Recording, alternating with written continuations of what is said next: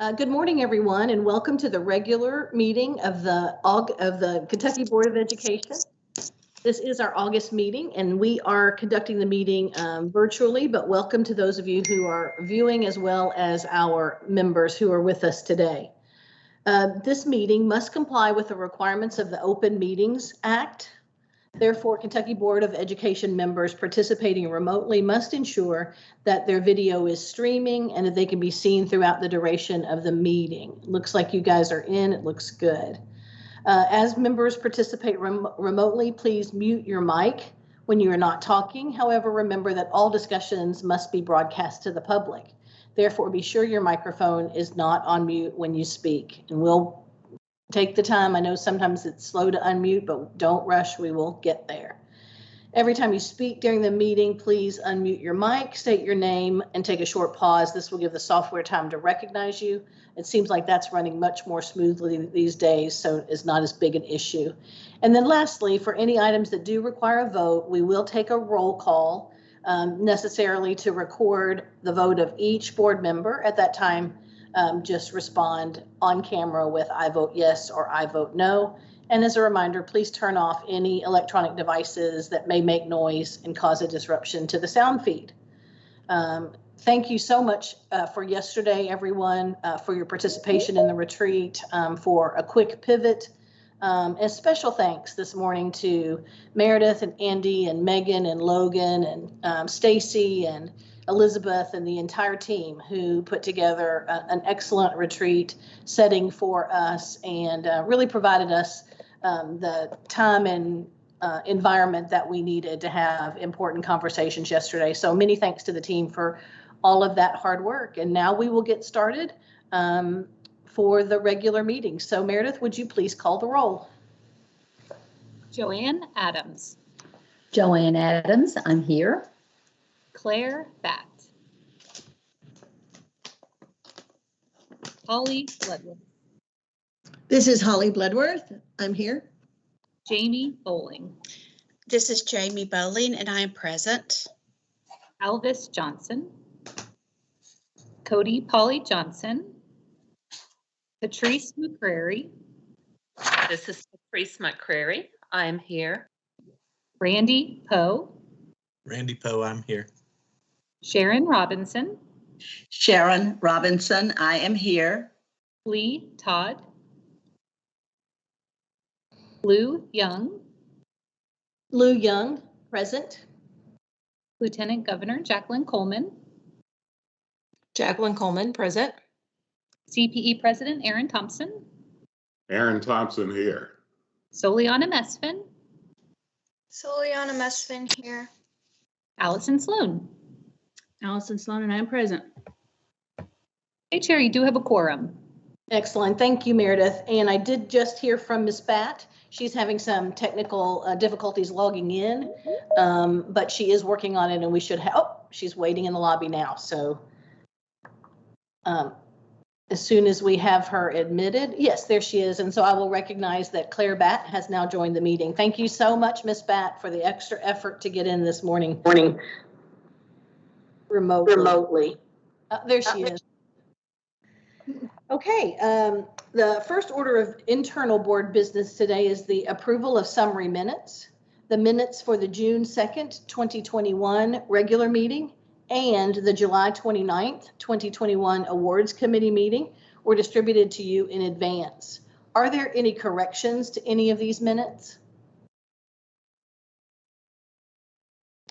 If not, do I have a motion for their approval? I move that this is Patrice McCrary. I move that we accept the minutes. Thank you. This is Jamie Bowling, and I second that. Thank you so much. We have a motion and a second. Any questions or discussions about the minutes? Hearing none. Meredith, would you please call the roll? Joanne Adams. Joanne Adams, yes. Claire Batt. Claire Batt, yes. Holly Bloodworth. Holly Bloodworth, yes. Jamie Bowling. Jamie Bowling, yes. Patrice McCrary. Patrice McCrary, yes. Randy Poe, Randy Poe, yes. Sharon Robinson, Sharon Robinson. I vote yes. Lou Young. Lou Young, I vote yes. Thank you. The next item of business is the nomination and election of Kentucky Board of Education Chair and Vice Chair.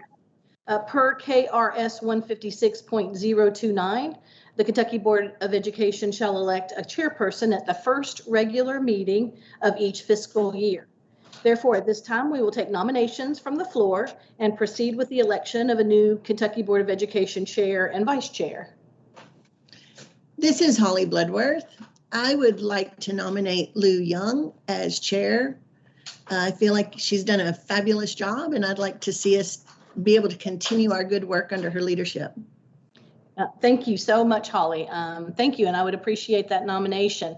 Under the rules, I am allowed to serve an additional year, 2 consecutive years as chair, so I accept that nomination. Thank you. Lou Young has been nominated as chair. Are there any further nominations? Okay, hearing none. Given there is only one name on the slate, is there a motion to approve the slate and elect Lou Young as chair of the Kentucky Board of Education? This is Joanne Adams. Madam Chair, I so move. We have a motion from Ms. Adams. Ms. Batt, is that a second? That's a happy second. Thank you so much. Any questions or discussion? Okay, hearing none, we will now call the roll, please. Joanne Adams, This is Joanne Adams. I vote yes. Claire Batt, This is Claire Batt, and I vote yes. Holly Bloodworth, This is Holly Bloodworth. I vote yes. Jamie Bowling, This is Jamie Bowling, and I happily vote yes. Patrice McCrary, This is Patrice McCrary with a very strong yes.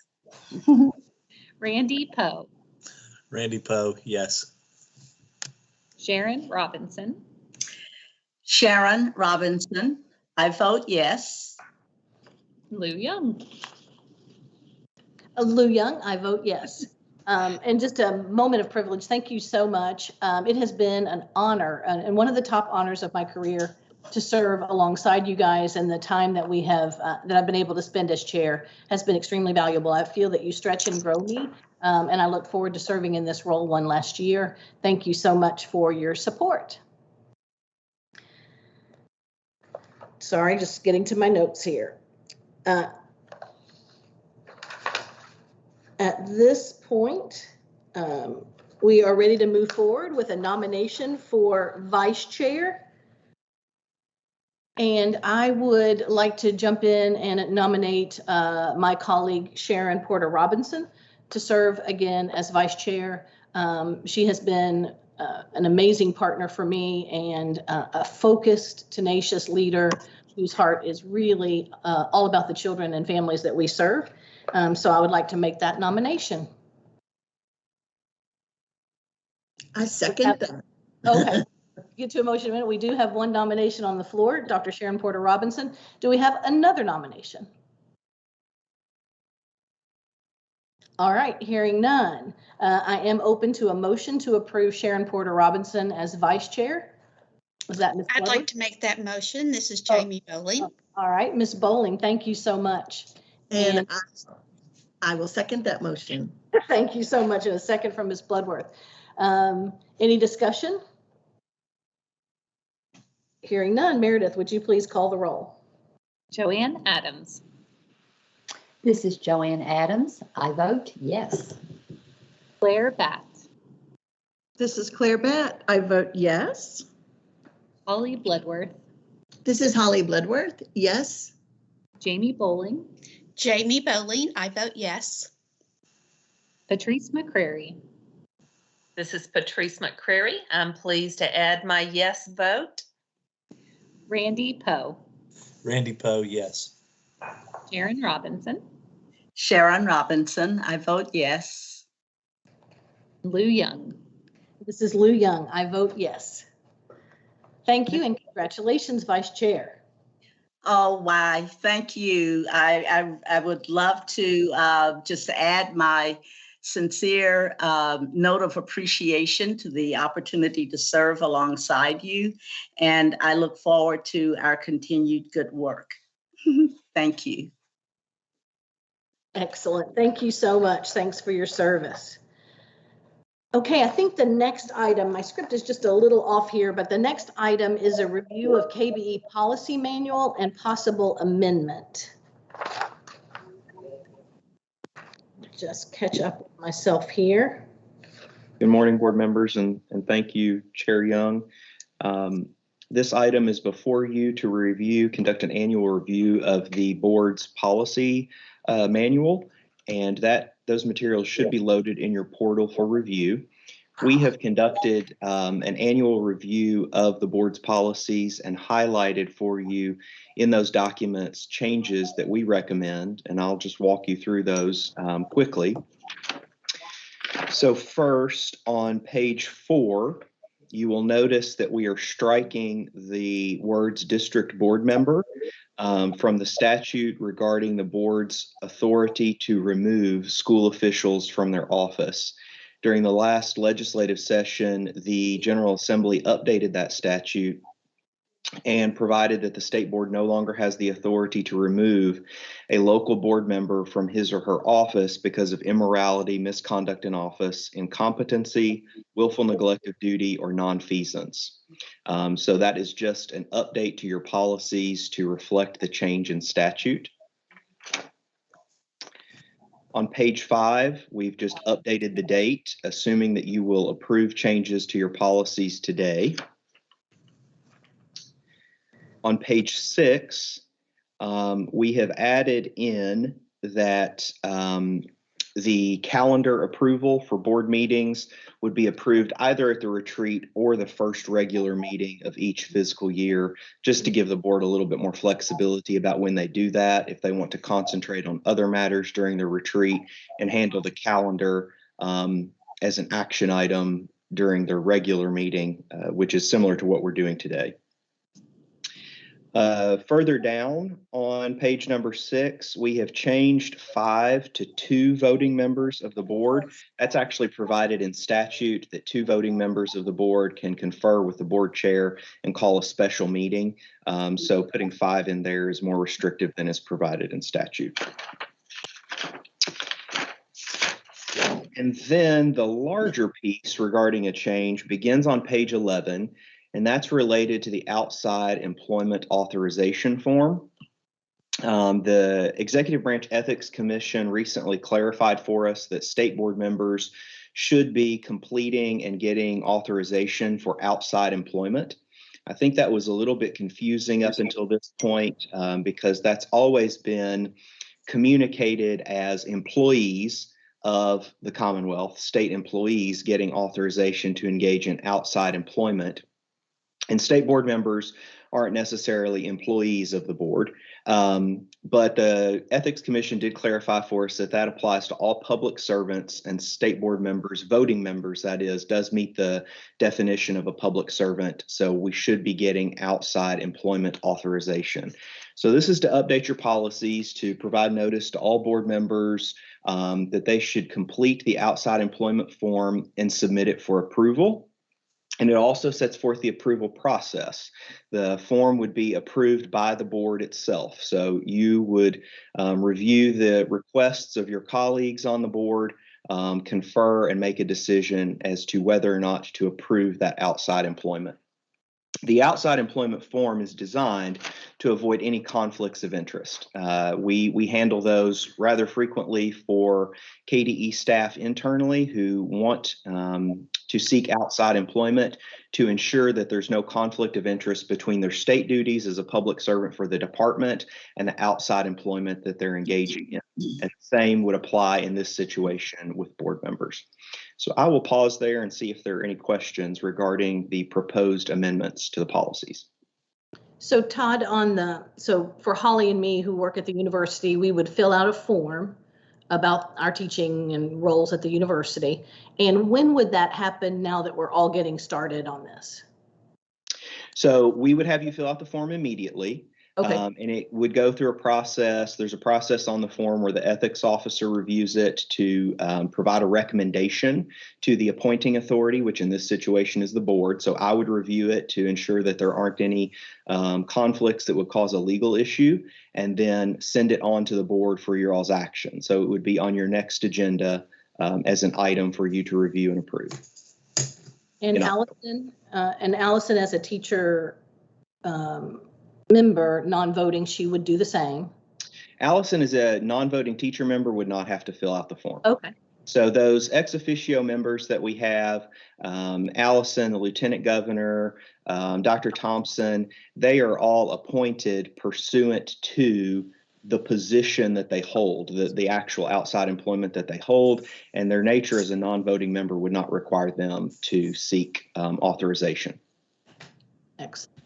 So, Todd, so if you have your outside consulting firm as an LLC, you'll fill that out. But any individual then that as a consulting firm that we would have a client service representative or something to that effect, we have to fill out a form every time then?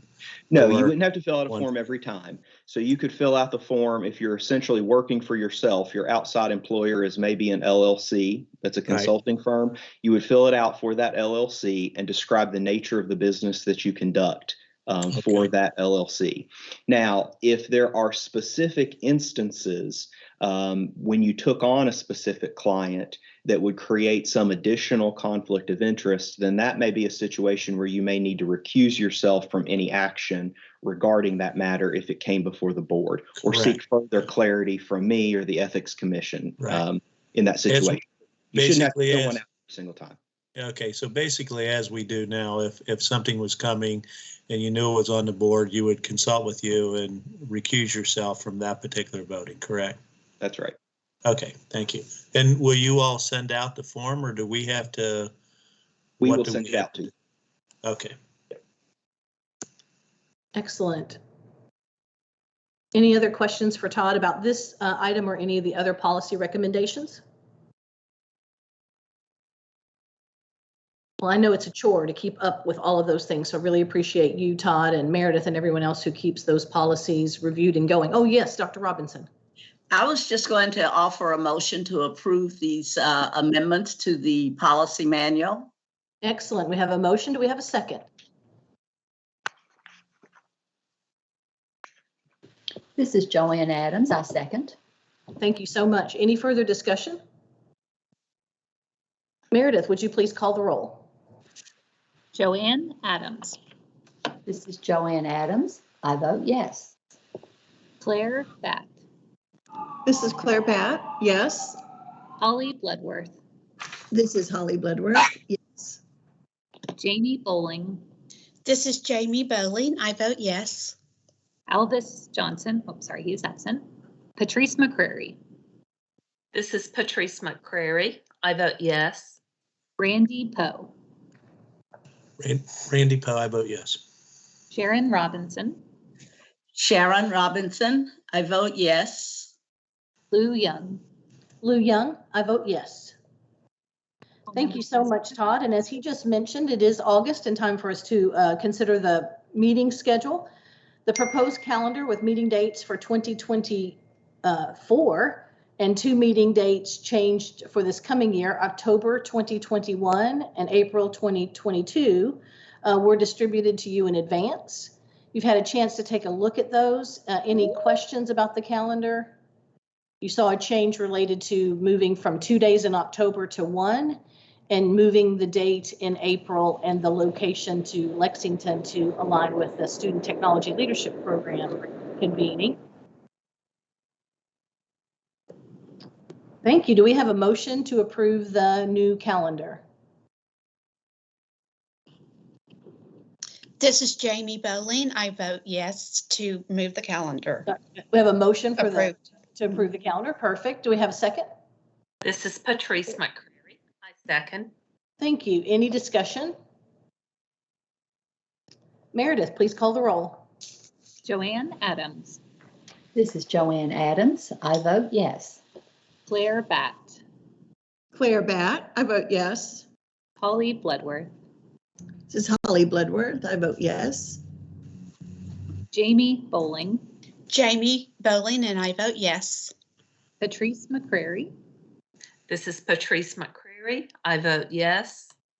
Randy Poe, Randy Poe, I vote yes. Sharon Robinson, Sharon Robinson, I vote yes. Lou Young. Lou Young, yes. All right, thank you. The next item of internal board business is to discuss and approve renewal of our membership with the National Association of State Boards of Education, NASB. I would just add to the board that when we renewed our membership last year, I found ample opportunities to engage with NASB. Allison, Claire, and I have been on the Whole Child subcommittee where we've had a chance to meet and engage with state board members from across the U.S. around issues relevant to social emotional learning and support for the whole child along with academic development. Those were rigorous, interesting, and full of lots of information. I also have had the opportunity to work with chairs from the other state boards of education, more than 50 folks on various items, including some time with Secretary Cardona. And I also have been on the editing team for the Nazbe magazine. So I have found it to be really accessible for me as a Kentucky board member, and the publications as well as the webinars. I know several of you have participated in training. Patrice has been involved with some training with Nazbe, and that she has reported out to us as well. So I am happy to endorse and recommend that we continue our relationship with Nazbe, and I would be happy to entertain a motion to approve our membership renewal. Yeah, Madam Chair, I recommend approval. Thank you. We have a motion from Dr. Poe. Do we have a second? This is Sharon Robinson. I second the motion. Thank you. We have a motion and a second. Any further discussion or any comments from other board members about your experiences with NASB? My comment is that I just think that as board members that we should show our the individuals that we work with across our peers across the country that we're willing to be lifelong learners like them, and we should set the example. So I haven't specifically worked directly with them, but I know I look forward to the information that I receive from them and would love to attend in the future. Excellent. Thank you so much for that, Randy, and I agree completely. Modeling lifelong learning, I think, is a benefit of its own. Thank you. Chair Young, Patrice McCrary, I totally agree. The webinars I have seen were most informative, and the training that they present is exceptional. I highly recommend it. Excellent. I know you were part of the new board member conference that NASB put on as well. Allison and I, and maybe Claire involved in that one as well. So lots of opportunities and a lot of virtual opportunities for us, of course, through the pandemic. So that's been excellent. We have a motion. I would like to add that I was able to present at a conference for NASB, and that was an excellent opportunity. I've also had a policy update piece that has been published by NASB. So excellent opportunities, and I really appreciate their support as well that they give back to us as a state board on various levels. So yes, I think it's very important that we're a member. Excellent. Thank you so much for reminding me. That piece came out of your work with the Whole Child Committee, and it was outstanding. We sent that around. I know you guys got a chance to see that as well. Excellent. All right. We have a motion and a second. Meredith, would you please call the roll? Joanne Adams, Joanne Adams, I vote yes. Claire Batt, Claire Batt, yes. Holly Bloodworth, Holly Bloodworth, yes. Jamie Bowling, Jamie Bowling, yes. Patrice McCrary, Patrice McCrary, I vote yes.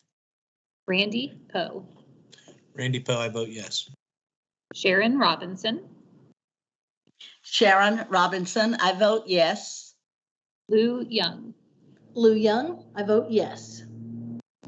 The next item is very closely related. It is consideration of approval for members to participate in the 2021 Nazbe Virtual Annual Conference. This year, Nazbe's annual conference will take place virtually from October 6 to 9. Because it is virtual, our expenses will be significantly lower than in other years. So I would like to ask you to consider allowing up to 5 KBE members to attend the annual conference this year, since travel expenses won't be incurred. The cost then would be just for the conference registration and, of course, the value of your time. So do I have a motion or other consideration to approve up to 5 members to attend NASB's 2021 virtual conference, October 6 to 9? This is Claire Badd, and I'll make that motion. Thank you so much of a motion. Do we have a second? Randy Poe, I'll second. Thank you. Any further discussion? Upon approval, we'll be sending out information for those of you, ask you to check your calendars. If you'd be interested in taking one of those 5 slots, you can reach out to Meredith when you receive that invitation. Meredith, would you please call the roll? Joanne Adams. Joanne Adams, I vote yes. Claire Batt. Claire Batt, yes. Holly Bloodworth. Holly Bloodworth, yes. Jamie Bowling. Jamie Bowling, yes. Patrice McCrary. Patrice McCrary, I vote yes. Randy Poe. Randy Poe, I vote yes. Sharon Robinson. Sharon Robinson, I vote yes. Lou Young. Lou Young, I vote yes. The next item on our agenda is discussion and approval of the recipient of the Kelly Award for Business and Education Partnership. I'll turn it over to our able Awards Committee Chair, Patrice McCrary. Thank you, Chair Young. I get the best committee on the whole board. I love being a part of showcasing the wonderful things that are happening across the Commonwealth of Kentucky. Today, I would like to share with you Joseph W. Kelly served as a member of the Kentucky Board of Education from 1989 until 1998 and provided exceptional leadership as its chair for 7 years. He was a strong leader in the fundamental early years of implementing Kentucky's nationally recognized school improvement efforts, we know as CARA. A respected business leader and education advocate, Kelly knew firsthand the critical role the business community plays in supporting Kentucky's public education system. His career exemplifies the significant contributions that members of the business community are making in supporting of Kentucky's students. This award is given in the fall of each year to a Kentucky business person or business who has partnered with a public school or district to provide outstanding leadership that promotes school improvement and student success. The criteria for the award include creating or sustaining strategic partnership between a business and a school or district that leads to improved student outcomes, including but not limited to post-secondary success and workforce outcomes, and significant contribution to a school or a district that leads or will likely lead to increased or improved educational opportunities or improved educational, post-secondary, or workforce outcomes for students. On behalf of the awards committee, I would like to share that the committee met last week on July 29th and determined that candidate number 10 best met the criteria of the award. Therefore, I would like to move approval of candidate number 10 as the recipient of the Kentucky Board of Education Kelly Award for Business and Education Partnership and ask the chair for the board's approval to recognize candidate number 10 at the board's upcoming October regular meeting. Bravo, excellent, Patrice. Thank you so much, and thanks to the awards committee. Members coming from the committee, this motion does not require a second, but is there any discussion or do you have questions for Ms. McCrary? Hearing none. Meredith, would you please call the roll? Joanne Adams. This is Joanne Adams. My vote is yes. Claire Batt. Claire Batt, yes. Holly Bloodworth. Holly Bloodworth, yes. Jamie Bowling. I think she may have just been kicked out of the meeting, so we will come back. Patrice McCrary. This is Patrice McCrary. I vote yes. Randy Poe. Randy Poe, vote yes. Sharon Robinson. Sharon Robinson, I vote yes. Lou Young. Lou Young, yes. Chair, all members present have voted. When Ms. Bowling logs back in, we can record her vote if you would like. Excellent. But our quorum still holds without her, right? It does, yes. Excellent. If Ms. Bowling has lost connection, we do need to pause for a moment to allow her to rejoin or indicate that she's not going to rejoin. Okay, thank you. I'll text her too.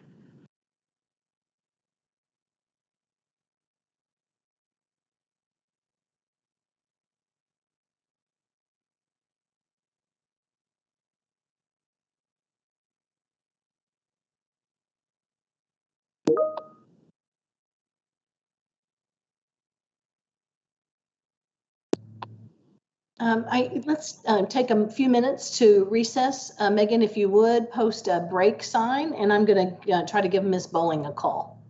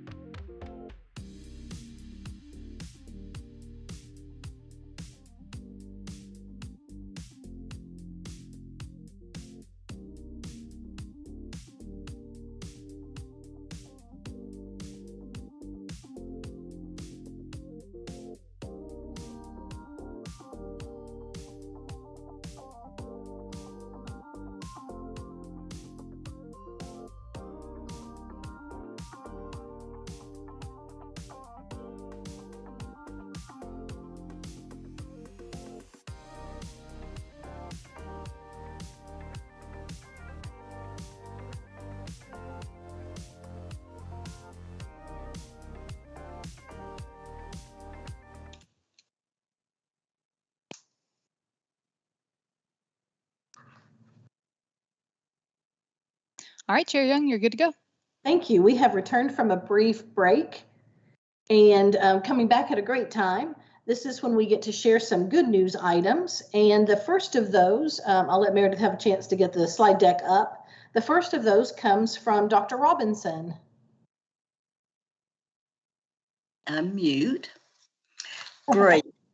Well, you know of my great passion for teacher preparation and recruiting the best and the brightest into this proud profession. And I'm happy to report that Kentucky students just showed themselves and made us proud at the recent Educators Rising National Conference. High school and college students from across Kentucky who are looking to pursue careers in education participated in the 2021 Educators Rising National Conference, which was held virtually June 24 to 27. Throughout those 4 days, excuse me, 21 high school students and 2 collegiate students from Kentucky participated in a variety of events that allowed them to demonstrate their skills in lesson planning, public speaking, children's literature, and other competition events. The following K-12 public school students were recognized for their achievements during the conference. Ethical Dilemma: Kerrigan Watson, Kaiser Stetson, Justin Mosquita, LaQuinta Flippin, Western Kentucky University, from the Western Kentucky Young Male Leadership Academy in Warren County took second place. Educators Rising Moment: Sarah Jose from Ballard High School in Jefferson County was a semi-finalist. Exploring Support Services Career, Benjamin McKay, also at Ballard High School in Jefferson County, was a semi-finalist. In Children's Literature, K3, Alyssa Bunch and Reagan Scotts from Campbellsville University took third place. Creative Literature: Carson Green from WKU's Young Male Leadership Academy in Warren County took first place. Lesson Planning and Delivery in the Humanities: Mary Wilkerson from Washington County High School was a semi-finalist. Lesson Planning and Delivery, the Arts: Samantha O'Donnell from Washington County High School was a semi-finalist. And Public Speaking: Robert Unsell from the Young Male Leadership Academy, Warren County, took third place. Educators Rising Kentucky, formerly known as Future Educators of America, is the career and technical student organization for middle and high school students interested in the field of education-related careers. As the state affiliate, Educators Rising Kentucky partners with Phi Delta Kappa to create a national network, helping students build resources and create connections that can significantly impact educational opportunities through co-curricular and extracurricular activities. Through local chapters or individual membership, Educators Rising Kentucky students have opportunities to participate in projects that assist and recognize educator practices through local, state, and national conferences, as well as performance-based competition. This is an especially proud event for me to feature because I was able to participate in the very, very early days of Educators Rising as a member of the Phi Delta Kappa Foundation board, and to see it actualized in my home state is just very, very fulfilling. Excellent. Congratulations to you for the early genesis of the program too, Dr. Robinson. And if you'll go back for just a second to look at that, I can't help but take a minute. Dr. Robinson's experience has come full circle with the implementation of Educators Rising here in Kentucky. And we have to point out that one of Mrs. McCrary's kindergarten students is now featured in that group too. So is that Karen or Kaiser or Justin or LaQuinton? Carson? Carson, there you go. Carson. Excellent. So go Carson. What a fun celebration this morning. Thank you.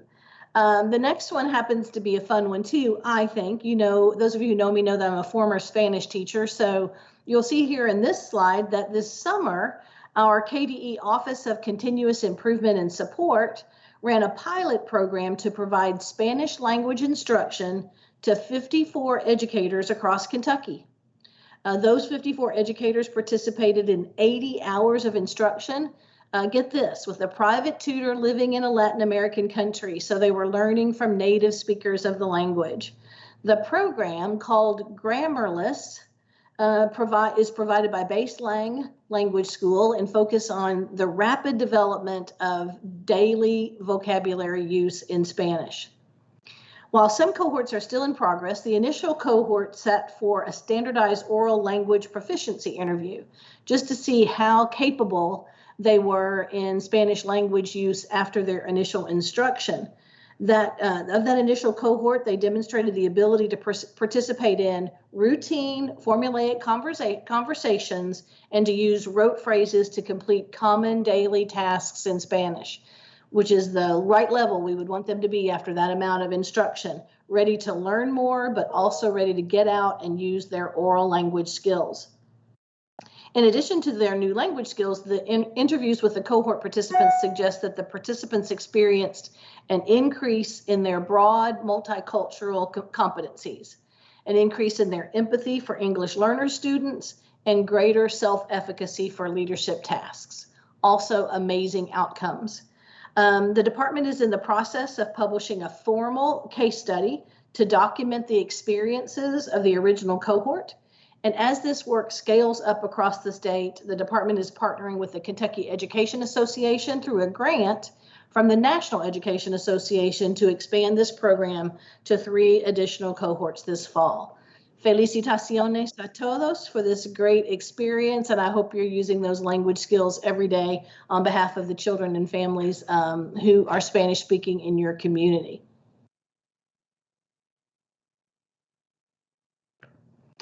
And then this one goes to Ms. Bloodworth.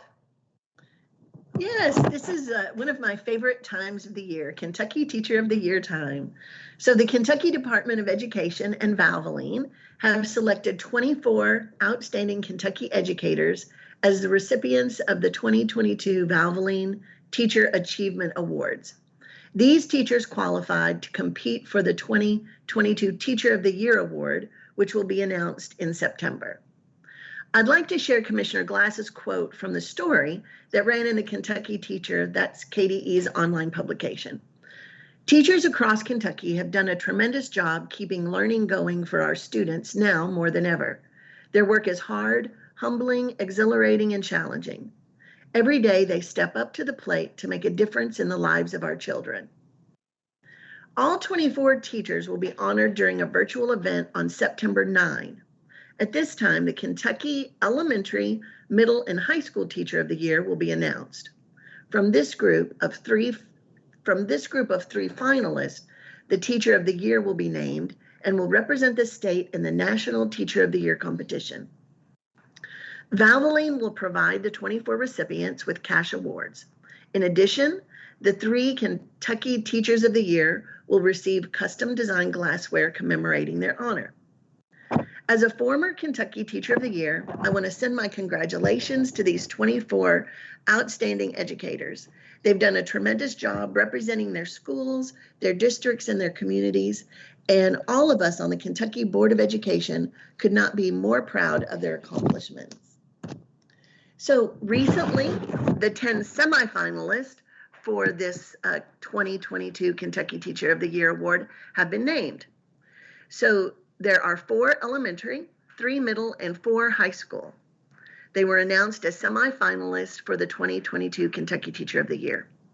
Winners of the elementary, middle, and high school Teacher of the Year Award, as well as the overall 2022 Kentucky Teacher of the Year, will be announced in a virtual ceremony.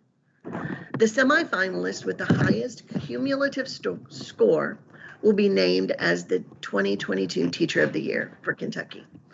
That individual will go on to represent Kentucky in the 2022 National Teacher of the Year competition.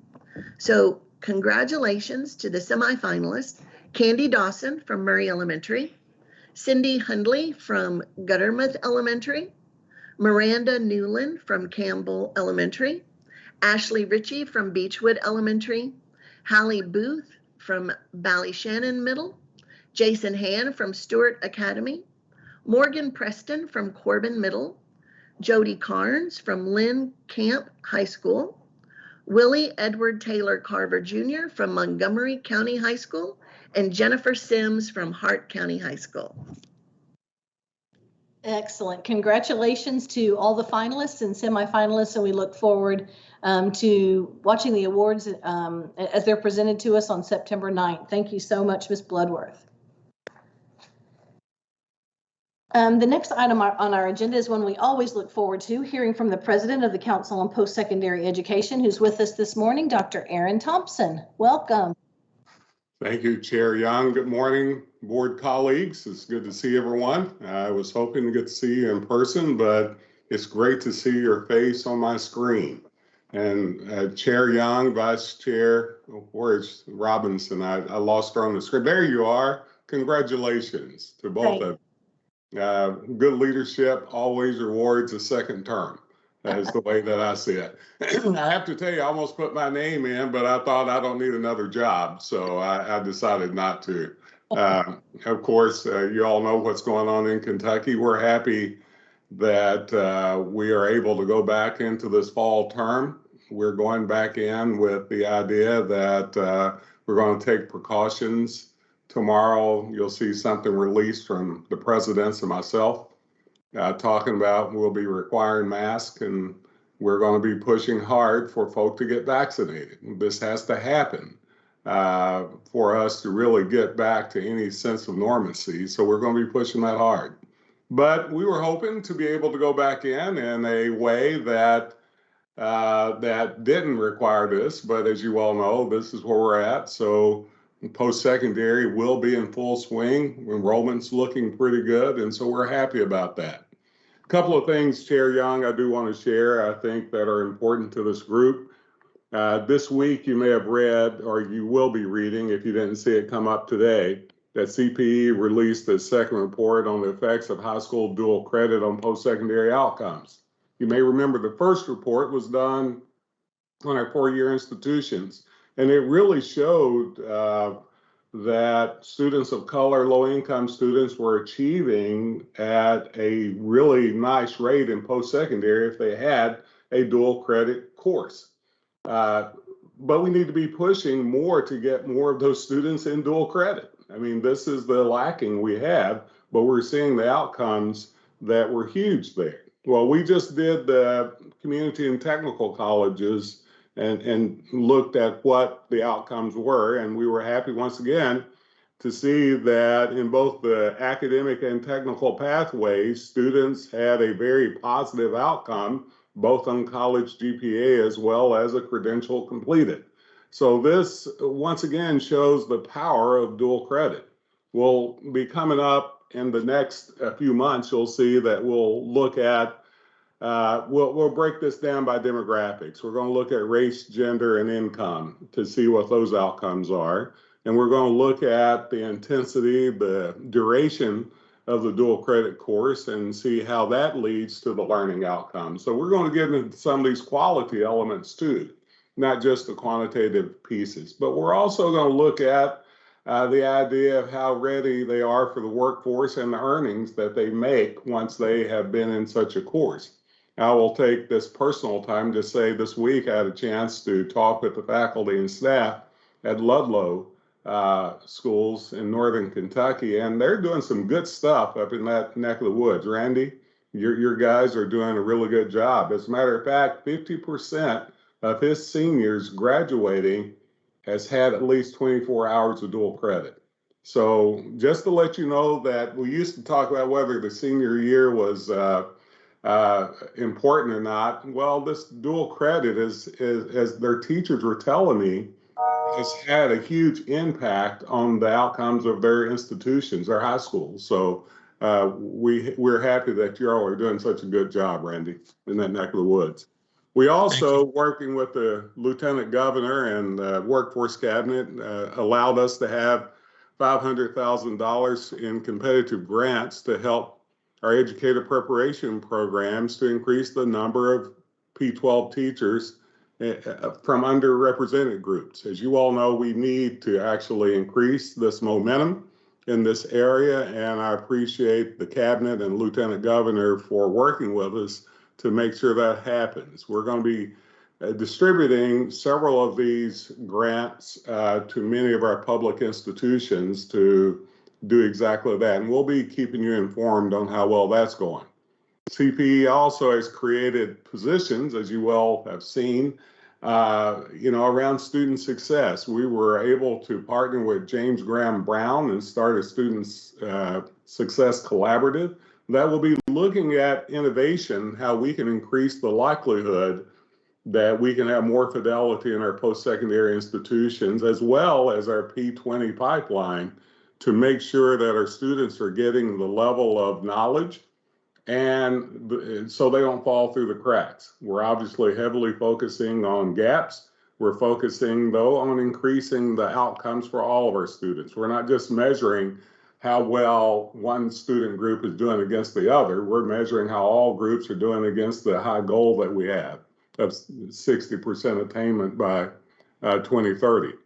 But we hired Lily Massa McKinley, who was the assistant vice president at Bellarmine, who was also the second in command of 55K, you may remember, in Louisville. We're happy to have her on board.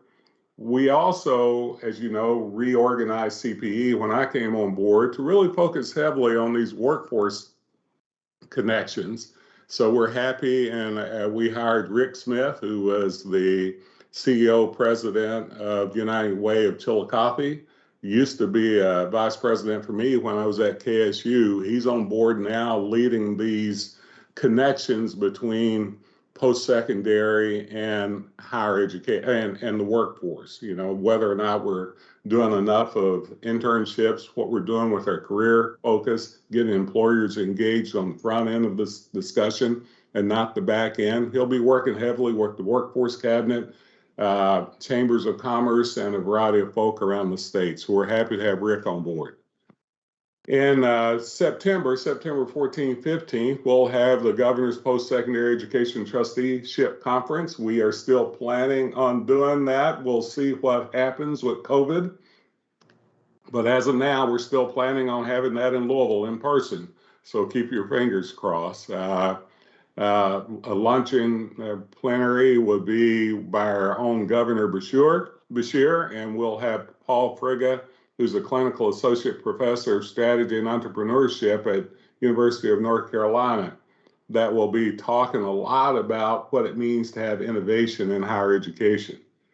The next full meeting of, I can't read, as you can tell today. I'm good at talking, but not reading. The Council on Post-Secondary Education will be at September 14th. This will be at our trusteeship conference.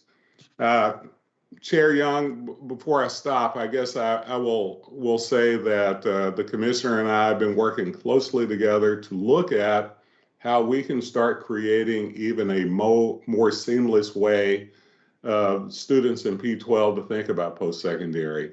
I mean, as a way to opt out instead of opting in. And many of you know that as of 2019, just before COVID, our college going rate fell to 50.5%. And we can't get where we need to go with that rate. COVID is going to have an effect on that. Repeating a senior year will have some effect on that. So we've got to somehow get students to think that they're going to need a credential of some sort. It may not be a 4-year degree, but they're going to need a credential of some sort. And if you've been looking at our data, 90% of the people on unemployment during COVID time did not have a post-secondary credential. And I keep on going with these data if you want to hear about them. But our hope is that we can figure out a better way, and the commissioner and I are working heavily to figure out a better way to help students to think about that a post-secondary career is what they need, and they will have that chance no matter what. And it may be a community and technical college, or it may be one of our fine 4-year institutions in the state, or maybe out of state. We'll try to keep them in state. But the idea that we need to think creatively about an opt-out versus an opt-in, and so many of our students I've talked to around the state just don't feel their post-secondary material. So dual credit is going to help with this, no doubt. AP is going to help with this, but we're going to have to take a much more concerted effort, I think, as a board to talk about this, to do this. We're going to have to take a more concerted effort and this partnership we've created with Ed Continuum, true enough, but also in a bigger way in our own communities to discuss the value of a post-secondary credential. So, Madam Chair, unless folk have questions of me, this is my communique to you. Excellent. Thank you so much. I think you've been busy. I know you're not sitting around with your feet up. Not quite. I do want to thank Amanda Ellis, by the way. She fits in far better than I do with you guys, I know, and she's a much better person to hang out with. So Well, I thank her. I hope she filled you in on yesterday, because there were so many pipeline considerations in our conversations yesterday, very rich. And I know that you and Dr. Glass are co-conspirators in that effort. So I appreciate it so much. I'm looking forward to reading the latest dual credit report. I'll get my hands on that this afternoon if I can. And I'm also double booked for the conference, but I'm hoping to be able to at least participate some in the conference coming up in September. So thank you so much for your continued partnership and for the update from the council. Thank you. Another great report coming now from the Secretary of the Education and Workforce Development Cabinet, Lieutenant Governor Jacqueline Coleman. Good morning.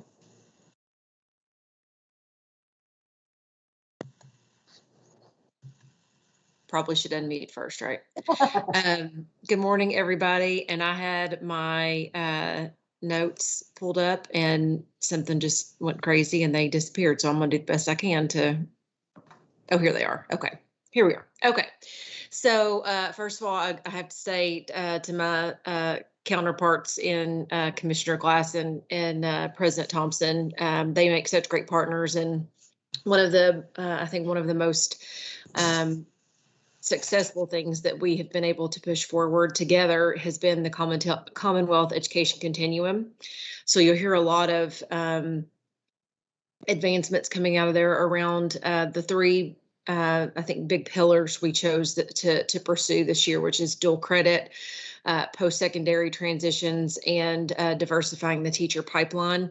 A lot of good work coming out of there. We have so many good folks from around the state. I actually was just sharing in my co-lead meeting, I think it was 2 days ago, that I'm still amazed at how many people around the state took such an interest in the continuum and wanted to be a part of it. It's a great sign.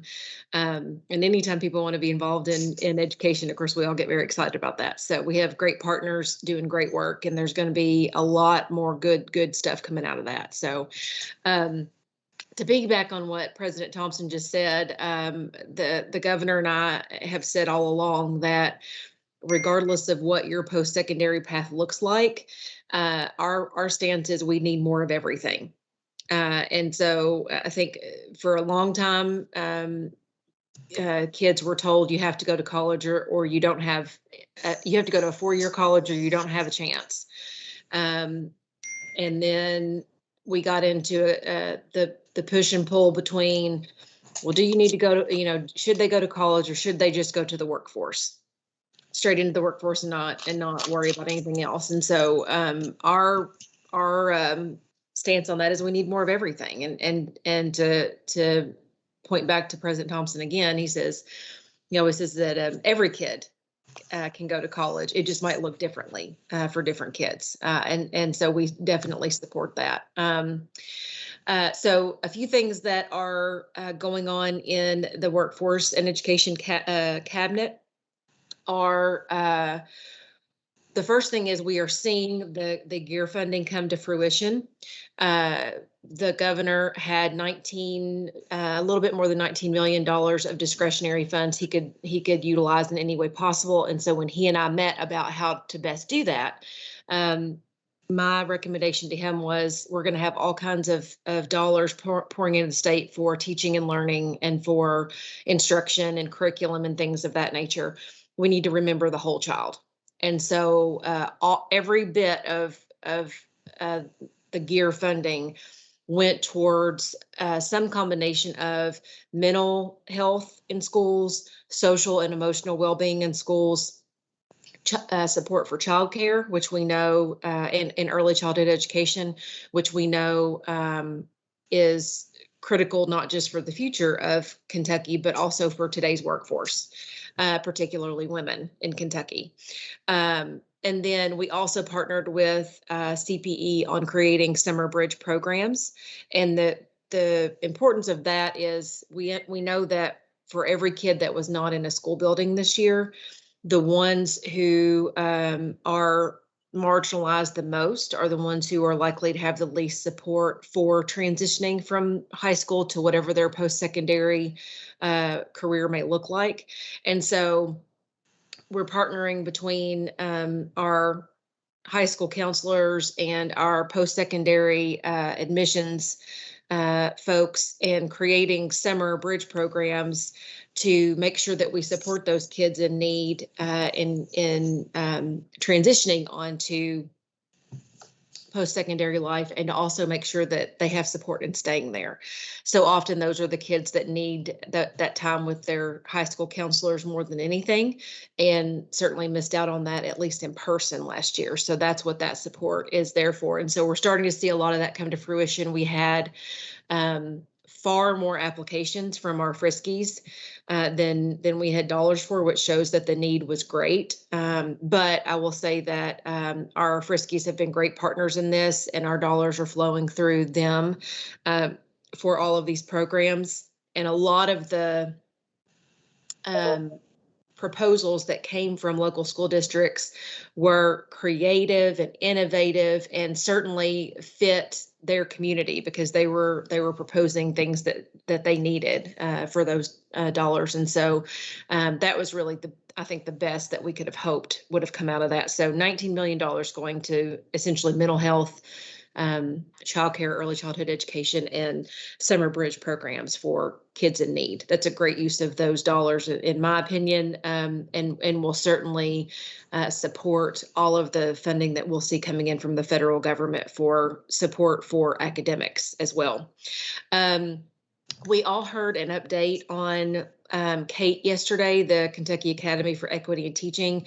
If you remember back what seems like a million years ago now, the Education Workforce Cabinet ponied up $1 million to reignite that program that had existed, but the funding was not there from the legislature. So we put $1 million into diversifying our teacher recruitment and retainment, and implementing implicit bias training to school employees across the state. And so that update was exciting, and I'm amazed at how fast the group has worked. And I think that's a testament to Associate Commissioner, is it Woods Tucker Woods? I get confused on double last names.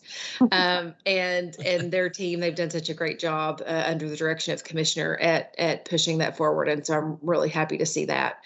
I've recently come across something that I thought was interesting that had not been discovered before, but thanks to our workforce people, we have figured this out. We get quite a bit of funding from the federal government from the big Department of Labor called WIOA, and it's for workforce innovation. One of the interesting things that I think will matter to this group, particularly because I know where your hearts are, is that that WIOA funding, there's a portion of it that goes towards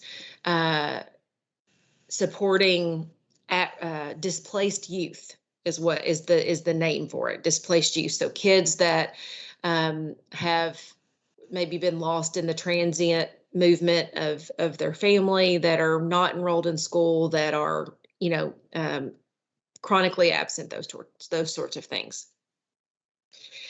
And one thing that came to my mind was that all of our foster kids across Kentucky should count as displaced youth, but they're not, because to be in the foster care system and to receive those benefits, you have to be enrolled in school, right? And so our foster care kids, while they are displaced youth, did not fall under the federal definition of displaced youth. Therefore, they were not getting access to these WIOA dollars for workforce innovation. So we are currently working on that in the cabinet on the workforce side with the Big D Department of Labor in DC to figure out how we can make sure our foster kids fall under that umbrella. They certainly should not be punished for being enrolled in school and miss out on those dollars. And so that's a project we're working on. That's one of those little things that I think through all of the red tape and bureaucracy that we have from federal, state, and local government, it's one of those things that got lost. And so Kentucky leads the nation in kids who are neglected, abused, and living in kinship care or foster care. So it is incumbent upon us to make sure that we give these kids every opportunity that we can. And so we're currently working on that right now to make sure that those kids are not lost in the shuffle or fall in the cracks of that bureaucracy and they have access to those dollars. That's something that's you all know how I feel about adoption and foster care. It's very important to me. I know it's very important to all of you. So we're working on that as well. A couple other areas of workforce that are taking up the bulk of our time are working on the nursing shortage and building a pipeline through nursing. There are about 6,000 open positions in Kentucky right now that would require a post-secondary credential of some sort in nursing. 6,000, you all, and we're in the middle of a worldwide health pandemic. And so that's critical. Not to mention that the average pay of these jobs from CNA all the way up to nurse anesthetist is more than what the average household income in Kentucky is. So Wow. These are really good paying jobs with great opportunities that are completely necessary in a pandemic, but also very necessary in a state that struggles with health figures, certainly. So we're working on that nursing pipeline from both the college education pipeline, but also supporting our hospitals and businesses regionally as well. You've heard the governor talk about how we are going to make Kentucky the agri-tech capital of the world, and I'm really excited about that. And I like to remind everyone that before we can be the capital of the world, we got to produce a workforce that can that can sustain that segment of our economy. And so we are working on education, job training pipelines from K-12 through post-secondary right now, with some exciting stuff coming on that to help in every component, from software development to technology to nutrition, environmental science, ag policy, you name it. All of those components are involved. It's very diverse and multifaceted, which means it should open the door to a lot of kids that may not have seen this as a future endeavor of theirs. So we're really excited about that too. I got to take part in the Reagan Institute in Washington, D.C. A couple of weeks ago, and I have to say that Kentucky got lots of shout outs for education and workforce development. I was very happy, that not from me, from other people. And so I was very happy to hear that. I got to participate in the Not So Lost Year panel with folks from across the country, and focused on mainly kind of what I mentioned yesterday, which is, as we kind of exit this pandemic and start to think about life and normalcy, we also need to really focus on what's worth not going back to, because that is just as important as getting back to what we see as being normal. And in education, that gives us such a great opportunity to break through, I think, what Allison mentioned yesterday, the status quo of this is how we've always done things. This is going to give us a great opportunity to look at how to do things differently and to do things better. So that was great. And the thing I am most excited about, and I will end on this note, is I am honored to work with the Student Advisory Committee on a series of student mental health roundtables that I'm going to host across the state. And am going to lean on these students to lead this initiative. I keep saying this is these roundtables are where students are going to talk and adults are going to listen. And we are going to culminate with a presentation with not just myself, but these students as well at the annual education summit that the commissioner is planning in November. And I'm sure he'll talk more about that. But to put this issue at the forefront of the work that we're doing is critical because our students are not going to advance academically if they're not supported in their mental health as we recover from the pandemic and you know, as well as in other areas of their lives. And so the fact that the department, I know CPE and the cabinet have all made this one of our top priorities is critical, and putting our students at the center of this conversation is really important to all of us. I cannot wait to see what comes of this and how we can present this information to a statewide and even national audience led by students in November. I'm very excited about that work. So I'll stop there. Excellent. Thank you so much. And thanks for all the support of for the summit with these roundtables too. I say all the time, I'm just so proud of the fact that you have the heart of a mom, a teacher, and a coach, and you bring that to bear in the work you do every day as Lieutenant Governor. I also love the fact that I've heard you three referred to as Kentucky's trifecta. And before I turn it over to the third horse in that race, I would be remiss if I didn't ask you guys if you had questions for Dr.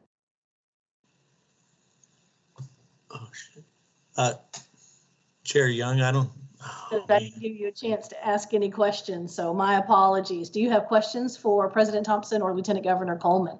Feel free to just unmute. Yeah.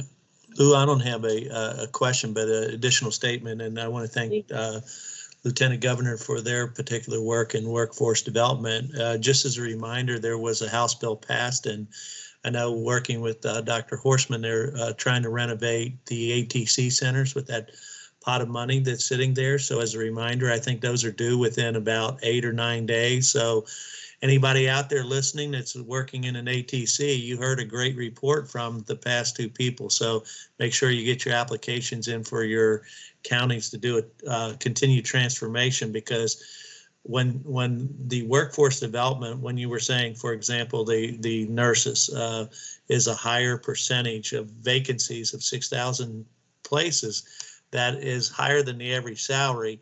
We got a lot of great ATCs out there promoting, you know, nurses and so forth. So that's a great thing. So hopefully there will be a great opportunity of these ATCs to be upgraded. Thank you. Thank you so much, Dr. Poe. I might call that a comment/public service announcement. Any other board members with questions or even comments like Dr. Poe for today?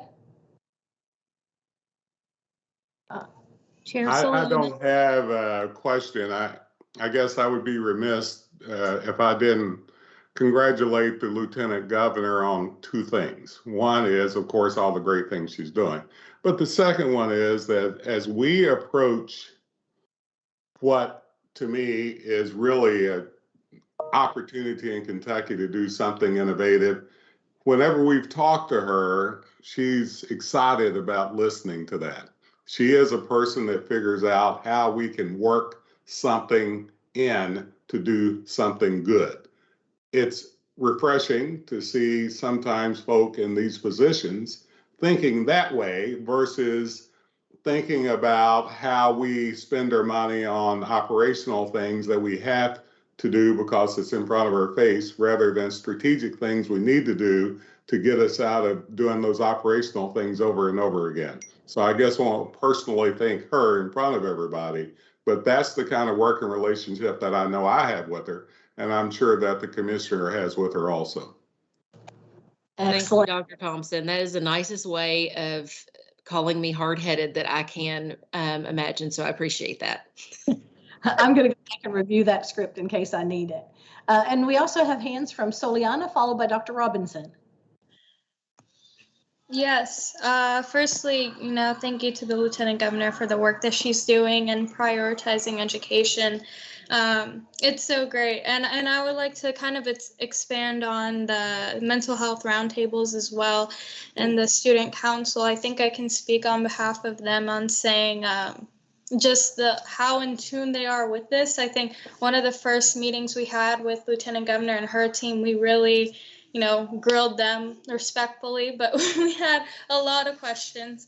And it was so great. And we continue to have these conversations and subcommittees, and we're currently working towards making these roundtables effective and providing our input in the most respectful and empathetic ways to conduct these roundtables. And so we're so excited to bring forth the information to the summit in November and to be a part of this work. So thank you, Lieutenant Governor and the team, for having us. Excellent. Thank you so much, Soliana. You are, I'm finding you on social media everywhere, and I love it that everybody gets a chance to have your input and voice in this work. So we really appreciate your time as well. Sharon. Thank you, Lieutenant Governor and President Thompson, for your work together and together with our commissioner to address this fundamental, these are the keystones in our economy. And so I just really appreciate the level of coordination and leveraging that we are managing to construct to strengthen the system all around and really serve our citizens better. I'm concerned that we are, I'm concerned about recruitment, nursing, teaching, the trades, the strength and capacity of our career and technical infrastructure, so that we are really creating a robust system in which every Kentucky citizen at whatever age finds that they can be a student and have their ambitions respected and nurtured. So I guess I want to know what can we do to begin early to help create the notion every student is going someplace as a learner for life in the state of Kentucky.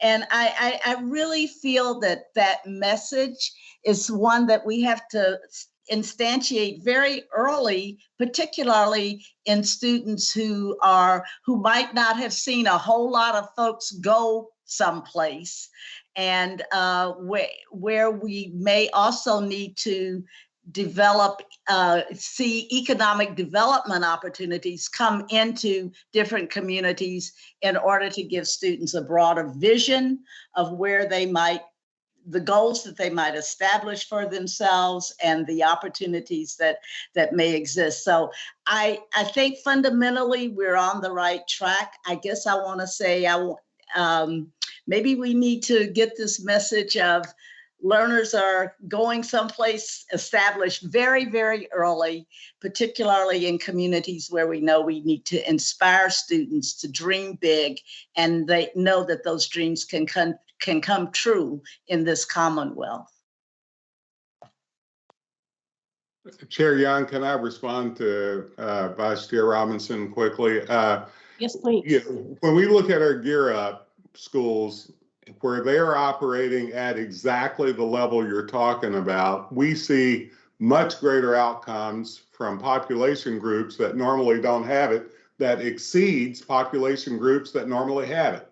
Yeah. Your point is so well taken. I guess I'm not at liberty to announce anything yet because we don't know, but we're working with the commissioner and other folk to look at how we can get more college and career folk inside the schools to emulate that Gear Up system we have. And Kia has a few of those folks in schools also. So the idea, your point is well taken. Another point too, what would it look like, and I mentioned this to the commissioner not too long ago, would it look like that if on the Infinite campus somehow every student had listed you now in your senior year based on criteria, because as you all know, we went to a test optional state when I came into this office. What would it look like based on, by the way, if you look statistically, someone's GPA doesn't change that much over their senior year till they graduate. I know you know that. What would it look like if every student you had been accepted to A, B, C, D, E, F, G post-secondary institution? What if they knew that they were already good enough to be accepted to a post-secondary institution? Think about that. That's different than the way we've done business, but why not, right? I mean, so the idea that we need to be thinking exactly how to help students understand that they are material, that they are in a process of lifelong learning and so on and so on. So I appreciate your statement. Well, let me just add that one of the big barriers is students negotiating the application process and the financial aid process in and of itself, because they don't have role models. Sometimes they don't have access to strong counseling services in their schools. And so it's a bureaucratic morass that causes us to lose some of those students. That's exactly some of the things that those college and career counselors would do. You hit it on the head, because the maneuvering of that is truly problematic, even for me. I went through this not too long ago. I do it with my kids, but I decided to apply for college. And let me tell you, that process sounds easy, but in many cases it's not. So we've got to cut down all of these barriers that need not to exist, but it's existed in perpetuity almost for a lot of years. Excellent. Thank you so much. And I would just to remind everyone, Dr. Ellis mentioned it yesterday, but we are engaging with these three leaders in the Commonwealth Education Continuum and really delving deeply into a lot of these questions and ideas. And I remain highly optimistic about the outcomes of that work, many of those that have been to today. I would also like to note that welcome and now in attendance is Mr. Alvis Johnson, board member. We're glad you're here, Mr. Johnson. And at this point, I will turn it over to our Commissioner of Education, Dr. Jason Glass. Thank you, Madam Chair. It's a delight to see all of you, and I will echo the remarks of President Thompson and Lieutenant Governor Coleman, and just they're we form a great team, and it's great to work with them and to work with people who see possibilities and who are super competent and super ready to say yes to ideas. So I'm grateful for the chance to work with both of them. I would like to add or comment on something that Dr. Thompson talked about. When I was an undergraduate at the University of Kentucky, I learned from the very capable political science staff there that one of the most powerful effects that an effective incumbent has is they discourage candidates from running against them. So as busy as Dr. Thompson is, the reason that he did not put his name in for president or vice president is not because he's too busy. It's because he knows it would have resulted in a resounding defeat from two incredible and powerful people we have currently in those roles. So I take every shot I can to give that him a hard is so time here. true. You know me too well already.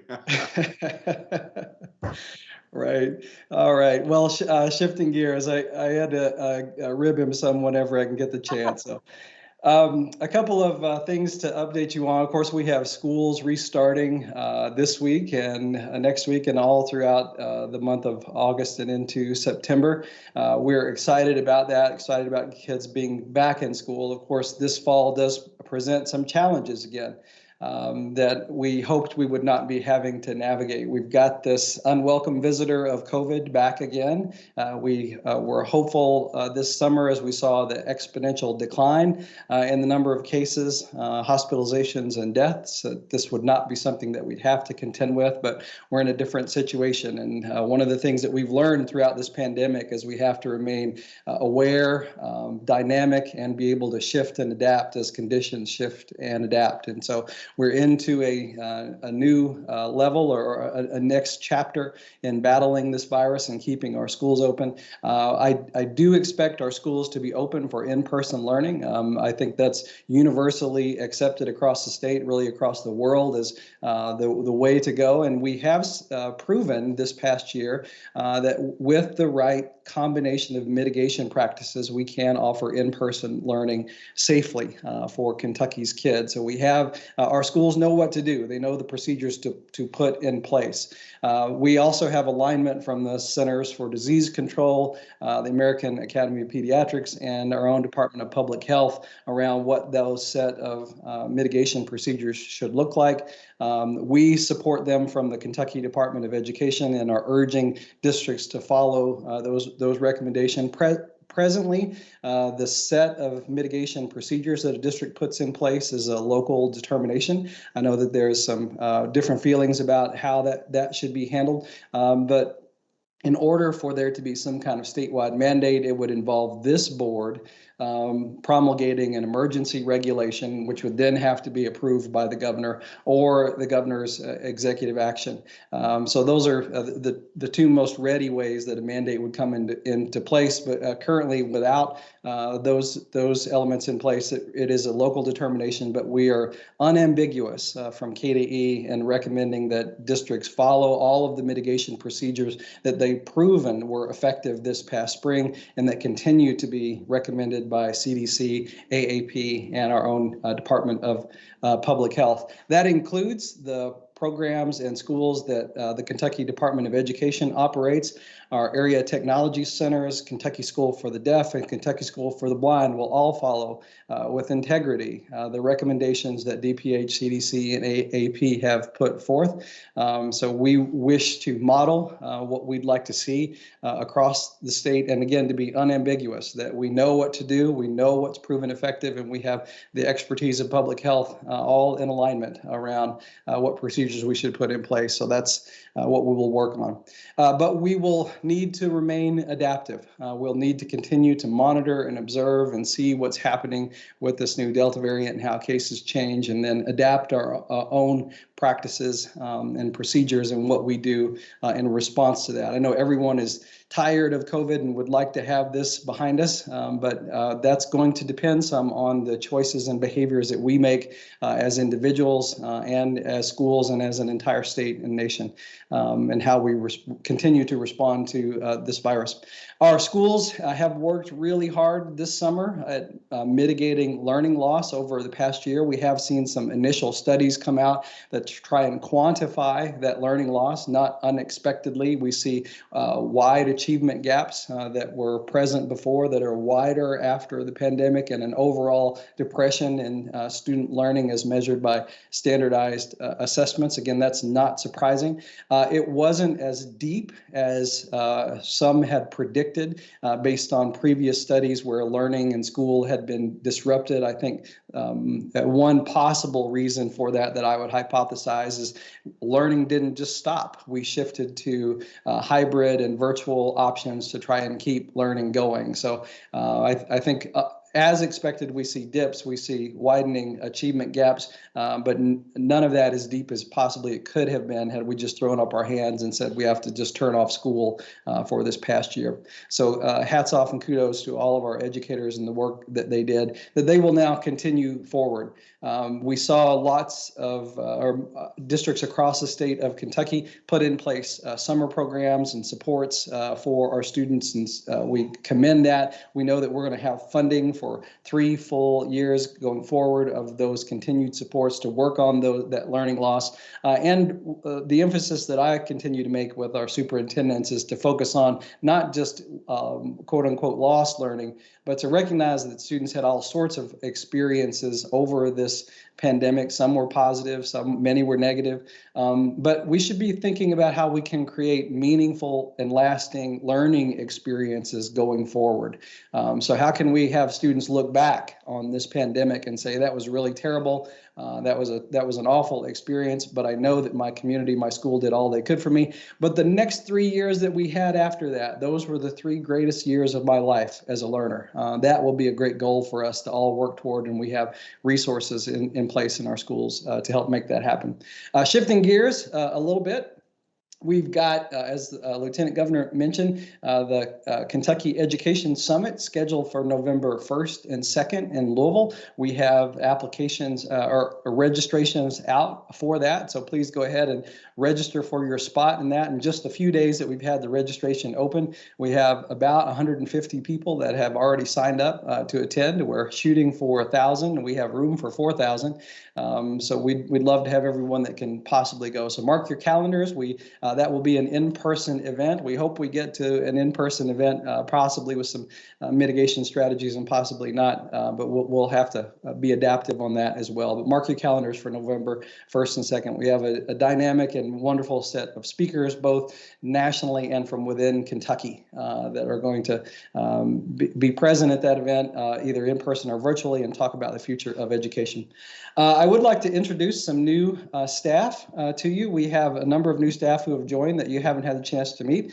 In the Office of the Commissioner, we welcome Rosalind Turner. In Office of Finance and Operation, Robin Morley, Olga Gazela, and Angela Stark. In the Office of Assessment and Accountability, we welcome Devin Avery. In the Office of Continuous Improvement and Support, we welcome Natalie Guishiri. And in the Office of Legal Services, we welcome Felicia Newman. So welcome all new KDE employees. We look forward to getting the chance to meet you in person and to shake your hands.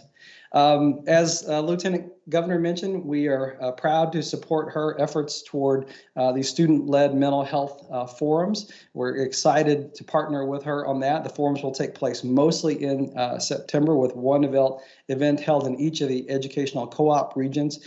Each meeting will include closed session peer-facilitated roundtables where students will be able to confidentially share stories about what challenges they've experienced and are expecting resources that are needed, recommendations, and more. And the findings and policy recommendations from that experience, the Lieutenant Governor will be sharing those at that November 1st and 2nd Education Summit in Louisville. So we're excited about that. Thank you, Lieutenant Governor, for your leadership on that. And thanks also to Solyana and our students for supporting that as well. Shifting gears to the Kentucky School for the Blind and KSD. At the Kentucky School for the Blind, KSB hosted 3 weeks of summer school with about 23% of their students in attendance. Students had the opportunity to participate in team building activities, Lego robotic building, circuit board building, and cardio drumming. So lots of fun stuff the kids got to do. KSB's outreach department hosted its annual professional development event, Gateways to Independence, virtually last month. Attendees participated in sessions such as orientation and mobility for students with complex needs, the Positive Looking Program, Assistive Tech, physical education for students with visual impairments, and transition projects.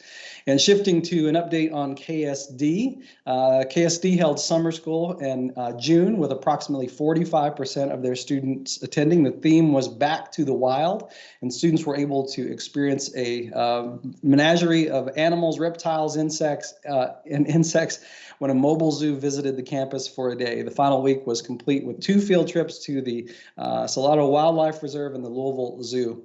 KSD is preparing for a 12-month self-study as part of the Conference of Educational Administrators of Schools and Programs for the Deaf accreditation process. The last time KSD participated in that process was in 1996, so they're restarting that work. KSD's campus projects continue to move forward with the CTE building and the boiler project at Jacobs Hall. KSD ordered new furniture for the art room and the statewide Center on Deafness. Additional deaf-friendly furniture will be ordered for the middle and high school common areas and classrooms and should be in place by early September. Shifting to the area technology centers, the Knox County Board of Education has officially assumed control of that area technology center. The transfer from state to local governance was completed pursuant to provisions of SB 101 from 2021, and the transition was effective this past July, and we were glad to support the district through that transition. Also, Estill County held the grand opening of its $14.7 million Area Technology Center on July 23rd. I was present there along with staff from KBE, along with the governor and several legislators and local dignitaries. It was very hot, but also we were very excited about the opening of that center. The 40,000 square foot facility will be the new home of the Estill County Virtual Academy and will serve 300 students from Estill, Powell, and the surrounding counties. Madam Chair, that concludes my remarks. Thanks so much, and thanks, Aaron, for always being a foil to my jokes. So I'll be happy to take any questions that you may have. You two always laugh at each other's jokes. Thank you. It was so great to hear the update about summer school at KSB and KSD. I saw a tweet yesterday where one district said every learner is gifted and talented this summer, and I love seeing all of the hands-on engaging learning activities. Board members, we are doing well on pacing our agenda this morning. Do you have questions or comments for Dr. Glass?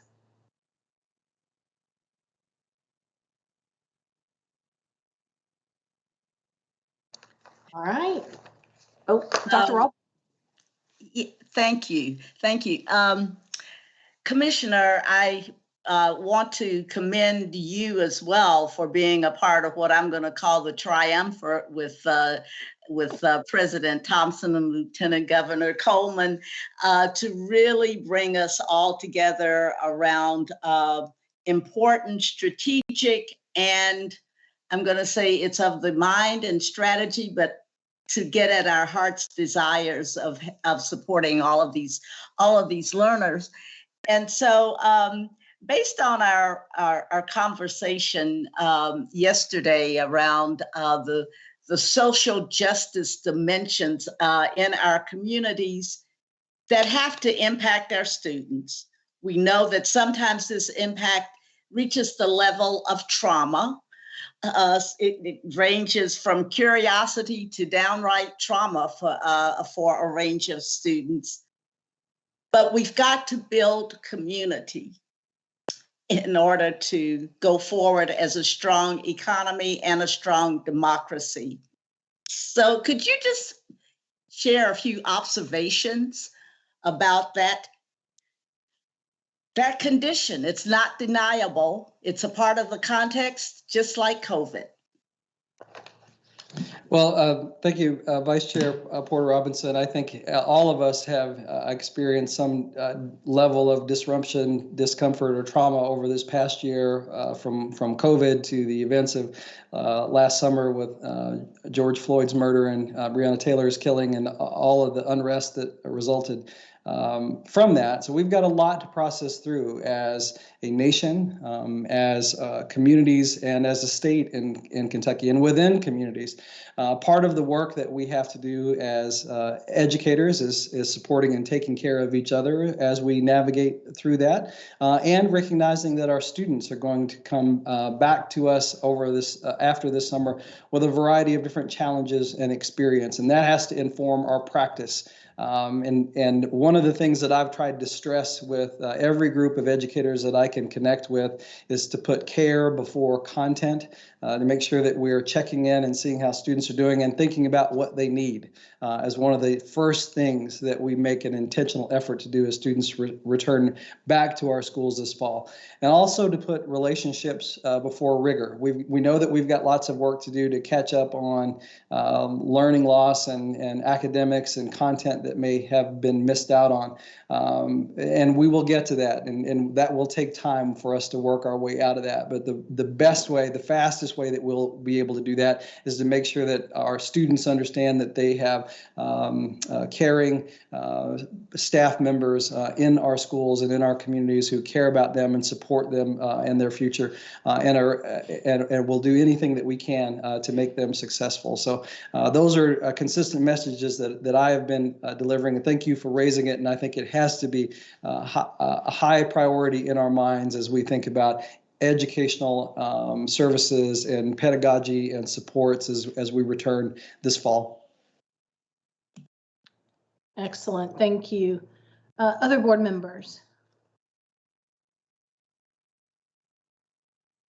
Again, the consistent theme of the importance of developing and addressing the needs of the whole child, I think, has been so poignant over the last couple of days, certainly, and over the course of the last 15, 16 months. So we appreciate your leadership, the leadership of all three of you in this work, and bringing so much clarity. The experience that we had yesterday with a COVID scare and the exposure just reminded me about what schools are going to be facing this fall. I was so glad we were masked and distanced and ready to address those challenges, and most importantly, vaccinated and ready to address those challenges. So thank you for your leadership on that, and for the continued partnership that the three of you model for this focus on education, workforce, and the P20 continuum. At this time, based on internal board business and our agenda, we will turn our attention to the approval of the consent agenda. As you have become accustomed to, this item allows the board to approve the consent agenda as a group in one action, as opposed to hearing each individual agenda item.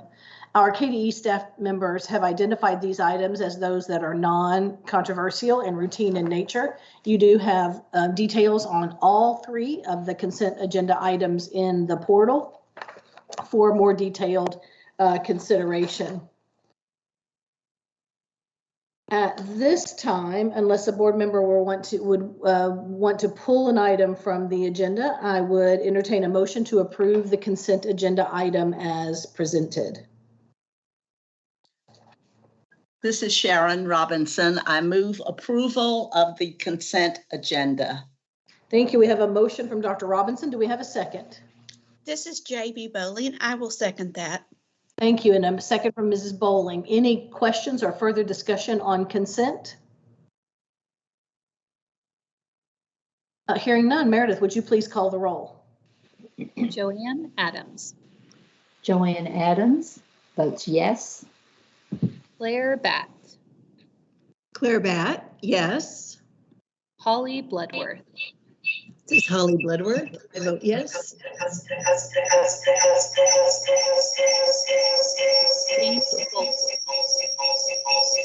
is Jamie Bowling.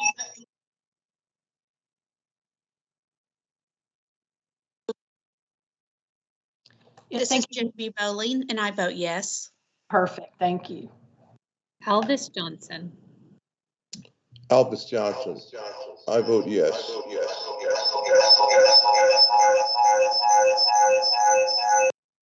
Patrice McCrary. This is Patrice McCrary. I vote yes. Randy Poe. Randy Pye, vote yes. Sharon Robinson. Sharon Robinson, I vote yes. Lou Young. This is Lou Young. I vote yes. At this time, I'm going to toss the mic back over to Commissioner Glass for the presentation of the Grissom Award for Innovation in Special Education. Thank you, Madam Chair. The late Dr. Johnny Grissom served at KDE in the role of Associate Commissioner for the Office of Special Instructional Services. She provided steadfast commitment, service, and leadership, striving to help all students achieve at high levels regardless of their disabilities. This award is given in the spring of each year to a Kentuckian or a Kentucky organization to honor outstanding dedication to improving student achievement for students with disabilities. Criteria for the Grissom Award include leadership or implementation of innovative practices in curriculum, instruction, or assessment that leads to improved learning, post-secondary, or workforce outcomes for students with learning or behavioral differences, and districts or schools demonstrating significant improvement or sustained excellence in learning or behavior outcomes for students with learning or behavioral differences. At this time, it is my honor to announce the 2021 Grissom Award for Innovation in Special Education goes to Ms. Kim Hawkins. I'd like to take a few moments to share what her nominator said about her outstanding contributions. Quote, "I have worked with districts across the state. I have never seen a more extraordinary director of special education than Kim Hawkins. Mrs. Hawkins is innovative and strategic, has a core belief that all students can learn at high levels, and aligns her work and the work of her team to ensure goals are met and students are successful. She is a strong instructional leader and commits to ongoing growth, support, and learning of our special education teachers. She deliberately invests her time and energy into a continuous improvement model, monitors progress, and makes necessary adjustments along the way.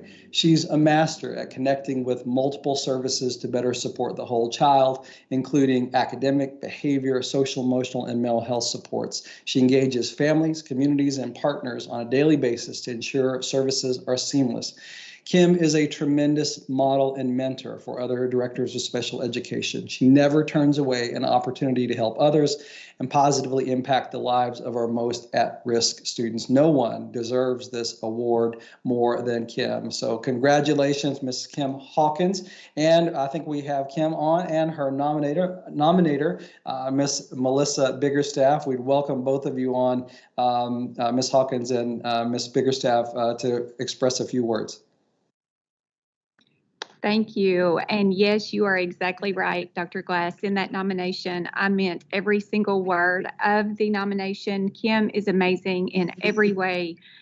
She works daily to serve the needs of the whole child and every student that she works with. And she is committed to helping our students with special needs be successful in academics, behavior, social emotional well-being, mental health, college career readiness.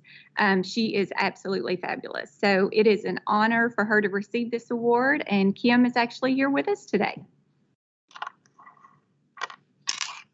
Hello there. I'm happy to honor the award that is presented to me. And I would like to thank my esteemed colleague for the nomination and the members on my selection. I'm surprised, very grateful, and humbled by receiving this award. And I knew Dr. Grissom, knew Johnny Grissom, so that even makes it more special to me. And I just appreciate all of the kind words. And, you know, we do what we do every day for all of our students. And I'm just very blessed to be in a position to be able to impact so many lives. So thank you. Well, congratulations again, Mrs. Hawkins, on behalf of the Kentucky Board of Education and all the staff here at the Kentucky Department of Education. I want to personally thank you for your dedication to Kentucky students. You inspire us all. Congratulations, and thanks so much, Melissa, for sending us this wonderful nomination as well. And Chair Young, I think we send things back to you. We are doing really well on time. We may want to consider adjusting the agenda a little bit and pulling up some things ahead of the lunch break that we had scheduled for 11:30, but we're going to run out of items on that if we keep going at this pace. So I think we have all the staff here to support you in the action item section if you'd like to move on into that. Excellent. Let's definitely take that, make that adjustment and move ahead a little bit, and then take a break at our regularly scheduled time. Congratulations, Kim, and thank you, Melissa. And a note from Tony that the award itself is on its way to Kim as we speak. So hopefully that'll be in your hands this afternoon.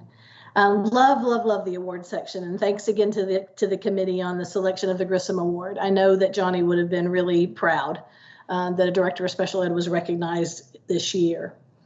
At this point, we will move into our public comment segment. Included on today's board agenda is a dedicated public comment segment. Although this time looks slightly different because of the virtual setting, we do value public comment as a board, and we have been for the last few meetings making every effort to hear from folks via email.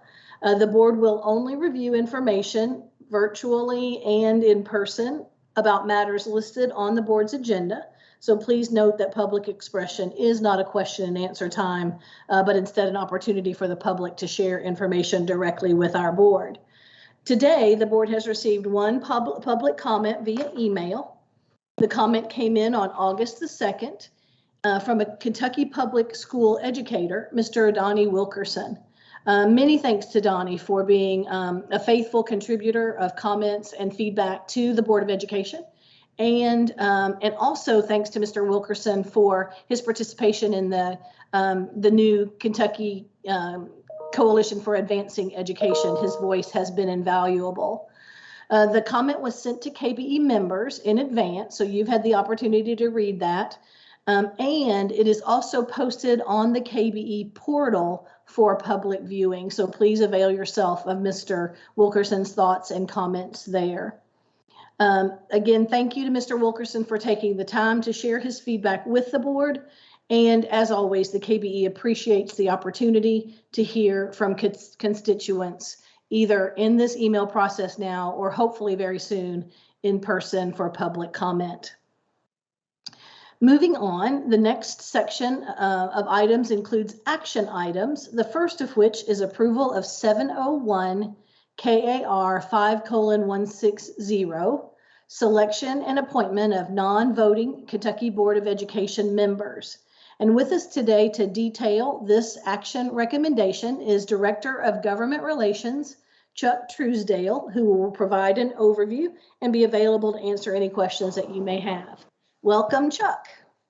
Thank you, Madam Chair. Happy to move up this item so we can move at a rapid pace today. So I'm going to give you just a little bit of background because this is a new regulation. This is not an amended regulation. So just a bit of history.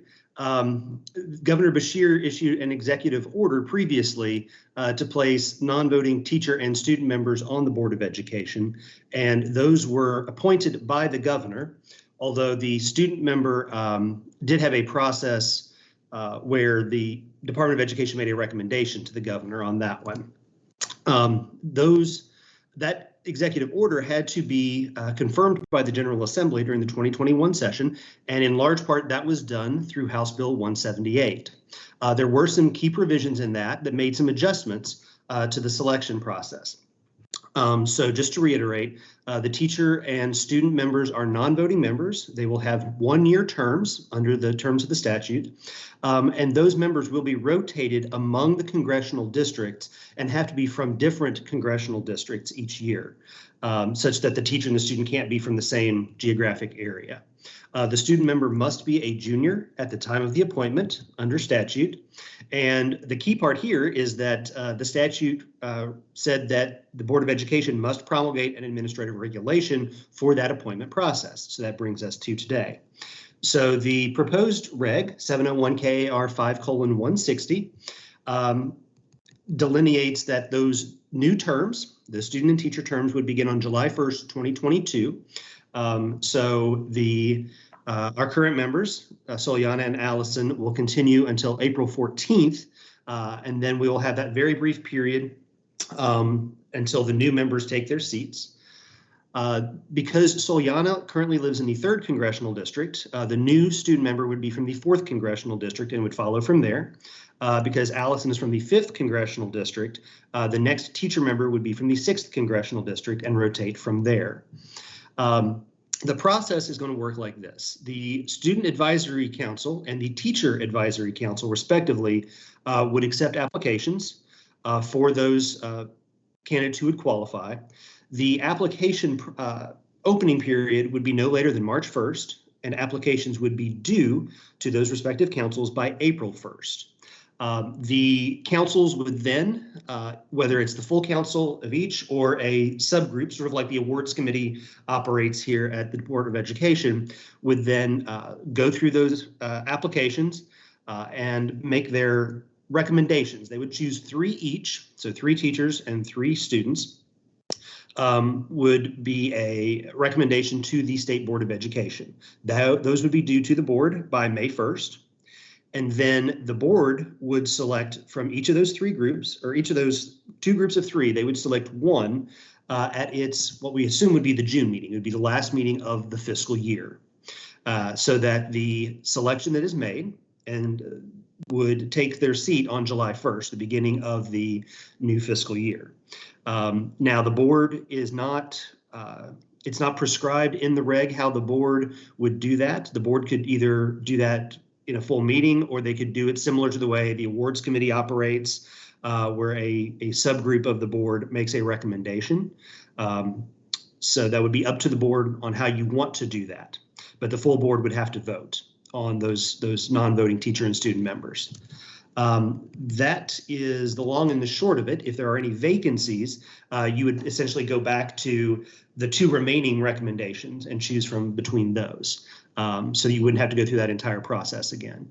That's the long and the short of it. If you have any questions, I'm happy to answer those. Thank you, Chuck. Board members, feel free to just unmute and pose your questions to Chuck.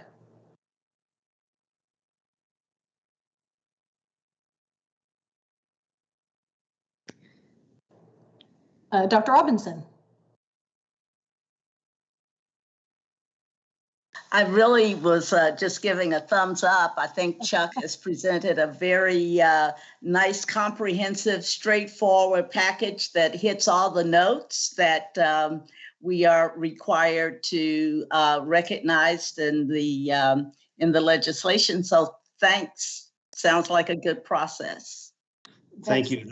I will give the credit to Dr. Brewer and Todd Allen. They've really put in a lot of the work. I'm just the presenter for this reg. He's just the spokesmodel. Yeah. One thing I do really appreciate is that this statute and now regulation does codify the existence of a teacher and a student member on our board, and I'm very proud of that. I wonder, I know this isn't addressed in the regulation, Chuck or Todd or Meredith, but what do we have in mind about what publicizing the vacancy and experience might be before the March 1 opening application process? Well, as you know, Dr. Young, the Tony Constatman and the communications team have been very actively involved, particularly with these student advisory councils. And so I know that KDE staff are big believers, and in fact, there was nothing in the statute that's really prescribed what the selection process would be like. And so we were emphatic when we were sort of designing the reg that students should have input into selecting the student and teachers should have input into selecting that teacher. And so we assume we have not begun the work on that yet. Right.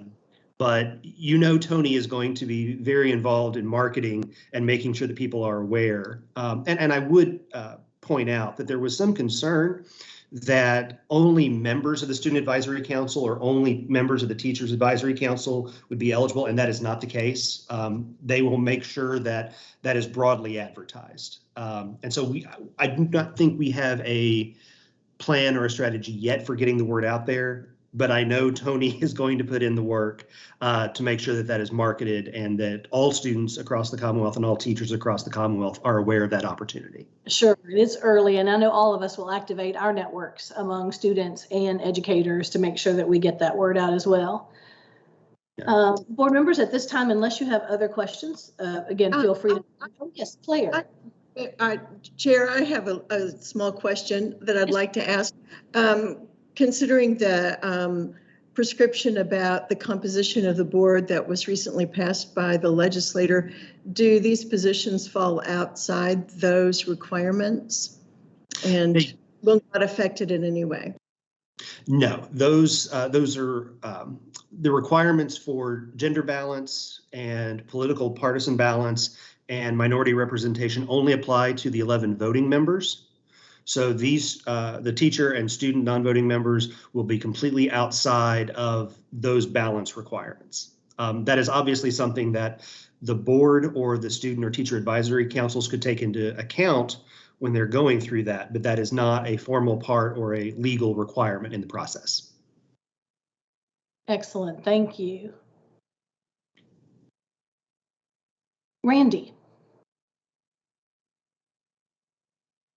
In relationship to the non-voting members in those application process, how is the final selection done and then approval? Is it similar to the voting members? Does the Senate have to confirm those members, or is it just who makes the final call? The final call will be done by the Board of Education.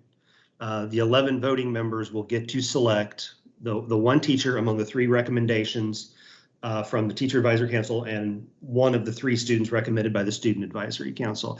As a formality, that selection will be conveyed to the governor for the formal commission and so on and so forth. But the decision rests with the Board of Education and somewhat also with the Student and Teacher Advisory Councils. There is no Senate confirmation on that.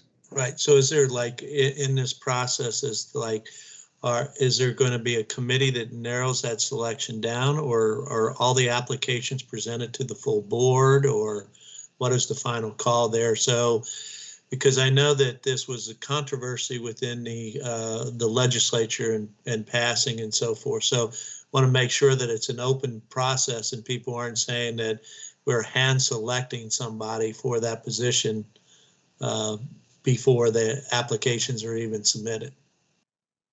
The student, for instance, I'll take the student as an example because the teacher process will mirror that. The Student Advisory Council will make those selections, and those are Student Advisory Council meetings are open meetings. So anybody can view how that selection is made. And they would forward their 3 recommendations to the Board of Education. When the Board of Education meets, or a committee of the board, as you may choose, those are also open meetings. So for instance, you vote on awards that are recommended by the awards committee, but the awards committee meetings are open meetings, and they are usually done in a format that protects the identity and sort of upholds the sanctity of that process so that everything is above board. We assume that the board would follow the same process when it's selecting from those 3 recommendations. So it will be completely open and transparent. There's nothing to hide, and I think that was the plan all along. Okay, thank you. Thank you. Then Patrice, followed by Soliana. I apologize for asking you to repeat something, but I'm sitting here thinking about the timeline. I know our members rotate off, you said the end of April. The recommendations come in the first part of March, and I'm looking to see if we have a gap. Very quickly again, what is that timeline? Sure. So on an ongoing basis, those terms will be July 1 to June 30. So going forward, there will be no gap. However, because the statute does require that the current members' terms expire on April 14th, which is the same time that the voting members expire, there will be a very brief gap there. Now, what KDE staff will recommend, because you will have that, they'll serve at that April meeting before their terms expire. So you'll have that one June meeting. And this would be, I think, I may be speaking out of turn or ahead of ourselves, but the recommendation that we will have to Chair Young for the June agenda upcoming in June of 22 will be that the current members, Allison and Soliana, would be able to make a presentation and sort of reflect on what it has meant to them, the importance of having a teacher and a student on the board, because we think that is very important to reflect on those. At that point, there would be a gap where you wouldn't have those members on the board. But I think it would give them an opportunity to voice how much it's meant to them and the importance of an ongoing student and teacher member. I don't know if Allison or Soliana want to comment on that, but that's sort of what we were thinking, is that by statute, we cannot extend those terms, but this would be an opportunity for them to still contribute and have that presence at that one meeting.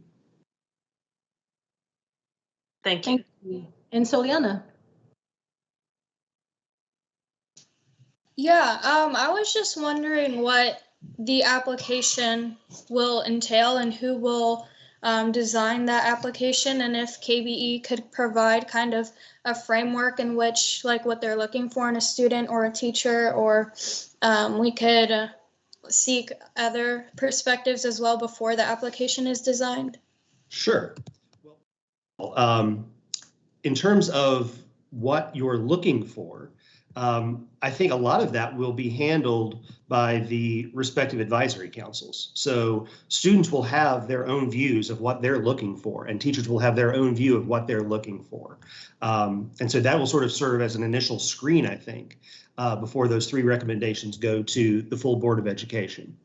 So I apologize, I did not go through this. I sort of glossed over this, but the reg does have, or the proposed reg does have sort of some specifics on the application. So for instance, the teacher member, the application will have essentially their basic information, name, address, where they work, their congressional district. They'll submit a resume, a narrative statement explaining why they want to serve, a statement of assurance from the teacher that they meet the requirements, a description of any EPSB action that may be pending against them, which we don't anticipate, but the students would be very similar, their application. It would also contain 2 letters of recommendation from a teacher, an administrator, employer, coach, supervisor, anything like that, sort of recommending why they should be a member. The student, if the student is a minor, that they would need a parental consent.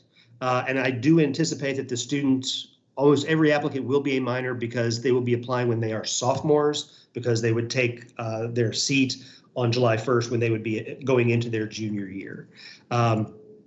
The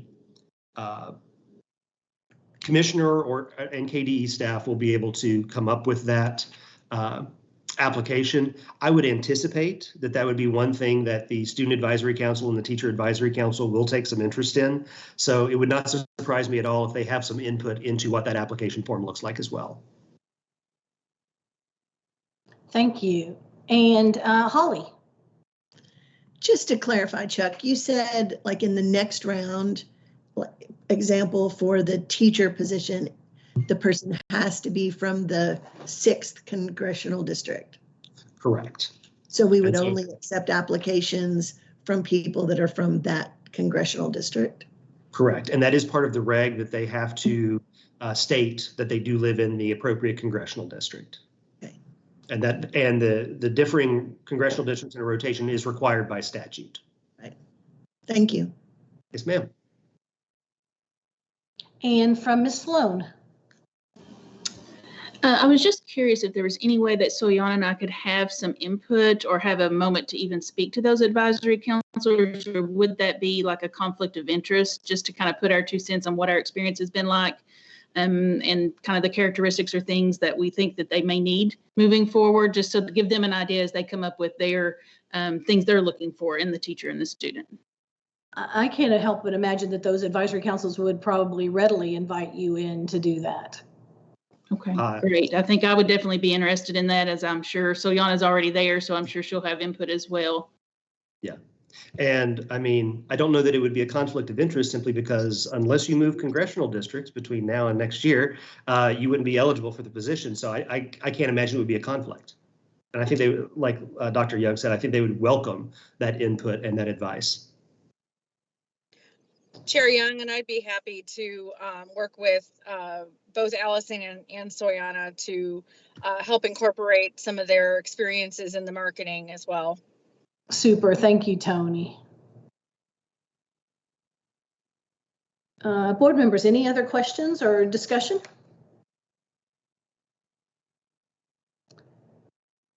If not, I would ask the board to entertain a motion to approve 701 KAR 5:160, selection and appointment of non-voting Kentucky Board of Education members. Do I have such a motion? Madam Chair, you do. Thank you, Mr. Johnson. Do I have a second? Patrice McCrary, a second. On that motion and second, any further discussion? Meredith, would you please call the roll? Joanne Adams. This is Joanne Adams. I vote yes. Claire Batt. Claire Batt, I vote yes. Holly Bloodworth. This is Holly Bloodworth, yes. Jamie Bowling. Jamie Bowling, yes. Elvis Johnson. Elvis Johnson, Yes. Patrice McCrary, Patrice McCrary, yes. Randy Poe, Randy Poe, yes. Sharon Robinson, Sharon Robinson, yes. Lou Young. Lou Young, yes. And many thanks to Chuck. Nice presentation today, and for the background support from Meredith and Todd. We appreciate you all so much. I think we can take in one more action item before we break for lunch. And this regards approval of 702 KAR 1:191E, designating an emergency regulation regarding district employee quarantine leave.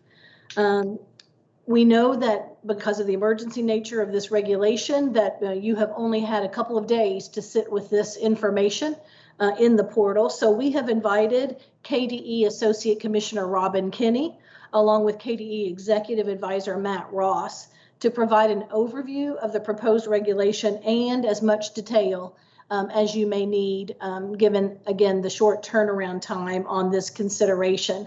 So I'll turn it over to Robin and Matt, and then we will open up for board member questions and discussions after they've presented the recommendation. Thank you very much, Chair Young and members of the board. This has come to you very quickly.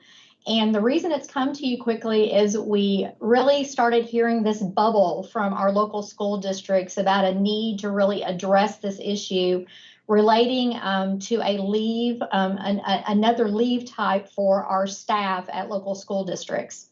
So before you today is an emergency regulation, and we are here to talk about this additional leave status that would be available for staff, both full and part-time at our local school districts.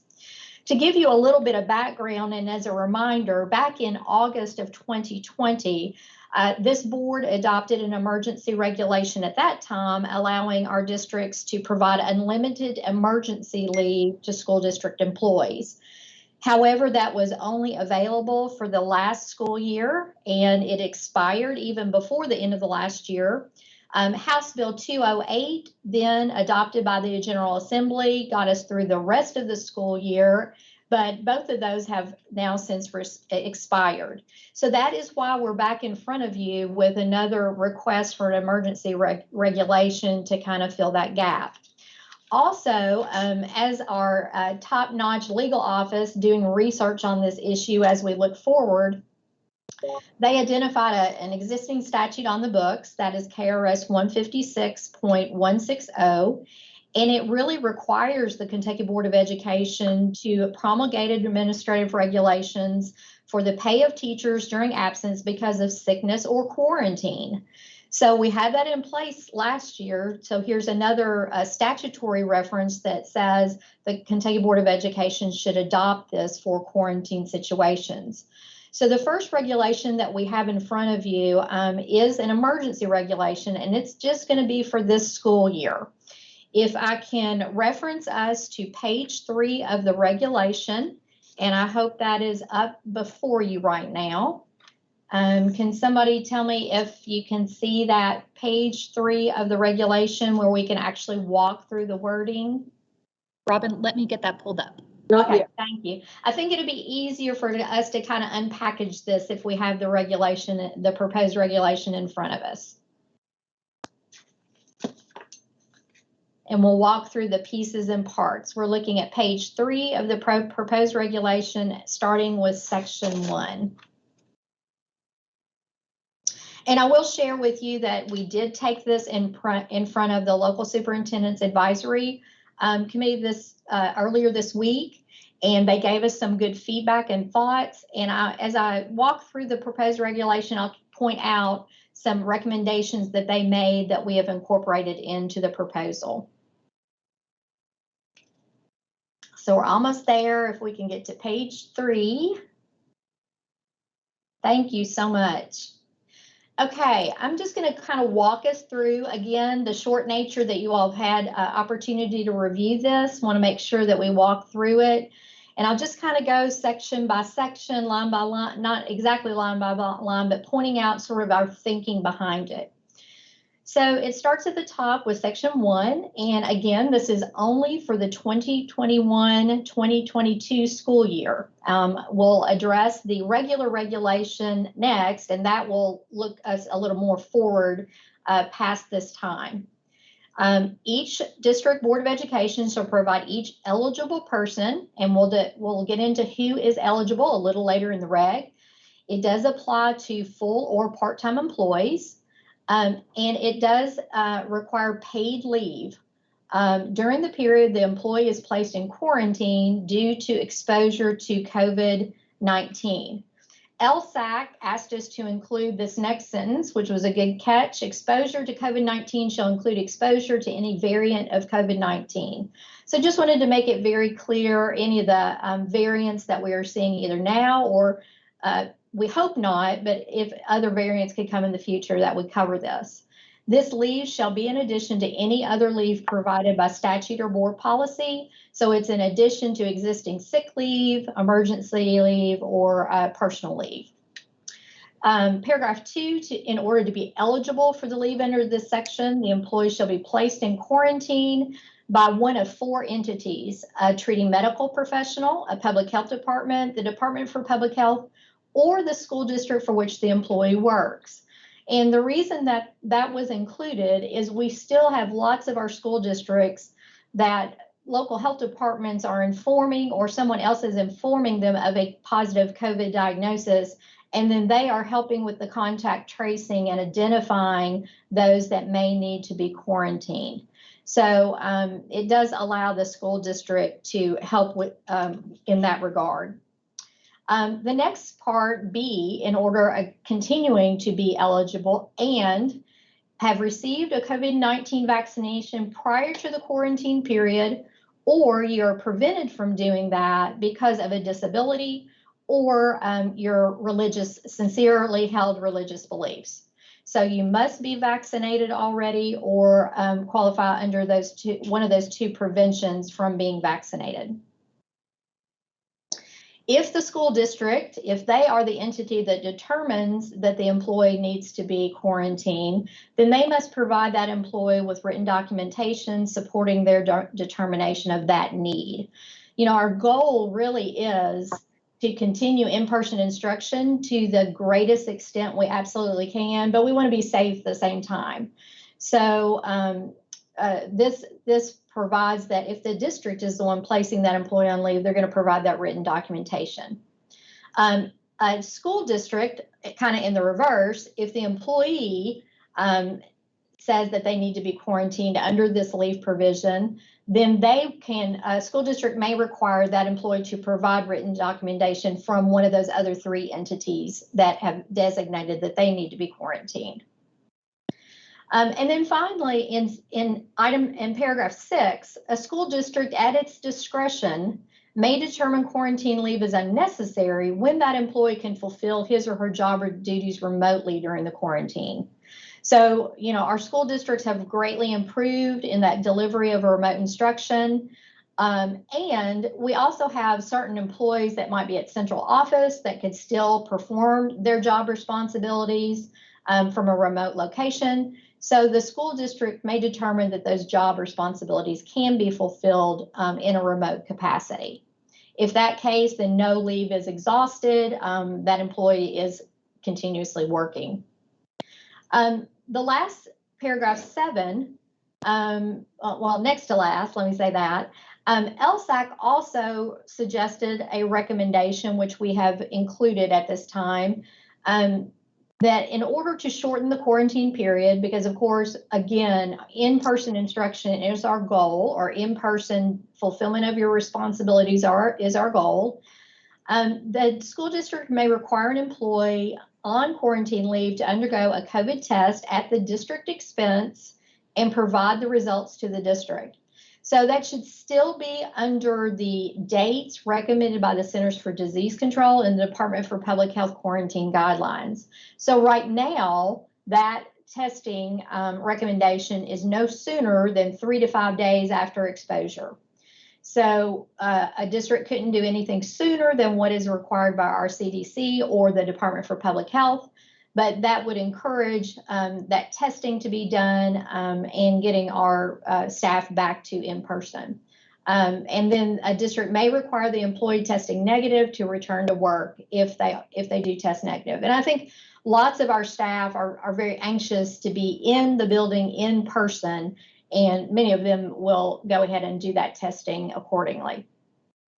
And then finally, the leave granted pursuant to these provisions shall not accumulate or carry over beyond the 21-22 school year and are not transferable. So it is for this limited purpose, which we hope will be very, very small and very, very few employees and staff actually affected by quarantine. But this allows that extra grouping of days, and it is unlimited. So if there are multiple times that someone would have to be quarantined, it still is provided. There's not a cap on the number of days for that.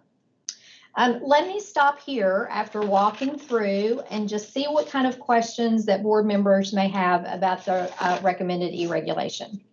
Thank you, Rob. If you would scroll back up, Meredith, I think you may have skipped over number 5. Oh, I'm sorry. One who actually has COVID.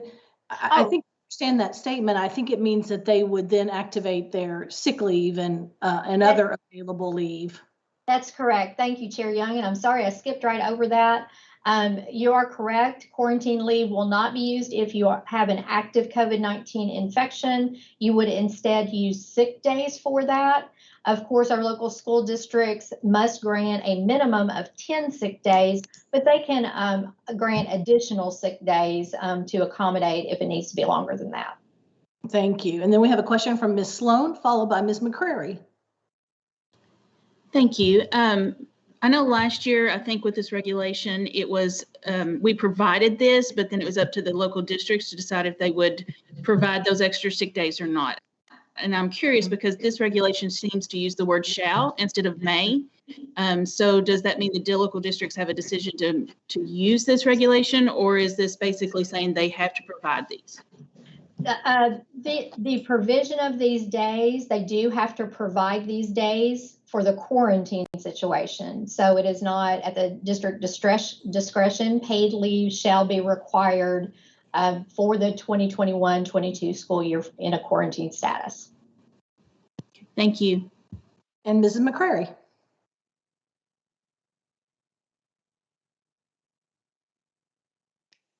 Thank you, Chair.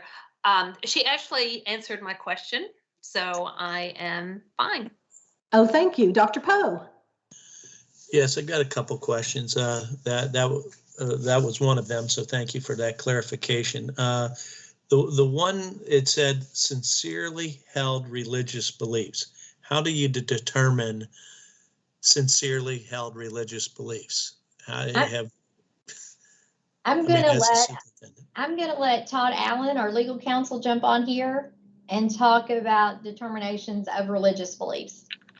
Yeah, Dr. Poe, that's a good question. And the short answer to that is it's an extremely detailed legal requirement. The reason that you see that in the regulation is because it is a federal requirement regarding employers who require vaccines, that they provide 2 exemptions to that the employee can decline having a vaccine based on their disability status. And then more recently has been added this sincerely held religious belief. That's also the same language that you will see in state statute regarding required vaccinations of both children and adults, that there are always exceptions provided. That's the result of several years of case law where folks have challenged all the way, to the highest courts, the government essentially requiring them to take a vaccine that they are opposed to, and they allege that that's because of their religious beliefs. So the determination in getting into that is fact specific, but I think the way most employers and most schools would handle that is if the employee simply signs a statement that says, I have a religious belief that causes me to not take a vaccine, they accept the employee at their word in that situation and move forward. Okay. But might they also require an affidavit? From the employee, yes. Yes. Yep. Yes. Okay, and my other, so Todd, hang on, because my other questions were probably direct it towards your thing too. So if a district requires a person to come back to work, but let's say a doctor states that maybe that person isn't or should remain in quarantine, who then decides finally? Because I know some districts have grievance or contracts, with associations. So who would make that final determination there of someone who was in quarantine, but we thought that they should come back, but the doctor says they should hang on for a few more days? So in this situation, based on the way this regulation is written, if the employee were vaccinated or falls into one of the exceptions, disability or religious belief, that would entitle them to the leave. If they're not vaccinated and they don't meet one of those exceptions, this regulation doesn't apply and they don't get quarantine leave. Then they would need to work through other processes. But assuming that the employee is either vaccinated or falls into one of the exceptions for vaccination, if they have a statement from their medical provider that says this employee should quarantine due to exposure to COVID-19, that would be determinative at that point in time. They provide that notice to their employer. Their employer can say, I want to see the doctor's statement. But when they provide that statement to the employer, the school district, then they would be granted this leave.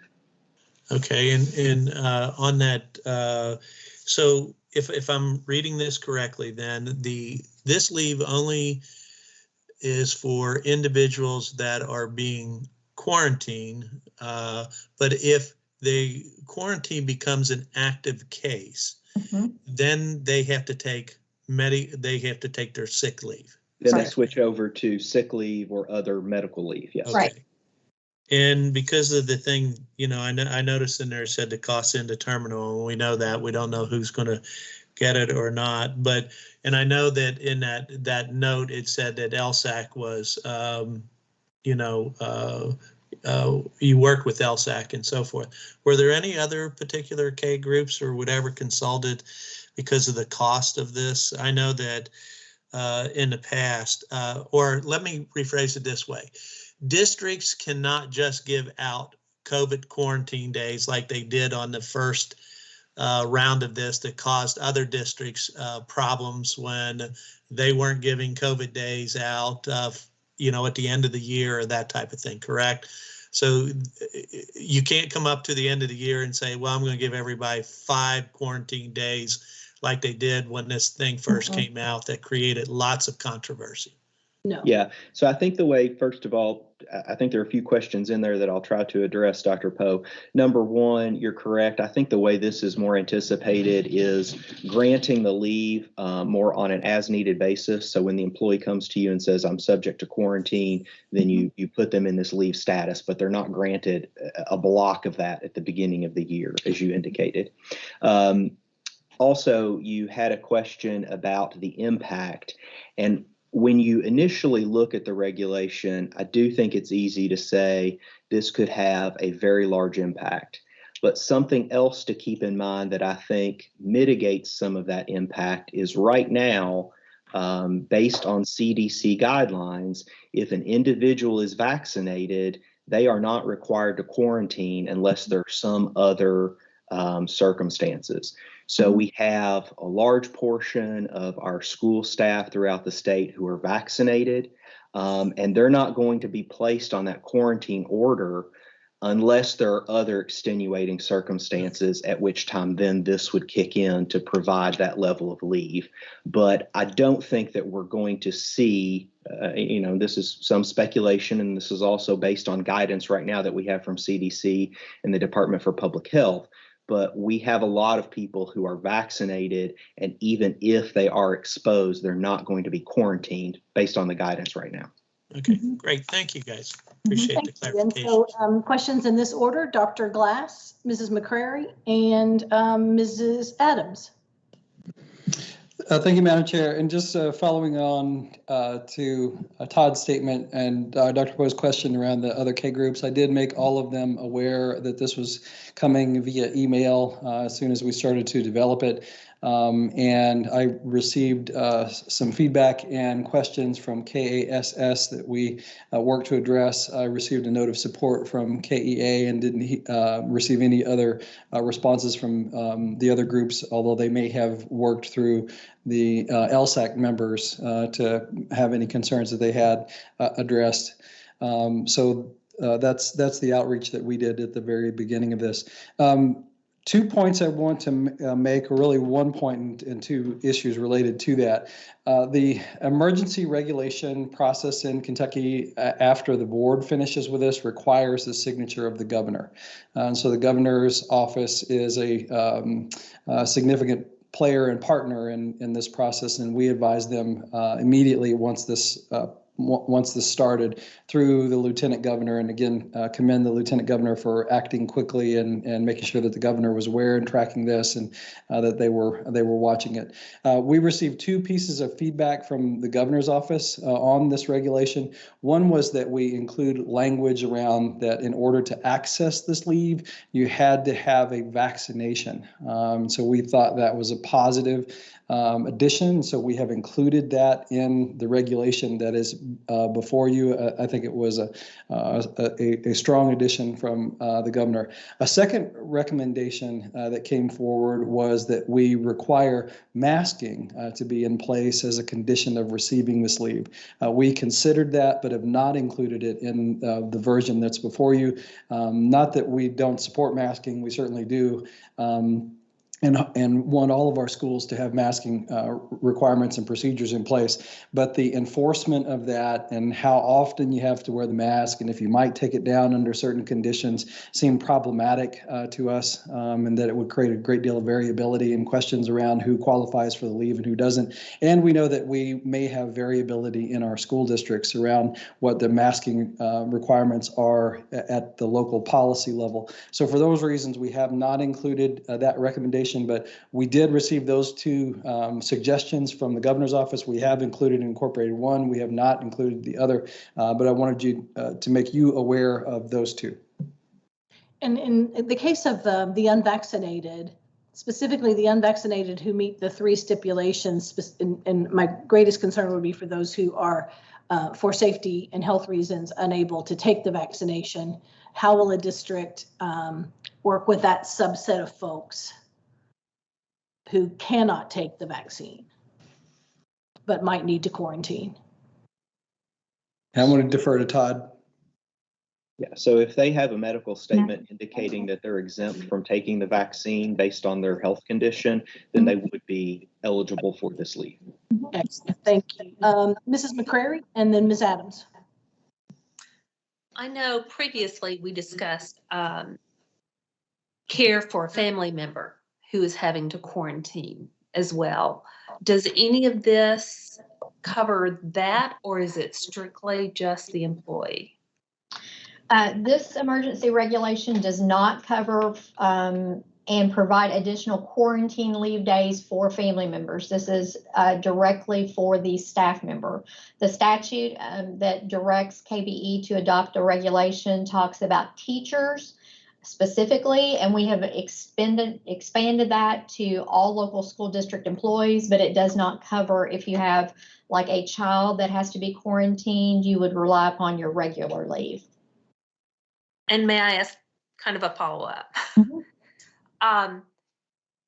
Do most of our local districts, I know teachers are allotted typically 10 days each year, but let's say an individual does get COVID, they've used up some of those days, and then they have a family with 3 unvaccinated children in their family, and that one child leads to the other, those days are quickly eaten up. How many of our districts are taking that into consideration for our teachers?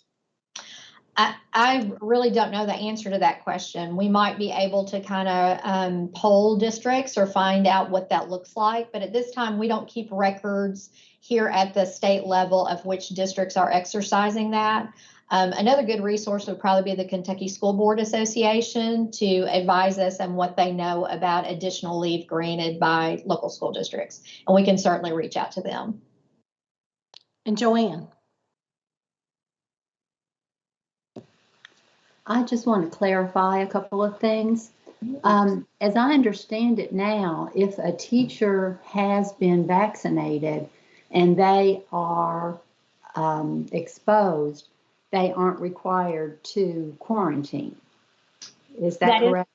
That is correct. But we still think there could be possibilities where someone is still directed to quarantine. Let's say they don't feel particularly well. They may want to quarantine if they have been in that close proximity and just need that extra comfort level. If a doctor or medical professional says it might be a good idea for you to quarantine until you can get your test conducted and kind of get that comfort level. So it may give our staff peace of mind that they can quarantine for a few days to get that test conducted. So, but you are absolutely right. Under current CDC guidance, if you are fully vaccinated, you do not have to quarantine. So we're just trying to kind of fill in that gap a little bit. Okay, and a follow-up to that. So if a teacher or a school employee has been fully vaccinated and they test positive but don't have any symptoms, at that point, are they required to take sick leave? Once they test positive, they still need to follow the CDC guidance about remaining in a status of isolation. So they would continue to work with the local health department on the directives of what they need to do until they feel better, or to exhaust that time that they are away from other people. So, but then at that point in time, they are in a sick leave status because they have been diagnosed positive. So it's not possible for them to get those quarantine days if they have been vaccinated and test positive. No, they would go into a sick leave status at that time. Okay, thank you. I might add, Ms. Adams, that in that case, if a person is asymptomatic, a district can not put the employee on leave, just assign them work from home. So that's a possibility too, where you wouldn't put them on leave, you just change their work assignment. I appreciate that, because it seems that when they have done all the things, they put all the steps in place, that they shouldn't have to use those sick days if they aren't ill. Yeah. Thank you. Other questions? Mrs. McCrary, is your hand raised again? Yes, ma'am. Yes. Okay, so all of this is based on present CDC guidelines. How is this regulation affected should those guidelines change concerning quarantining and even if you are vaccinated? Well, there are 3 ways that you can qualify for the leave if you meet the prerequisite around being vaccinated. One is through a medical professional, a second is through a public health official, and the third is through your employer directing it. So we intentionally didn't write into this any of the process flow related to guidance around quarantine, because we honestly expect it to continue to adapt and change. So we are using instead those 3 determining entities, the public health official, the medical professional, or the school district official, to make the determination as to whether or not quarantining is appropriate. And that allows any guidance that comes out from our state public health or CDC to continue to adapt as the situation evolves. Excellent. Thank you, Commissioner. I was looking for my placeholder to refer us back to the regulation. So, thank you, Ms. Adams, and then Ms. Sloan. Oh, just still the hand there. Okay, so Ms. Sloan and then Dr. Poe. Okay. First of all, can a district board implement a policy to provide days to their employees, and can ESSER funds be used for this expense? So this emergency regulation would apply to all local school districts, and they can utilize ESSER funds to pay for this. Okay, great. And I have a second question. Do people that get these days, they don't have to use or expend all of their sick days before they can use these extra days? Is that correct? These are on top of their sick days. Yeah, Okay. Under the emergency regulation as drafted that we're discussing right now, they do not need to exhaust all their other days before the accessing these days. Okay, thank you. I've already had that question from some teachers. I just wanted to make sure it was clear. Thank you. Dr. Poe. Yeah, I guess, do we know that are other state agencies going to be following suit on this particular style? Are we leading the front on that, or I guess because, you know, the question is other state employees, is the governor going to be giving them the same types of leave for COVID? Or because, you know, the question always comes out that we're given sick days, and if we're not using those sick days, you know, the big question in the legislature has always been that teachers are hoarding that for their pension and so forth. So I don't want teachers to be caught in the crossfire if other state employees aren't being given the same opportunity. So under this emergency regulation, there really can't be a hoarding of days. It's only applicable for this year, and for you can't transfer it. It doesn't accrue or accumulate. So it's sort of like if you need it, it'll be there, you use it, and it stays in place. The question about what's going to happen as relative to other state employees, we have reached out to the personnel cabinet to ask that question. If we can reflect back during the beginning of the coronavirus pandemic, there was additional days that were allocated both by the federal government and our state government for the coronavirus pandemic and the needs of leave. Those have all since expired, so those are not available right now. So this is us recognizing that possibility that we're going to need some of these quarantine days. Again, the goal is to provide in-person instruction. That's the ultimate goal. But we're just trying to make sure that as we move forward that we kind of fill this little gap. It's another mitigation tool in our toolbox, I think. And I think being out in front in this one, Randy, because so many of our teachers serve children from the ages of 12 and under who cannot be vaccinated, the exposure in our profession alone causes us to be the most forward thinking in this regard, I think.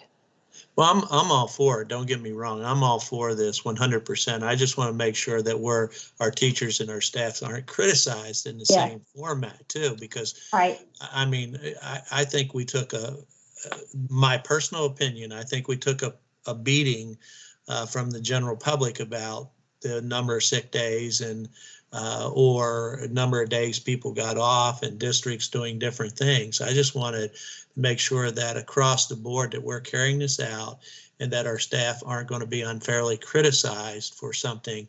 I just think that I'm glad that we're doing this.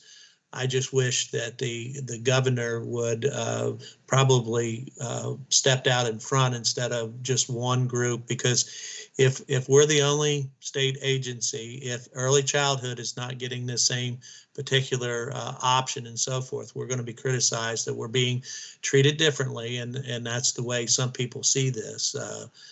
You know, like I said, I'm all for it, but I just want to make sure teachers aren't unfairly criticized and other staff members aren't unfairly criticized by this at the same time.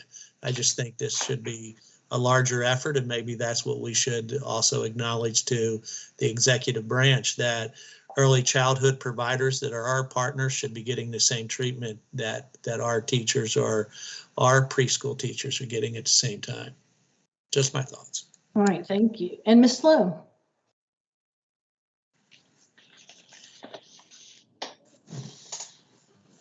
I don't have a question. Thank you. Oh, I'm sorry. My text may have been out of order. I apologize. Other board members, any further questions or discussion? All right. Many thanks to Robin, Matt, Jason, Todd, the entire team for scrambling to get this emergency regulation in front of us. I think we have heard what the process is, how it has been described. Thank you for that. At this point, I would entertain a motion to approve the emergency amendment to 702 KAR 125E, pardon me, around pupil attendance. Do we have such a motion? This is Jamie Bowling. Chair, I make a motion. I think that's the To wrong approve. number. Oh, Yeah. did I read the wrong number? Mm-hmm. I apologize. 702 KAR:7125 without No, the. we are, I think that one is coming here after lunch. So this is Oh. 1:191E. Thank you guys so much. I'm thinking I'm becoming hangry. All right, 7:191E, and I have a motion, confusing motion, but thank you to Ms. Bowling. Do we have a second? I'll second the motion. And a second from Mr. Johnson. I apologize for the confusion. Any further discussion or questions? Meredith, please call the roll. Joanne Adams, Joanne Adams votes yes. Claire Batt, Claire Batt, yes. Holly Bloodworth, Holly Bloodworth, yes. Jamie Bowling, Jamie Bowling, yes. Alvis Johnson, Elvis Johnson, yes. Patrice McCrary, Patrice McCrary, yes. Randy Poe, Randy Poe, yes. Sharon Robinson, Sharon Robinson, yes. Lou Young. Lou Young, yes. All right, thank you again, team. It's about 11:45. We had scheduled about 35 minutes into our agenda for some time for a lunch break. So at this point, we will recess. Megan, if you'll put up the sign, and we will plan to return at 12:20. Welcome back, everyone. We are returning from recess on the regular meeting of the Kentucky Board of Education, August 5th, 2021. The next item on our agenda, picking up with the regular regulation based on the emergency one we discussed right before break. Again, with us is Associate Commissioner Robin Kinney, and this time with, and also with Matt Ross, Executive Advisor in Robin's department, and they're going to walk us through 702 KAR:1:191 and the permanent regulatory changes they're recommending. Thank you again, Chair Young. I'm not going to go over a lot of the information that we shared earlier. I think we'll just go through this regulation. This is a regulation that is companion to the e-regulation, but it is a little different. The emergency regulation will go into effect more immediately to allow for this school year. But because of that statutory requirement that we discussed about before lunch, we wanted to have a regulation in place for the future, looking forward to situations of quarantine.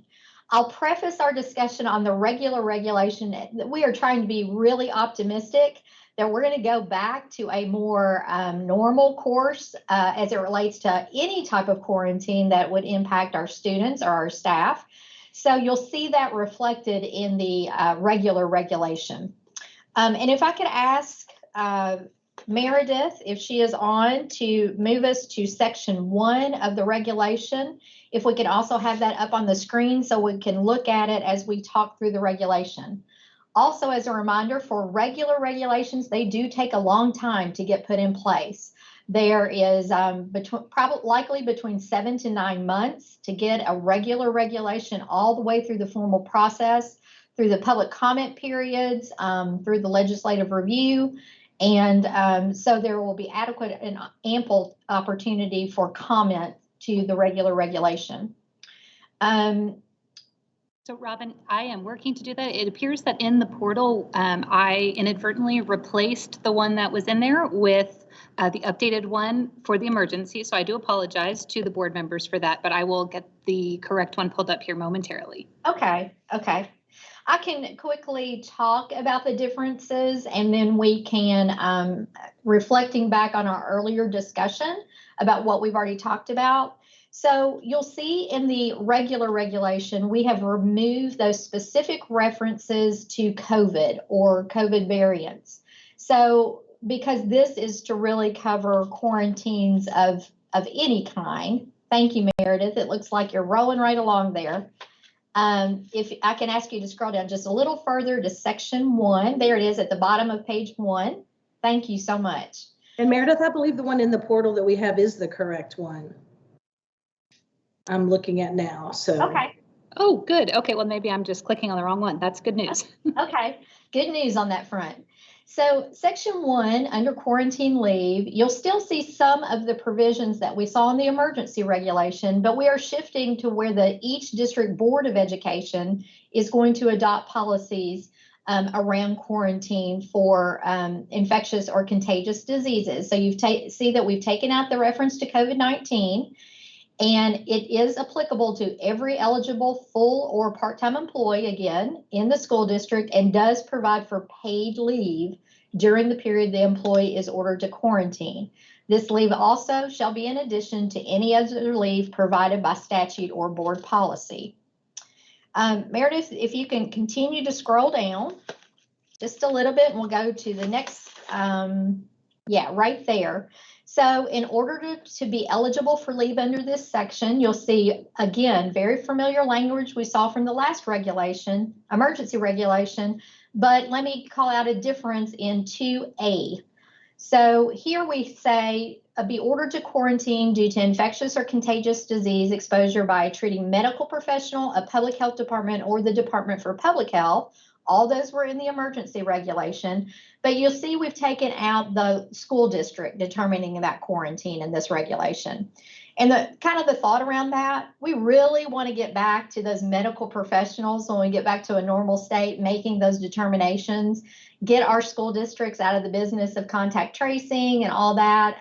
We're really hopeful and optimistic. And there will still is the possibility outside of COVID, of course, that they may have to quarantine, and we'd rather those medical professionals be making those calls and hope that they are few and far between. The next part of 2B, again, trying to return to a more normal course of action. 2B requires, in order to be eligible, the employee shall have exhausted all their accumulated sick leave, or be ineligible to utilize that accumulated sick leave provided to the employee pursuant to statute and local board policy. So that is the way we operate right now. So we're trying to get back to a more normal course of action. Again, trying to be really optimistic that we're not going to have the extenuating circumstances of COVID like we've had and of course, we'll also have our other opportunity as we move through this school year. If something should change, we could always come back and react to that. But this is a regulation trying to be optimistic about our opportunities in the next school year. You'll see in 3 and 4, we have the same indication about written documentation, both from the district and also from getting the district proof from the employee that one of those 3 entities up at the top have determined that quarantine. So that's the documentation portion. And again, you have that same language that we had from the last time about if an employee can fulfill their job responsibilities remotely, then the district can require that to happen, and then leave would not be utilized. And then finally, you have the section about the leave granted shall not accumulate or carry over. We had that discussion a little bit earlier. And keep scrolling down. So all that looks very much like the last provision. And what you do not see included in this regulation from the last one was that section 7 that was in our emergency reg. And that was about the testing, that the local board could do that. And the reason that has been omitted from this regulation is, if you will think back to section 1, the local board is adopting those policies anyway. So they can adopt those policies and include that provision from section 7 if they so choose, which is to require that earlier testing. So this is really shifting back under the emergency reg. The department and the board have drafted sort of the parameters around it. With the regular reg, we're shifting that back to the local school district to have those policies put in place with certain parameters as defined by this regulation. So let me pause there for just a minute and see if there are questions about this regulation.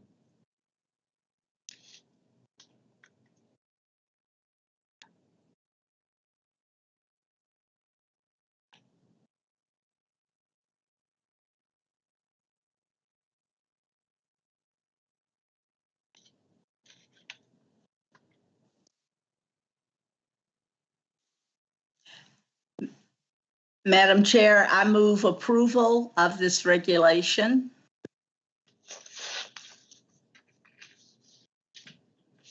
Madam Chair, I think you're muted. Oh, thank you so much. I was having a great conversation. We have a motion from Dr. Robinson to approve this amendment. Do we have a second? This is Holly Bloodworth. I second. Thank you, Ms. Bloodworth. Any further discussion? Any other questions you may have for Robin? All right, thank you. Meredith, would you please call the roll? Joanne Adams. Joanne Adams, yes. Claire Batt. Claire Batt, yes. Holly Bloodworth. Holly Bloodworth, yes. Jamie Bowling. Jamie Bowling, yes. Alvis Johnson. Alvis Johnson, yes. Patrice McCrary. Patrice McCrary, yes. Randy Poe. Randy Poe, yes. Sharon Robinson. Sharon Robinson, yes. Lou Young. Lou Young, yes. Excellent. Thank you so much, Robin and team, for your work on both of those regulations. We really appreciate it. At this time, the next item is the approval of emergency amendment to that reg I was working on earlier, 702 KAR 7:125E, also denoting an emergency regulation around pupil attendance. Joining Robin for this conversation is Division Director Che Ritter, and along with Matt Ross as well. Take it away, team. Thank you again, Chair Young. Finishing the discussions about trying to have adequate provisions in place for our staff for quarantine, now we're going to turn to quarantine for our students. We really hope through all the mitigation strategies and the good work being done by our local school districts, our teachers, our students, and the staff, that we won't have to go into quarantine status. But this is something that we want to have in place in case it does happen. Despite those best efforts, we still may see students that need to be quarantined for the safety of both themselves and for the other students and staff in the school. So we bring before you this emergency regulation. It is to allow both quarantined and isolated students, and we'll talk about the distinction there, to receive educational services while enabling school districts to include those students in AADA. So this allows them to be able to continue to deliver instruction, to have them counted for attendance purposes for state funding, and hopefully continue that instruction, which is so desperately needed if students need to be quarantined. So under our existing attendance regulation, typically you have to be in person to be counted and receive state funding for those students. There are enumerated exceptions in the attendance regulation already, and so this would be another exception from that in-person instruction. If I can refer us to the draft E-Reg on page 3 and section 1.4i. So we've got one paragraph that's going to pack a lot in it. Again, this is for school year 21-22, only for that time. If a pupil is quarantined due to documented possible exposure to COVID-19, so we've kind of talked about what that means in terms of our staff, but also for our students, if there's a documented possible exposure, or if they are isolated. So we're seeing this as a new phrase in the student attendance. Isolation does mean that a student has been diagnosed with COVID. So this exception could apply to either quarantine students or isolated students. So let me kind of talk about isolation as this being one path that a district could choose to include these students in their ADA. There's also another existing path that they might choose, and that is if we have a student that qualifies to be coded as home hospital, meaning they have a diagnosis of COVID and there is an expectation that they're going to be out of in-person for more than 5 consecutive school days, they could use the home hospital route. So these two routes have very different requirements. Home hospital requires the convening of your home hospital committee. For our special ed students, of course, you're looking at their ARC. Their IEP and convening that ARC if you need to. So none of those rules change. None of those rules change under home hospital. Additionally, but under this path, if you choose to go under this path, you don't have to convene the home hospital committee, but you do have to deliver more instruction. So under home hospital, there are minimum instruction requirements. Under this route, you would not have to convene your home hospital, but there's more instructional requirements. Under this path, you have to deliver at least the minimum amount of daily instruction required under KRS 158.060, which generally is 6 hours. So basically what we're trying to create is this path where you likely would have students that are asymptomatic, they're at home, you want them to receive the full benefit of instruction. They are capable of receiving that instruction, and this would allow them to be counted as an in-person student if they receive that level of instruction. If they don't, then they don't qualify to be included in AADA and instead are counted as an absence. Just like if a child had the flu, they're out for an experiment of time, they're not receiving instruction, they are an absence, and they are not included in ADA for state funding purposes. So 2 paths for the isolated, 1 path for the quarantine. I guess it is technically 2 paths because if you're just quarantined, you could either take advantage of this or you can treat them like a student with the flu as an absence. So if a district can't perform that level of instruction, they would get an absence and not included in the state funding. So let me pause there for just a minute and see if we have questions around the ability of a pupil to be deemed to be in quarantine and how state funding will still flow with instruction provided. Board members, feel free to just unmute and pose any questions that you may have. Not a question, but a statement. Thank you for bringing this because it's going to be much needed. It goes along with the thing with the teachers and students there that have to be quarantined, but districts shouldn't be penalized if they're getting that instruction. So thanks for thinking ahead. Thank you, Dr. Poe.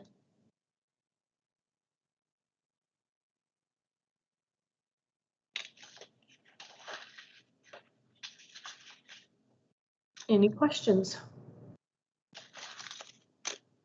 All right. In that case, I would ask the board to entertain a motion to approve the emergency amendment to 702 KAR 7:125 as presented. Patrice McCrary, I so move. Thank you. Do we have a second? I'll second. Randy Poe, I'll second. Thank you, Dr. Poe. We have a motion and a second. Any further discussion? With thanks again to Robin and team. Meredith, would you please call the roll? Joanne Adams. Joanne Adams, yes. Claire Batt. Claire Batt, yes. Holly Bloodworth. Holly Bloodworth, yes. Jamie Bowling. Jamie Bowling, yes. Alvis Johnson. Elvis Johnson, yes. Patrice McCrary.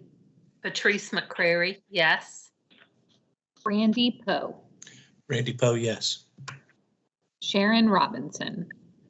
Sharon Robinson, yes. Lou Young.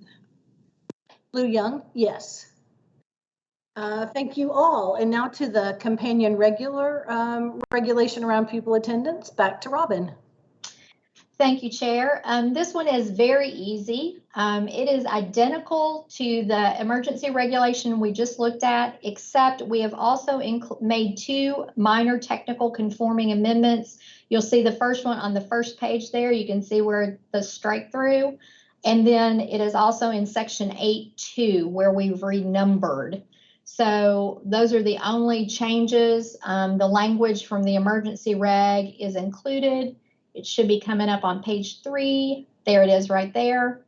And so we have only made 2 minor numbering technical changes to the rest of this regular regulation. It will again take the same path, that longer path for codification. Excellent, thank you. Any questions for Robin about this amendment? I would then ask the board to entertain a motion to approve the amendment to 702 KAR 7:125.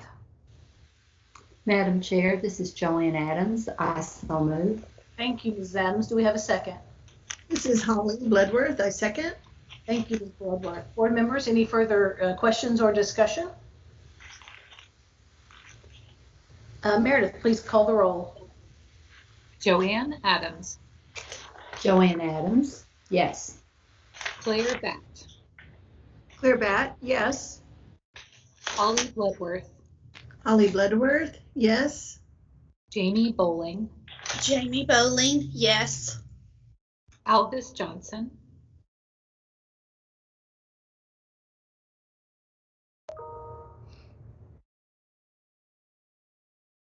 Alvis Johnson.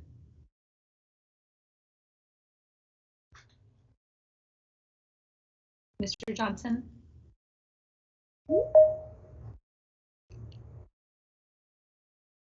Patrice McCrary. Patrice McCrary, yes. Randy Poe. Randy Poe, yes. Sharon Robinson. Sharon Robinson, yes. Lou Young. Lou Young, yes. And Mr. Johnson, we weren't able to record your vote. I think maybe you were still on mute.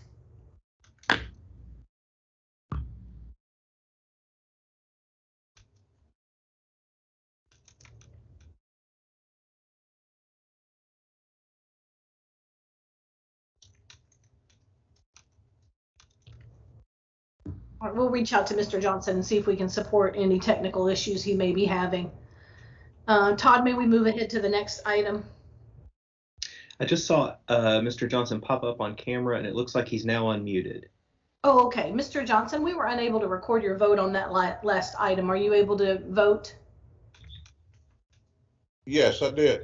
I said yes. Oh, excellent. Thank you so much. We just couldn't capture the audio. Thank you.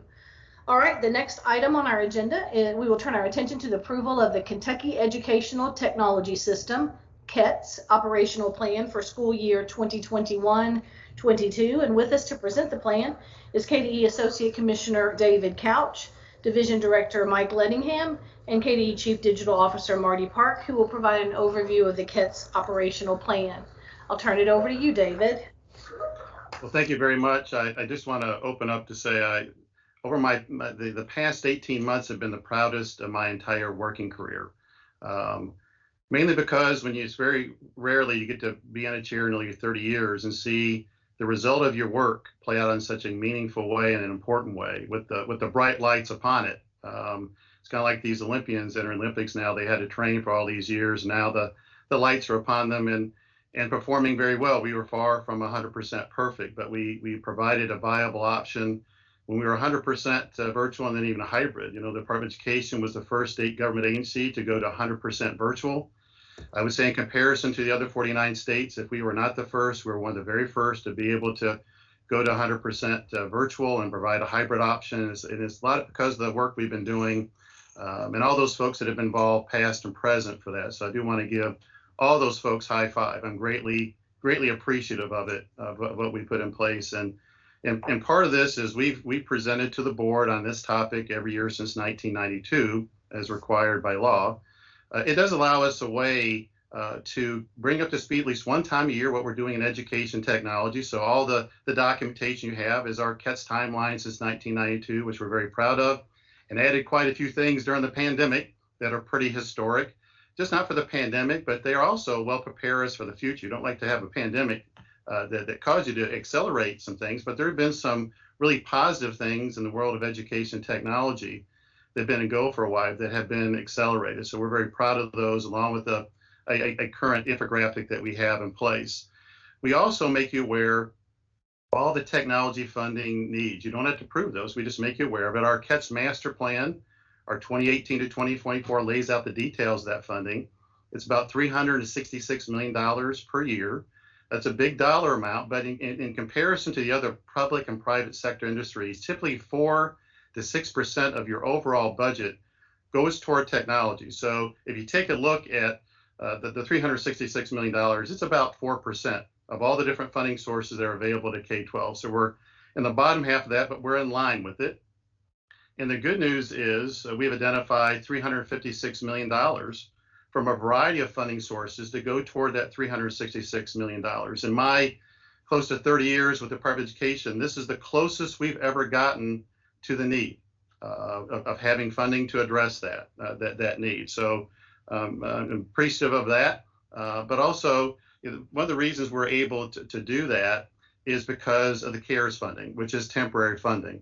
I do want to give a shout out for our commissioner, Commissioner Glass. He is, since his time on, he's been, and he's not paying me to say this, I say this in other groups that can confirm it. He has been very supportive and appreciative of our education technology services my entire time, and very enjoyed working with him, but also the entire KD leadership team, because we all had proposals for how to best use the 10% money for services for school districts, and so they had to agree to this as well. So the money that we got will do some really nice things for our school districts over the next 2 or 3 years. There's a couple of these that will position our state for the next 10 to 15 years. The key part that the board has to approve, and the only thing really you have to approve, is the $15.4 million of that 356. But I do want to spend a little time with that. I know you were all talking about it, additional budget requests yesterday, and about opportunities, to address something. If within the staff note, it talks about our significant reduction in funding over time. And while we're very appreciative of the CARES funding and the support of it, it stops at some time. And we have said for quite some time, we were getting to a point to where the services that people have really appreciated have come to light. We'll start having to make decisions and impacts that will reduce that quality of service if we do not do something to address that. Back in the 2006 timeframe, we finally got the budget raised back up to and above its original amount. In 1992, we started out with $19.5 million. And I was so happy when we got it restored, and got a little bit more of that. Then we had 2008, which caused it to be cut. And we had another funding source with our networking services that caused it to be cut, that really put us in a really tough situation. And these are services that allow digital learning coaches in our school buildings, our technicians in our school buildings for Infinite Campus. And you heard about our work yesterday with what we're doing with the equity dashboard. The Infinite Campus, that's not a core product they provide. That's a team of folks that are providing that service. And well, you always have cybersecurity needs and attacks that are going on, and a big part of that service is to provide that. But we haven't had a cost of living increase really since then.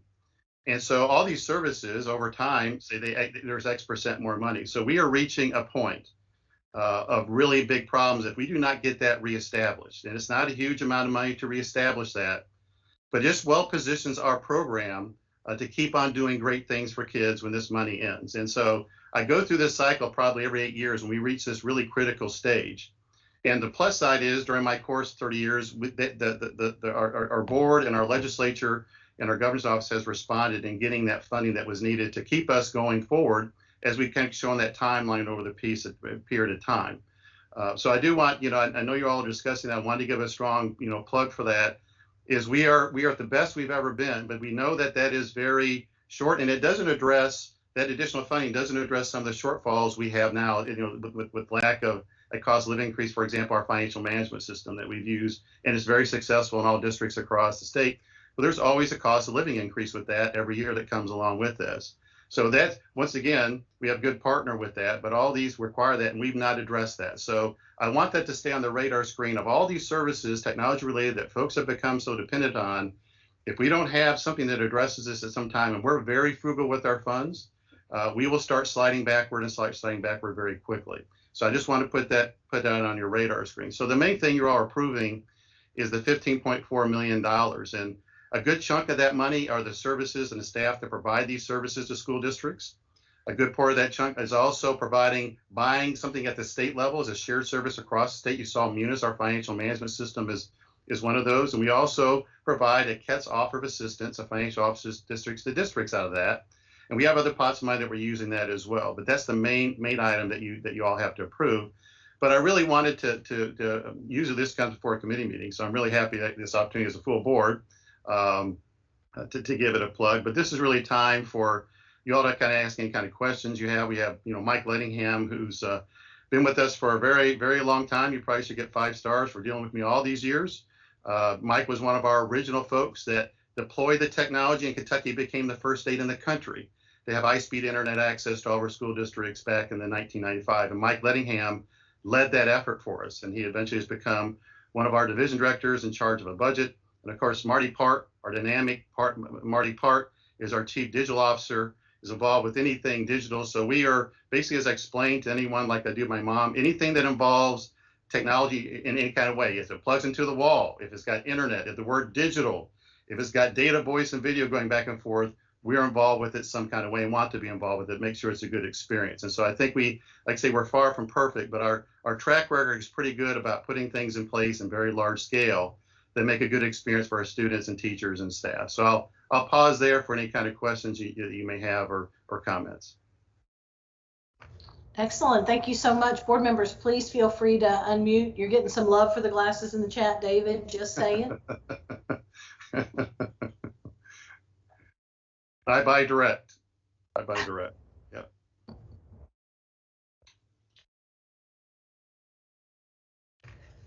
Board members, you may recall when we first were oriented to the board, we had a chance to hear at length from David about the Kentucky Educational Technology System and have enjoyed our opportunities over the last couple of years learning about the School Technology Leadership Program and all things digital, as David mentioned. And I would be remiss not to say one more time what an outstanding team David has brought together with a lot of longevity at the department, and the fruits of those labors indeed paid out this past year when we were all pivoting to remote learning under a lot of stress, I might add. So I would also say this, and I feel pretty confident. I do believe that we have the best relationship with districts of any state in the United States.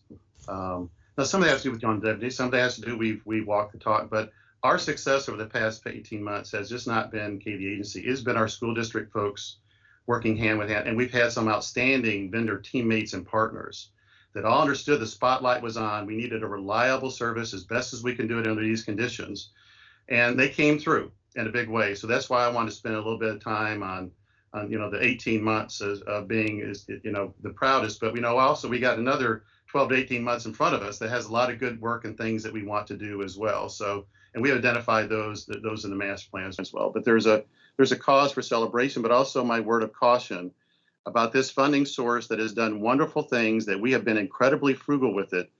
It is reaching a point to where we're going to start tumbling backward if we do something to address it. So it's always reached this point of crisis. I always kind of give these words of warning before it reaches crisis, and we're really fast approaching that without restoring that funding. And if there is a chance in this upcoming legislative session to where there appears to be there's surplus funding, and Robin went over yesterday all the things, I definitely want to give that a strong at bat, because we reestablished it and got that cut back in 2008, and been really trying our best to move along without it. And once again, very appreciative of the CARES funds that we have to do some things beyond that.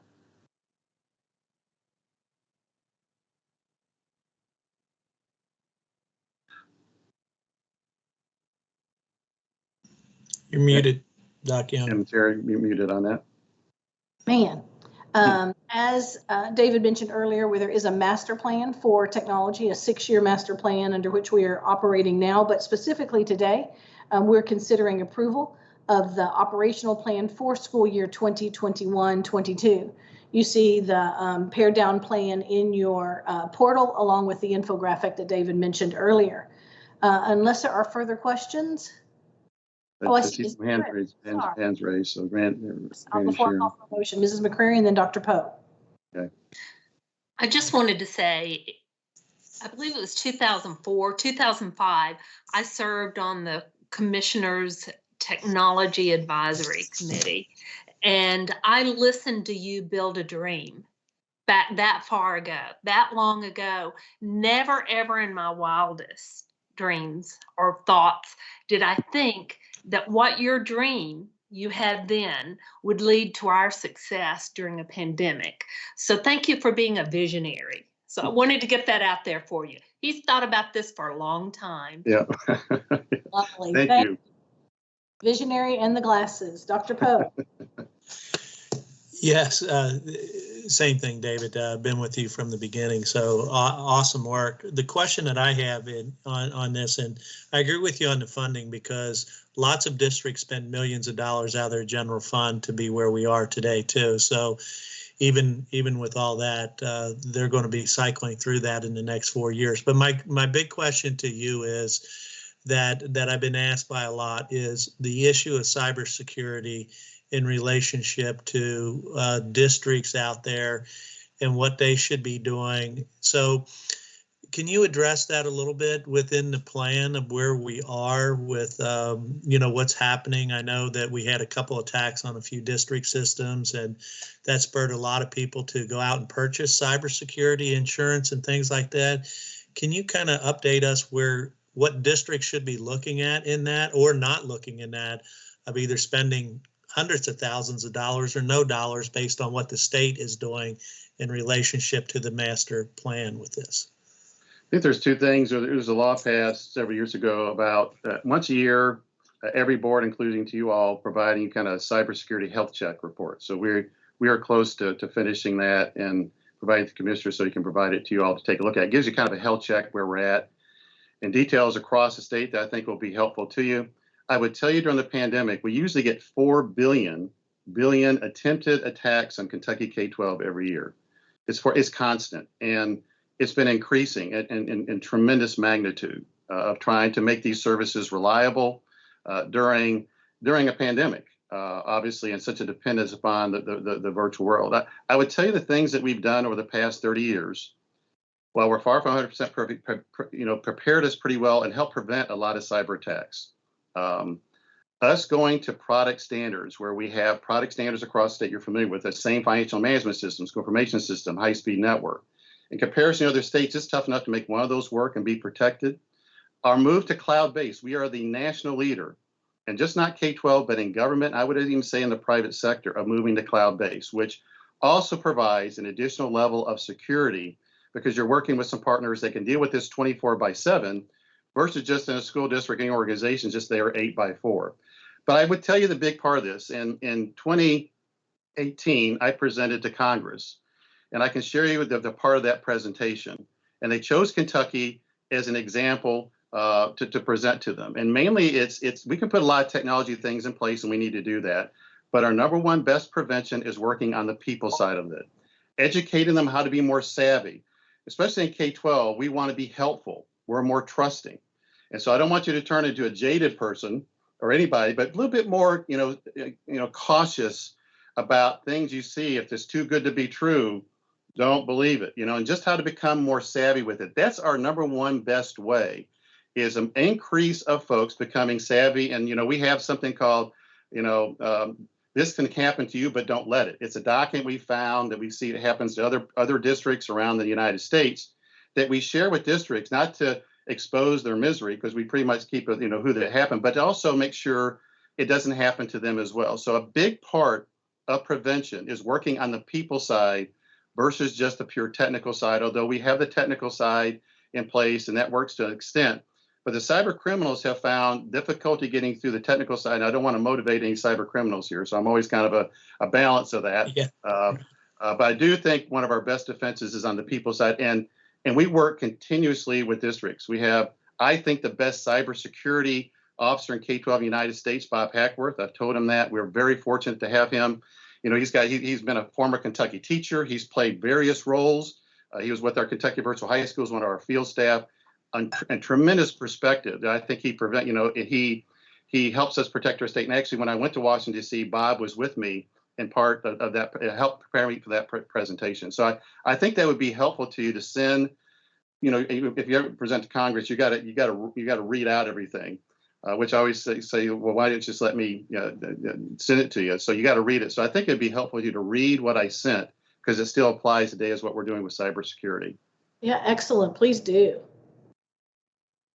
Any other questions for David? I think I saw one from Sharon. Oh, Sharon, please. Hi, David. Thanks so much for this report. And I do want to, I had 2 issues and cybersecurity was one of them. So I'll move to the next one. You know, we are always concerned about sustainability and using what we know to be one-time funding to help us leverage. And then, so we have to be responsible stewards and know what the cost of sustaining will be.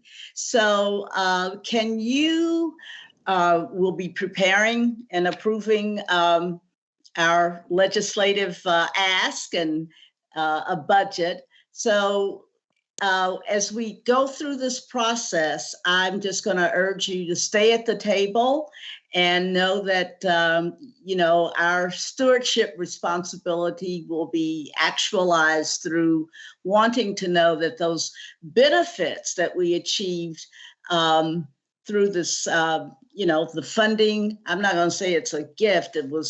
It's really trying to help us get to the place that we need to be.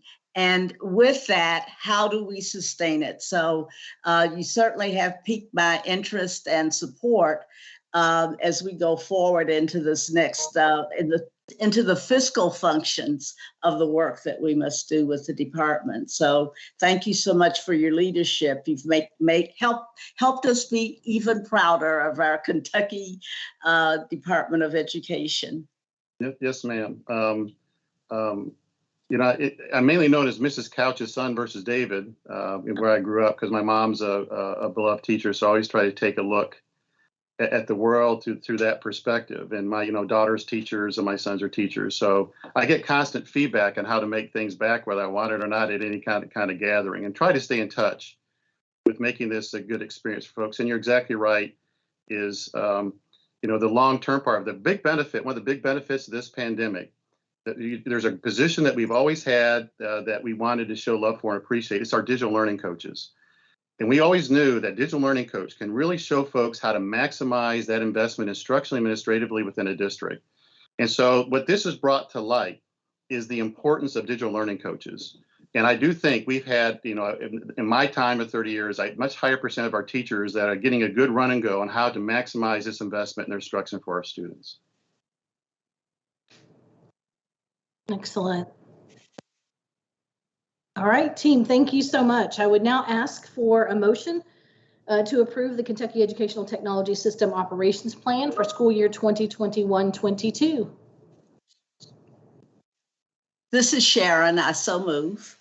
We have a motion from Dr. Robinson. Do we have a second? This is Joanne Adams. I second. Thank you, Mrs. Adams. Any further discussion or questions? Many thanks, David and team. Meredith, please call the roll. Joanne Adams. Joanne Adams, yes. Claire Batt. Claire Batt, yes. Holly Bloodworth. Holly Bloodworth, yes. Jamie Bowling. Jamie Bowling, yes. Alvis Johnson. Elvis Johnson, yes. Patrice McCrary. Patrice McCrary, yes. Randy Poe. Randy Poe, yes. Sharon Robinson. Sharon Robinson, yes. Lou Young. Lou Young, I vote yes. Thank you again. The next item for our consideration is approval of the Harrison County School District's request to waive 702 KAR 4:180. With us is Division Director Che Ritter to provide an overview of the request. And I believe that I saw that Superintendent Burchett has also joined our call today. Che. Thank you, Chair Young. I appreciate it. As you'll see in the staff note, this is a request out of Harrison County related to a high school. Since Dr. Burchett is with us, I'd like to have him sort of explain his waiver request, if that's okay, Chair Young. Certainly. Welcome. Thank you. Welcome, Dr. Burchett. Thank you. Thank you, Chair Young. Thank you, State Board of Education members, for the opportunity to present before you today. I know you've had a very busy and long schedule, so I'll try to be brief.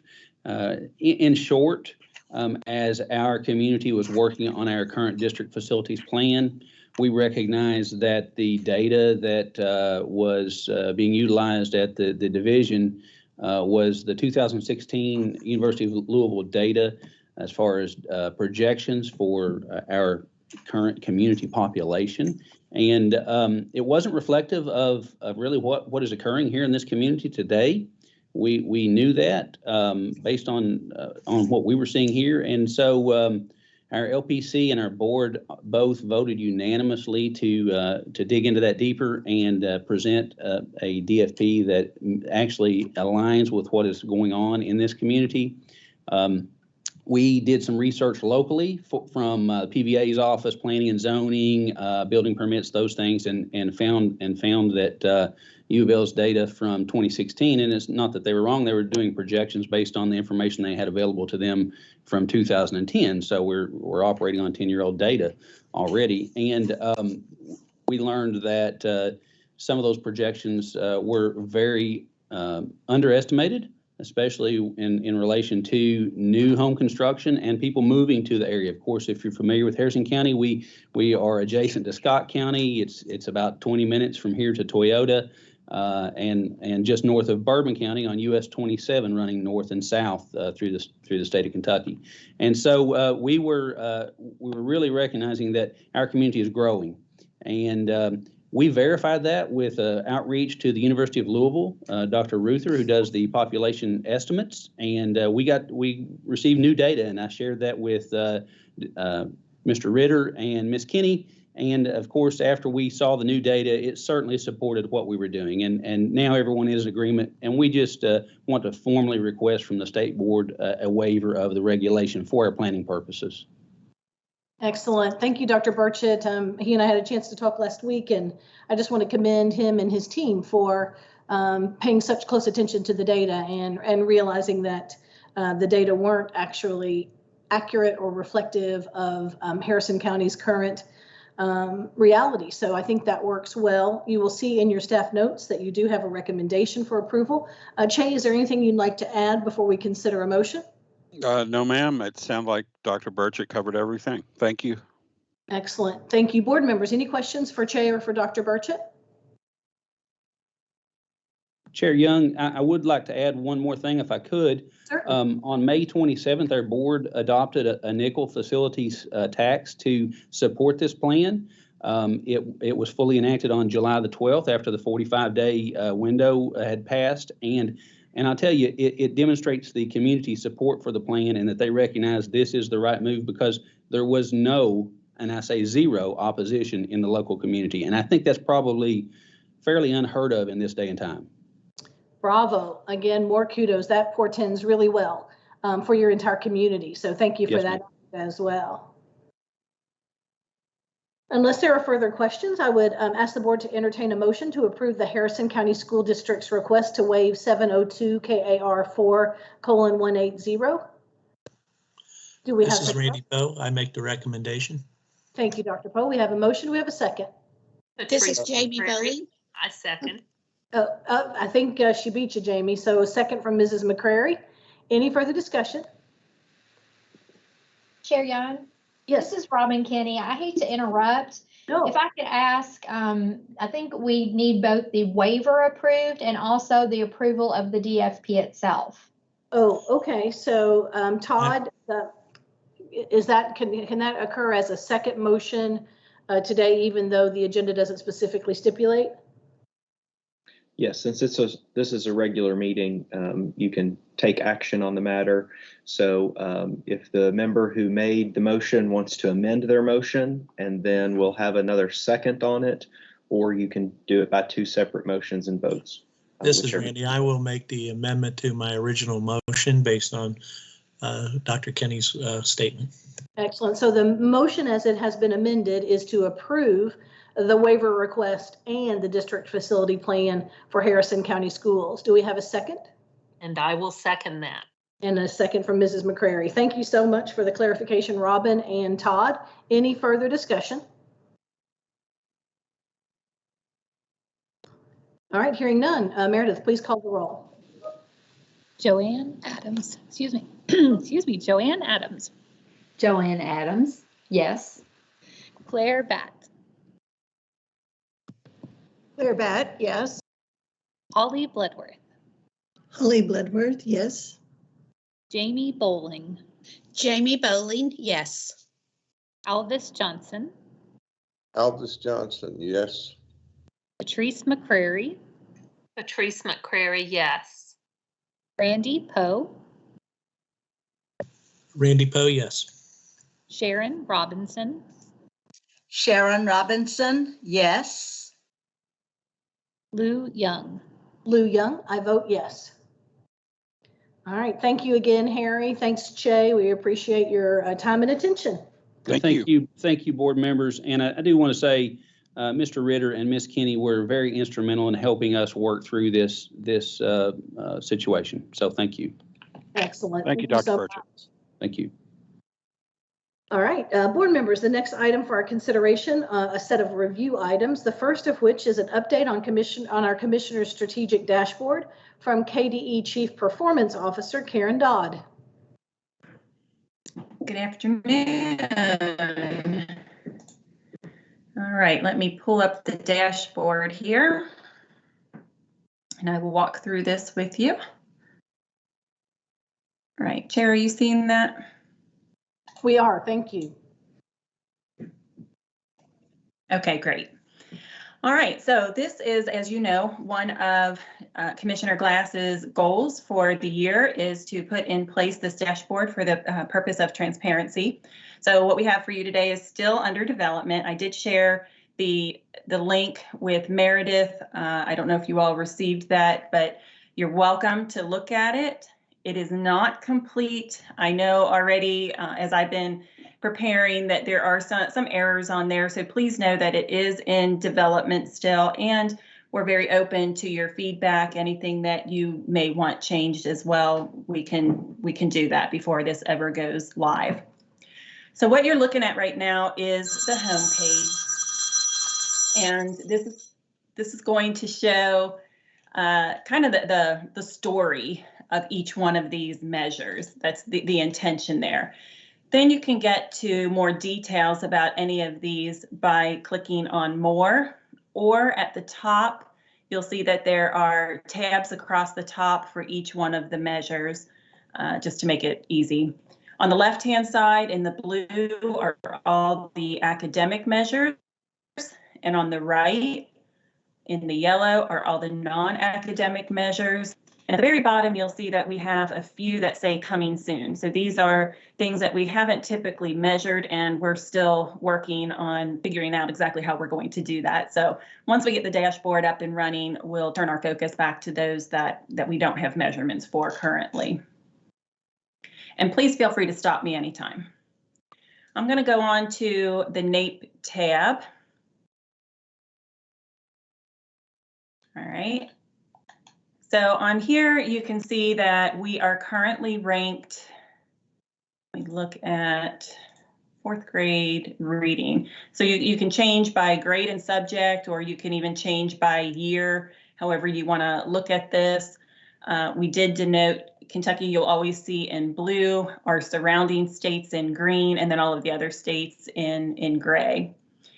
So for each one of these grades and content areas, we have a separate page. As you click on it, it'll change the goal. So right now I'm showing 4th grade reading. We are currently 22nd.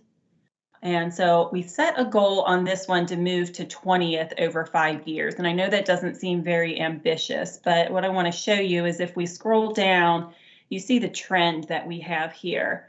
And we had a good year between 13 and 15, because remember, this is one that is measured every other year. But other than that, we've really been trending in the wrong direction. So we need to get this under control. We need to start moving things in the right direction. So we really do feel like 2 points is going to be an aggressive goal to get this turned around in 5 years, which would be 3 administrations of the NAEP. Okay, I'll move on to the proficiency gap, and this is looking at the K-Prep data. And here we look again at 3rd grade math, 3rd grade reading, 8th grade math, and 8th grade reading. And with this one, we're looking at the difference between students of color and white students and how many of them, what percentage of them are actually achieving proficiency. So you can see the actual percentage, for instance, 3rd grade math, 35.2 students of color are proficient compared to 51.5 of white students. So the gap being 16.3% between the two groups, and you can see that across. If you go down, you can see from 2016 to 2019, those numbers have been fairly flat. So we haven't been closing the achievement gap. They've stayed fairly the same. You see a little bit of movement in the right direction between 16 and 17 for 8th grade math, but it goes back up again. So again, we really need to turn this one around because we are changing assessments, as you know. So the Kentucky summative assessment comes out this spring and we'll have to re-baseline. So I didn't want to put nothing out here. So this is the current data that we have, but it will go away because from what I understand, there won't be a way to compare K-Prep to the Kentucky summative assessment. So we will be re-baselining when that data comes out again. Moving on to advanced placement. Advanced placement and dual credit are going to be very similar. What you're going to see here are 3 different categories. We look at course enrollment, course completion, and obtained qualifying score. We talked about all of this as we were looking at these measures a while back. So I hope you like the way we're showing this one because we changed this one so many times trying to get just the right look for everyone. So what we did, again, we have white students and then students of color. So of those enrolled, we have 79.5% of those students who are enrolled are white students as compared to the 20.5%, which are students of color. Interesting, what I find interesting here is when you look at course completion, white students go from 79.5 to 76.4 of those who completed, whereas students of color go from 25.5 to 19.5. So only 1 point is lost for our students of color, which I find to be very encouraging. But then when you look at AP, as you know, that's actually an assessment that needs to be taken. And this is where we really kind of lose students here. So only 30% of those who were enrolled ended up getting a qualifying score if they were white, and the students of colors, it's almost 7%. So we've got a lot of students, 62.3, who do not get a qualifying score. That being said, we really feel that the experience of getting into the AP classes is really what we need to focus on. They're getting that exposure to those higher level classes. And so we wanted to set our goal around enrollment. And because this is an equity measure for us, we thought that it was appropriate to look at the population of colored students in Kentucky, which is 24.7. So that number there is wrong. It should say 20.5% of students of color are currently enrolled. So we want to move from 20.5 to 24.7. So in other words, whatever the population is, it should reflect in the number of, or the percentage of students who are enrolled in AP. Again, you can see it's been fairly flat, but it does uptick a little bit, both in enrollment, completion, and qualifying scores for students of color. Sharon, before we leave this slide, as I look at this, I do like the looks of it. I think it's very helpful. What I'm missing that I think is a really important piece of information on this slide is what percentage of students of color are there at the high schools? In other words, this 20.5% is what portion of all students of color at the high school level. I think it's, but perhaps I can find that in another place in the dashboard. Okay, so you're saying instead of the entire population, which is 24.7, just looking at the population of high school students of color? So maybe I'm misunderstanding. When I see the goal, what I think I read there is that of all of the students of color in Kentucky, 20.5% of them are enrolled in advanced placement classes now? No. No, it's saying that, oh, you know what? So, okay, I see where there may be a disconnect here. Yeah, so of the students who are enrolled, 20.5% are students of color. Okay. So we're not saying that every student of color needs to be taking an advanced ed classes, which would be, you know, if we said 24.7% of blacks, not just black, but any student of color should be taking it, that would be the entire population. That's not what we're saying. We're just saying of those that are taking it, we think that that should reflect the population in Kentucky overall. Okay. But what I'm hearing you say is that we should look more specifically at the population of students of color in high school, which might be different than all of Kentucky. Right. And what I want to know is that more students of all of the students who attend high school, that more students of color enroll in AP classes every year. And perhaps that's a little bit different from they make up a larger percentage of the students, the subset of students who take AP. I don't know, maybe we could try both sets. Let me just think about it. We don't have to make any decisions about that today. Okay. All right. I took a note though. Thank you. Yep. Then we're going to look at dual credit, and this is very similar. We set this page up the same way to look at those who are enrolled, those who have completed, and those who have qualifying scores. The good news here is that qualifying scores in all categories are higher, so only 14.6% of students who enter dual credit do not receive a qualifying score. So we found that to be encouraging. As you know, as long as they complete and get a C or higher, they get that qualifying score. So we set the goal the same way here, taking those 15.4% of students who are currently enrolled and moving that to the state population of students of color being 24.7%. But I'm going to keep that same thing in mind that you were saying for AP, Chair Young, and we'll look at that for dual credit as well. Okay, thank you.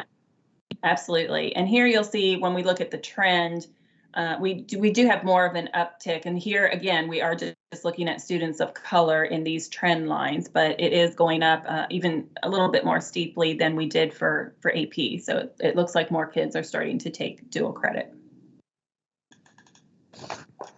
Okay. Moving on to ACT. Here we look at other states who are similar to Kentucky when it comes to taking the ACT. So what you're seeing are 17 states, including Kentucky, that test 95% or better of their students. So Kentucky, we test 100% of our kiddos. So we wanted to look at other states who are doing at least 95% of testing with their kiddos. And so when we look at it that way, we are currently ranked 9th out of those 17. And so we wanted to go up 1 rank per year, which would put us at 4. And as you can see from our trend, we think it's very doable. We did have quite a jump from 15 to 16, and again from 16 to 17 and to 18 even. We did have a bad year in 2019, but we do feel like we can get that turned around, and that we should really strive to do better there. So we're excited about that rather ambitious goal. Okay. Graduation, we are comparing ourselves to all 50 states, of course, and we are currently 4th. If you look at our ranking over time, we hit an all-time high of 3rd in 2018. So we feel like we should be shooting for number 1 when it comes to graduation.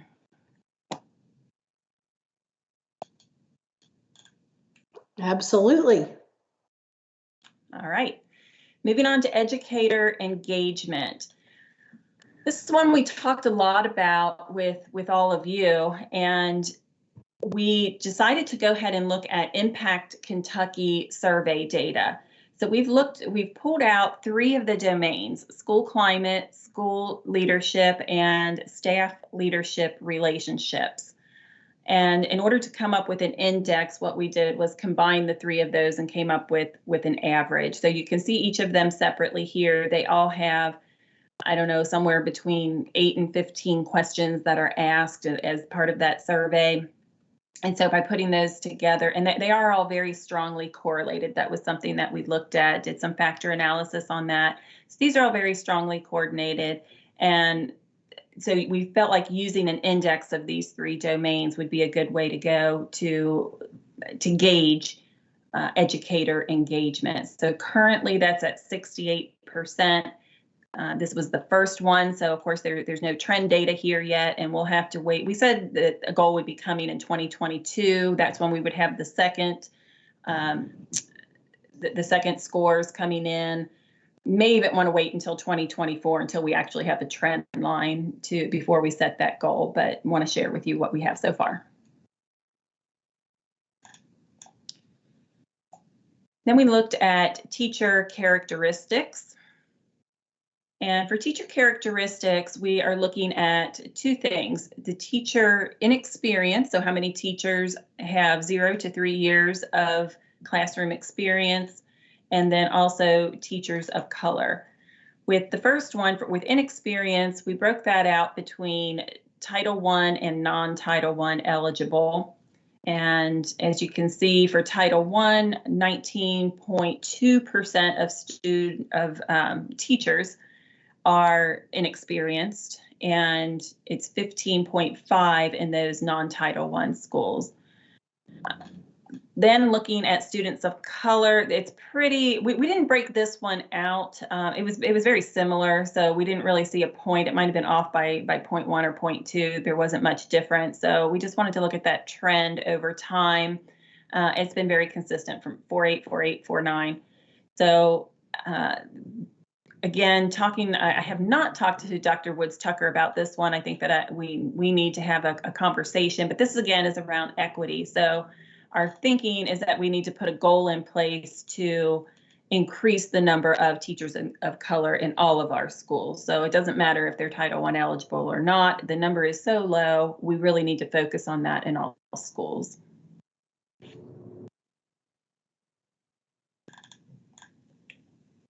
Okay. Moving on to financial equity. I think this is our last one. Yes, it is. This one we struggled a lot with. We initially looked at our SEEK data, and we broke that out between Title I versus or compared to non-Title I schools. And what we saw was that Title I schools were receiving more funding than the non-Title I schools, which is what we would expect. So SEEK is doing what SEEK is meant to do. And I said in our leadership meeting, it wasn't very interesting data, not to offend anyone, but there wasn't a so what there. Like, what do you do with that? How do you set a goal around that? So we went back into Impact Kentucky and looked at the data there. And there is a domain for access to resources, which we thought maybe was a little bit more interesting, a little bit more compelling, and something that schools and districts could actually do something with. So that's just what this one is. It's just looking at that one domain, access to resources. And as you can see in Title I schools, 46% of certified staff felt positive when they were answering those questions, so that they answered affirmatively to those questions, as opposed to the 51% in non-Title I schools. So it's really rather low in both, but there's something there. They can go in and actually look at all of the questions that are in there to see, where they were scoring low, what teachers feel that they need that they're not getting when it comes to resources in their schools. So we're definitely open to any thoughts on this or any of these indicators, if you have any comments.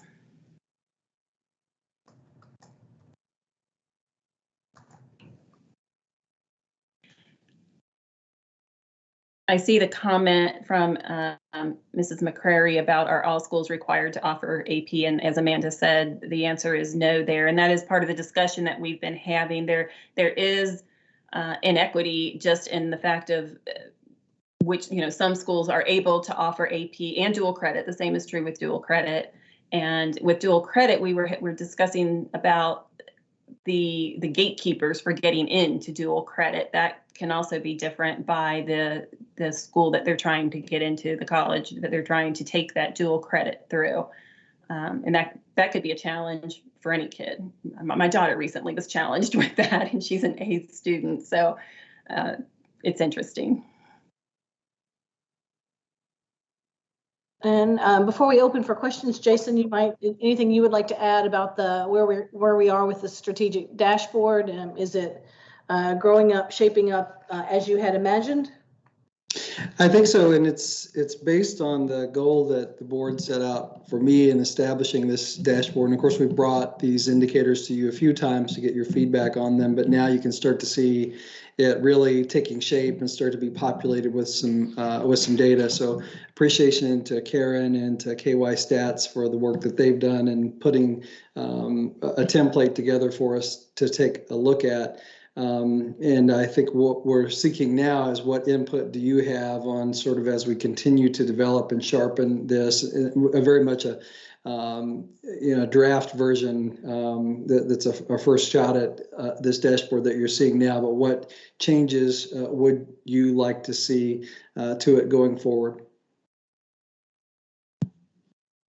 And I guess one more thing that I would add is that we're going to have some disruption in the data now too, because we had NAEP disruption, K-Prep disruption, some of the other measures that are connected to this. We don't have historical data on, or it was collected in a time during COVID. We don't know what sort of disruption we're looking at going forward. So I think we've got to put in asterisks or some kind of note in this to say that happened. And so we look at data from 16, 17, 18 versus what was collected in the last 2 years, and then recovery from that. That's a significant effect that we're going to have to think about how to handle.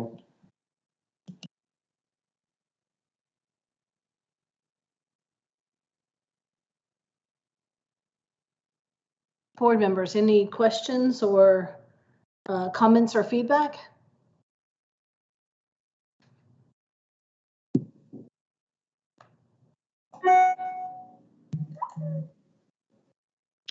I think I heard a hand. Is that possible?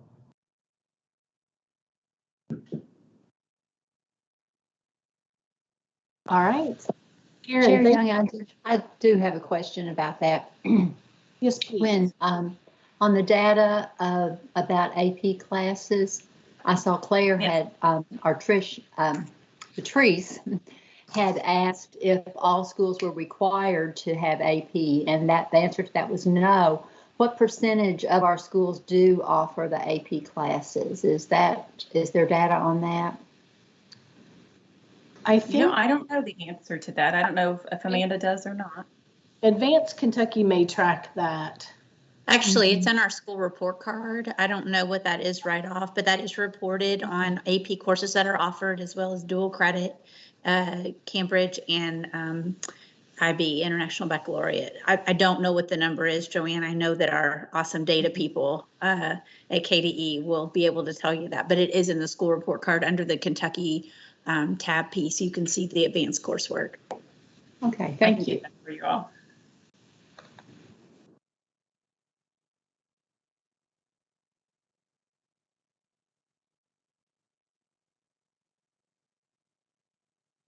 Chair Young, Yes, please, Patrice. I'm wondering, AP courses, are they financially covered under gifted and talented funds, or do just regular school funds have to be used during that time? How is that funding? Does it differ from regular courses? So a high school, if they were to receive an allocation of gifted and talented funds, could use that for teaching advanced placement courses. But the gifted and talented funds, quite frankly, are so low that when a school district receives them, they almost always choose to use them at the elementary, sometimes middle school level. So when high schools do offer advanced placement and dual credit, they do have to tap into other resources and make those decisions accordingly. And there's a lot of conversation now too about helping students understand when dual credit is more advantageous to them than advanced placement, and when advanced placement is more advantageous to them than dual credit. So as we find that those spaces grow, then schools and individual students have to make some decisions among what those options are. So a lot of the work I do personally at UK is to expand access to dual credit so that the gatekeeping that Karen described is minimized over time, so that kids, essentially all juniors and seniors, should be able to access dual credit under the right conditions. So I guess I'm struggling with the thought that how are we going to increase numbers of students if we're not offering it? That's where I'm struggling. Yeah, and I don't believe there's been a decline in the offering. And I know that some districts are having some very creative conversations around how to share advanced placement teachers across county lines using virtual options, for example. A lot of that virtual sharing happens through dual credit as well. So the general sense that I have, I don't know if these numbers are showing up right now, but the general sense that I have is that that access and opportunity, in fact, are on the rise. And of course, when we talk about these kinds of dashboards, incentivizing districts to ensure that students have early college opportunities as ubiquitously as possible is one of our stated goals. And then Meredith reminds me, of course, that we do have additional budget request items on the table related to some of this work as well.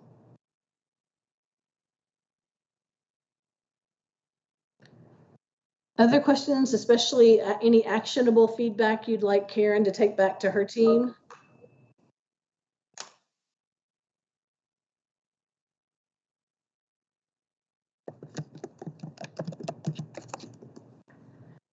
All right, Karen, thank you so much. It's looking great. Thank you. Keep growing. Thank you again. The next review item for our consideration is the 2022-24 biennial budget update with defined calculations, and then moving into a conversation about our ABR projects. So I'm going to turn it back over to the star of the day, Robin Kinney. And Karen Worth is also with her again today. Thank you, Chair Young. I'm actually going to let Karen shine in the next presentation. We are continuing to listen to all your conversations. And so after we concluded our ABR discussion yesterday, Karen and I spent some time just thinking about what you had already talked about in the discussion yesterday. And then we also were very curious about how the things you had talked about aligned with the presentation we heard on your goals yesterday. So we spent a little bit of time trying to match up your goals to certain ABRs. I've asked Karen this afternoon to start. She's going to talk about defined calculations first, and we kind of need to get that out of the way so you at least have an awareness of what that is. We don't have a lot of discretion over defined calculations, so we'll let her talk about that first. And then I asked her to kind of hit on the ones that you didn't hit on yesterday, things that we didn't have an opportunity to talk about. Of course, Associate Commissioner David Couch kind of helped us out with the KETS item. So much appreciation to David for stepping in on that. But there were a few others that you didn't get to yesterday that we just want to make sure that we highlight just a little bit. So Karen, I'm going to turn it over to you, and you can start us with defined calculations. Thank you, Robin. Good afternoon, everyone. Thanks for having us back today. Today we're going to talk about defined calculations, and this is kind of the third piece of our budget request process. You know, we've talked to you guys about the baseline budget, which are the funds that we currently receive. We're in conversation about additional budget requests, and then this third piece called defined calculation. These are costs that are not controlled by the Department of Education. So these are services that are provided by other agencies, and those agencies that administer the services, they determine the cost. So these are really costs that are out of our control. Next slide, please. Defined calculations, the assumptions and the costs that accompany those are approved by the Office of the State Budget Director and the Legislative Research Commission. We do have instructions in the budget instructions that tell us how to portray those defined calculations in our request. So we have certain sets of forms that we complete in KBUD, which is our Kentucky budgeting system, and we have a specific set of forms for the defined calculations. Next slide. This is just a list of some of the categories that we have defined calculations in. As you can see, we have here some health insurance, workers' compensation, our rent and utilities is a defined calculation. We don't control what those dollar amounts are. Motor pool, when we get a car from Fleet, that's considered a defined calculation. Next slide. And then I just listed a few here from fiscal year 21. This was what was budgeted and spent on some of these. Again, our rent, utilities, and insurance here at the Sauer building, we pay approximately $2.6 million a year for those costs. We also utilize Chris and EMARS, so the HR side of the house and the finance side of the house. We have users within the department that use those two mechanisms to complete our processes. So we pay a certain fee based on the number of users that we have. Workers' comp, we all know what that is. Workers' comp is required for our workforce. And then lastly, we do enter into contractual obligations with the APA's office, and they do conduct annual audits for us. So now we're going to stop and we're going to move very, very briefly about defined calculations. Basically, the things that are not under our control, we do not determine the dollar amounts that go with them. So let's move on now back to our ABR conversation. And like Robin said, she and I listened to your discussion yesterday about your goals. And then we tried to match those goals with the ABRs that were discussed. And those goals are great. That's a great guidance for you guys to use as you begin this conversation as to your priorities and where they align with your goals. We also wanted to talk about the ones that we did not mention yesterday, which I'll go through those line by line. And then also anything that's not on this list. We want to make sure that we have a complete representation of our board's priorities. So if there's things that are not on this list, we can definitely talk about getting those added so that my group can begin costing those and getting some good detailed information for you. So let's start talking about the ones we didn't mention yesterday. So the first one that I've got on my list is I know that one of our goals is around a new accountability system. But there's also a couple of requests on our list that's from our Office of Assessment and Accountability that are outside of that process. So wanted to bring attention to those. Not a big dollar amount, but are a couple of things, just the testing security. What I just heard from Associate Commissioner Couch, additional security around online testing is one of the requests from OAA. Turnaround schools. This is the work that Dr. Kelly Foster's group does. Her ER staff is continuously out there plugging away, helping our TSI and CSI schools. That particular initiative that we have here at the department that has proved to be so successful, it's a request for general fund dollars to support that. On further down our list, I think we talked about those, would be CATs. And just to, just to agree with what David has said, this is a request to not only restore CATs, but to keep us on the right track.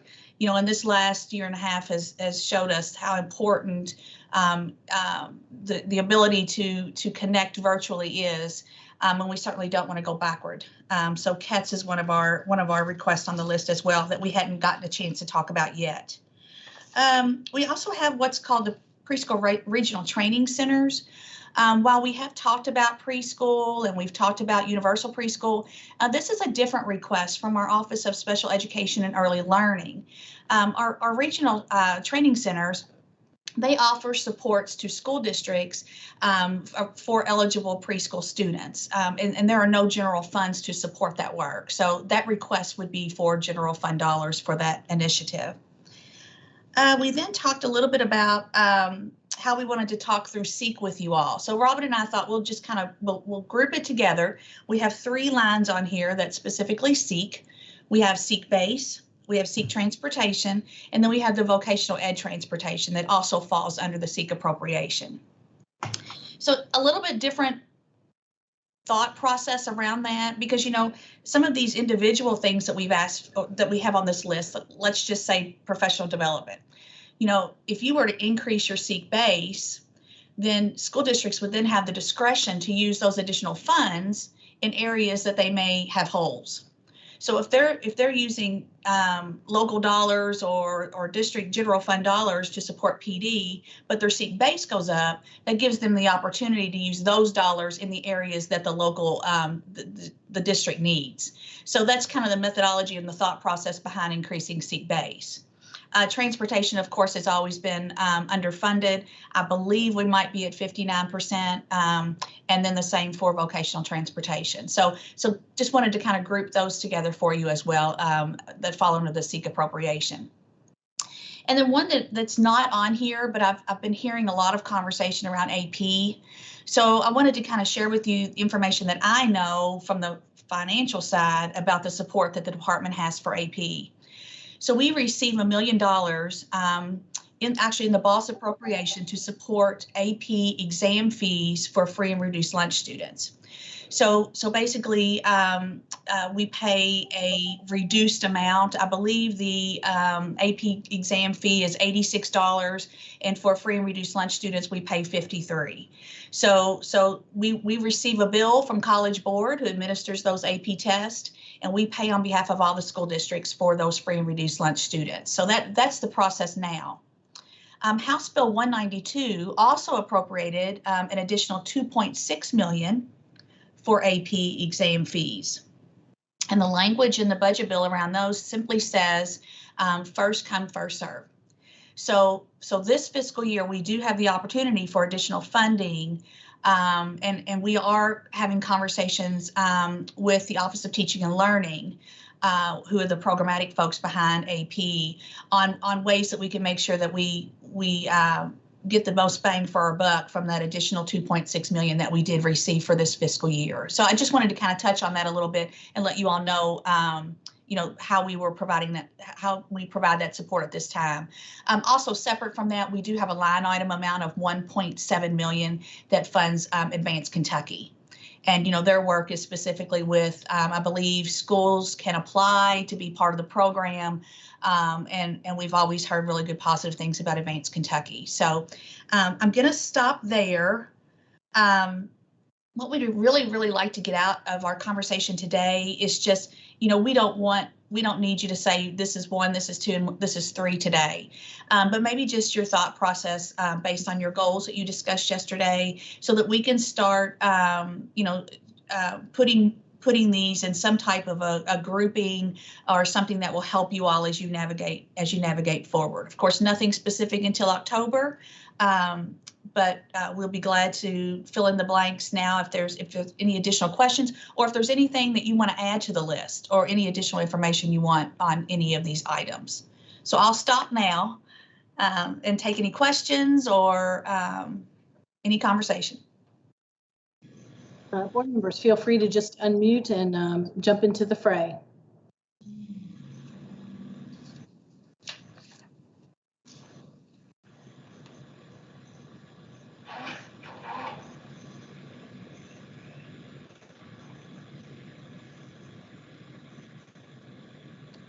Well, I'm happy to add another ringing endorsement for the $140 million in each of the 2 fiscal years in support of full-day kindergarten.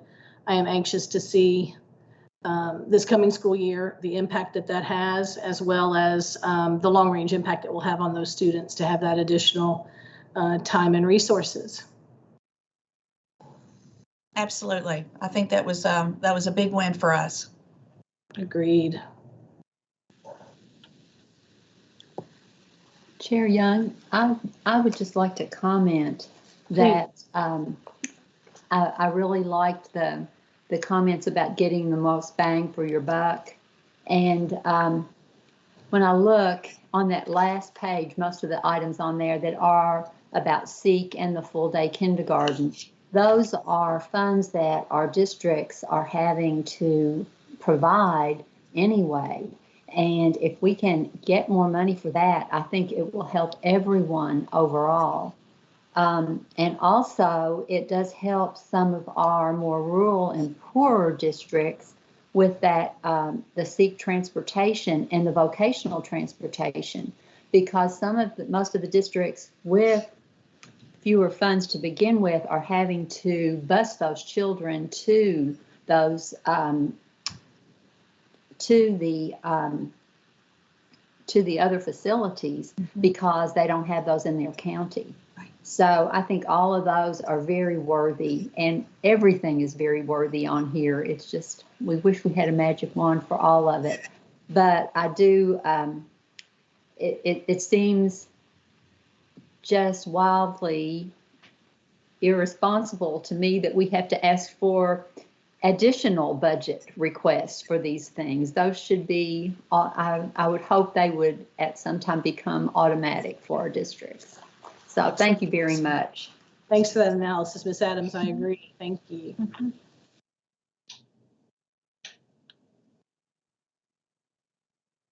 I would add, as I mentioned yesterday, on that same page, that same slide, we definitely want to make sure that we make a strong request for support for the equity initiative work that has been so central to the work of this board since our beginning.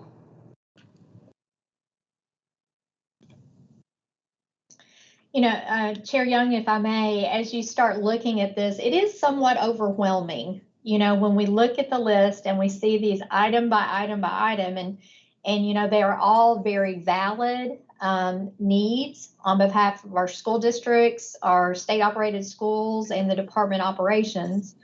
I am wondering, you know, we've done these very line by line by line. Would it be beneficial if we tried to group some of these together, maybe under themes? And I suggest that under, you know, as I listen to the board talk, I listen to certain things that are to support our teachers, meaning that could be like the K-tip and professional development. And so I hear some themes kind of bubbling from as we could group some of these into categories, still delineating under each item the individual components. But then we wouldn't have, maybe it wouldn't look so overwhelming. So I'm trying to think of a different way that we could display this that might help you all as you have to come back in October and kind of rank them 1 through 5 for us. Yeah, absolutely. I just offer that as a suggestion. I don't know if that would make it better or worse. No, I think that visualization is really helpful, and knowing, however, that there will be some Venn diagram kinds of things happening. If sure. I workforce diversification, I think about that in terms of the teacher pipeline, but I also think about that in terms of equity. But yeah, I'd be happy to generate some of those big buckets based on our conversation yesterday around professional learning and development, equity. Early childhood education. That's kind of the direction Karen and I were playing with last night as we looked at your goals and thinking some of these really fall into buckets under each of those goals, and it didn't seem as intimidating when we were trying to really look through them. So we'd be happy to try to format it a little differently and send it out to the board in way advance, so that you all can take a look at it, maybe look at it a little differently. And I don't think we brought this up yesterday, but too, always a reminder that we are the Board of Education for the Kentucky School for the Blind, the Kentucky School for the Deaf, and the area technology centers. So I do feel a high level of direct responsibility to ensure that those specialized schools that we operate are well funded. And we've seen over time, specifically as it relates to KSB and KSD, that they were a bit neglected in terms of funding. So on a personal note, I would just remind us all that those are our schools to operate, and we want to do that well. Absolutely, I agree. And we did receive the additional $1.5 million in House Bill 192, which will go into our base. So that's a big help. Also, are working with the Office of State Budget Director to try to include step and rank for those two schools, as well as our ATCs. Make that part of our defined calculations where we're not always behind. Those step and rank increases happen every year. And also the Jefferson County increment affects KSB and KSD. So we are working with John Hicks's group on trying to get those included into our base. So we'll keep you posted on that. But that could be an ABR as well. But we've definitely got it on our list. Thank you, Karen. You're welcome. Robinson. Yeah, I'm really glad to hear that, because we know, given that responsibility, what is needed, it's going to get paid, and it's going to get paid at the expense of something else that's needed someplace else. So we've got to get the funding for those agencies really baked in at real cost, and with all factors taken into consideration. And I do like the notion of categorizing some of these so that we can expand folks' understanding of what we're trying to accomplish. Mm-hmm. For example, if the equity initiative stands out there all by itself and not perhaps with gifted and talented, folks get a perception of what that might be about that is only a third of the story. Mm-hmm. So we've got to communicate this in a way that tells all the story and so that the full impact of what we're trying to accomplish is more accessible and explicit, and in doing so, perhaps court the advocacy of folks who might not understand the full story. Yes, very, very helpful. I'm reminded when I teach my course in school finance that one of the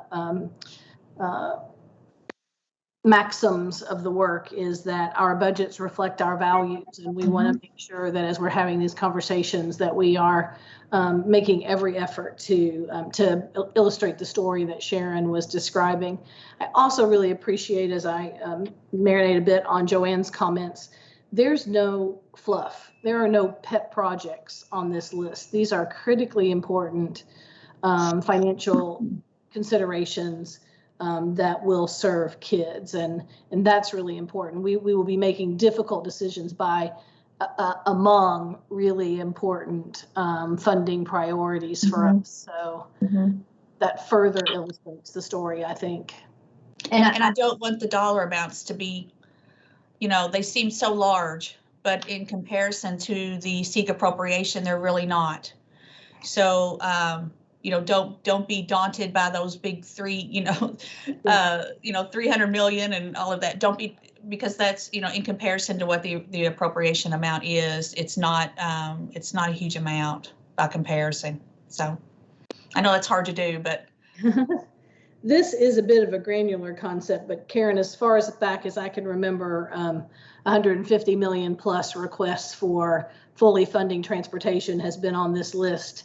Yes. And yet, it's my perception anyway, I haven't looked up the data, but it's my perception that that's declined somewhere from around 66% to the low 50s over time. So despite the fact that it's been on the list, transportation support for school districts has eroded fairly dramatically over time.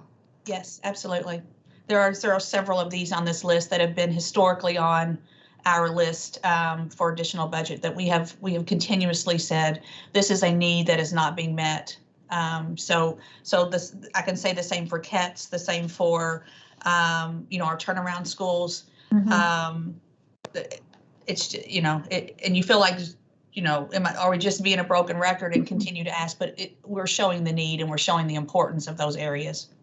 Well, and unfortunately, even if we get the same amount of money with inflationary factors and increase in cost, we're really going backwards. I mean, even further. It's not that we're not even really holding our own at this point. We're slipping backwards. And what happens is expenditures still have to happen. I mean, it's not like, districts manage and cut and do that, but expenditures still have to happen especially for needs like transportation. So someone has to pay for that. We still have to transport our students. So someone has to pay for that. So it's falling back on the local level. And again, goes back to the conversation around the SEEK base. If that SEEK base amount goes up, then that would allow districts to be able to apply those additional funds to other areas. And one of those could be their transportation that they're having to supplement. And that frankly is true of full day kindergarten as well. Mm-hmm. I see hands from Claire and then Holly, please. This is Claire. I actually lowered my hand, but I'll go on and say something anyway. Sometimes in conversation with legislators that I've had in the past, it strikes me that many times one of the things as educators we don't do is sell ourselves to the business community and the public as well as we need to. And I think we had a little bit of that conversation yesterday. But particularly when I think about some of the asks in terms of early childhood education and preschool, and the look at the needs of employers, that, I sometimes think we miss the opportunity to talk to the Chamber of Commerce around the state and some of those business leaders and really address those needs with them. And I think that's maybe where we need to be more strategic as a board and really try to use those connections a little more effectively. Because, we know the legislator is always talking about the restriction on funding, but, we have to have pressure applied from other sources other than just KDE. That's all. Absolutely. Great advocacy point, Claire. And Holly. Yeah, I just wanted to compliment Robin and Karen on being able to take our conversations and synthesize those and then translate it to some dollars. I think that's a really amazing skill you all have. Thank you very much. Thank you. It's a superpower. Okay, Robin, in terms of process, we will do some work, some further synthesis and massaging of this information to share back. Maybe Chuck is weighing in on some process questions here too. Yes. Yes. Yeah, right. The entire discussion has broad and deep implications for our equity agenda as well. If we are not closely attuned to the impact of the decisions that we make around funding, then we can come dangerously close to exacerbating the inequities that already exist. So again, powerfully important conversation. So process-wise, we'll look at some visualization around categories and overlap, and then with some work time that we will have with the board, bring that back, and then with the goal of clarity for you and Karen and the team around our ABRs by the October meeting, right? Right. And let me also invite, if any of the board members, as soon as we leave today, if you all think of something in the next, however long before we get the next round of information back to you, if you have a question about anything that we've already provided, or if you think of something that we've left off, because most importantly, we want to make sure that we have everything on the list that needs on the list. Remember, not only for advocacy, but also for that historical record so that we can show it is a need. We want to make sure that we don't include anything that doesn't want to be included. But I think as we work through yesterday's discussion and today's discussion, I think everything that has been presented has kind of gleaned a need in someone's mind on this board. So we think we're kind of heading in the right direction on what we already have on there. We just don't want to leave anything off.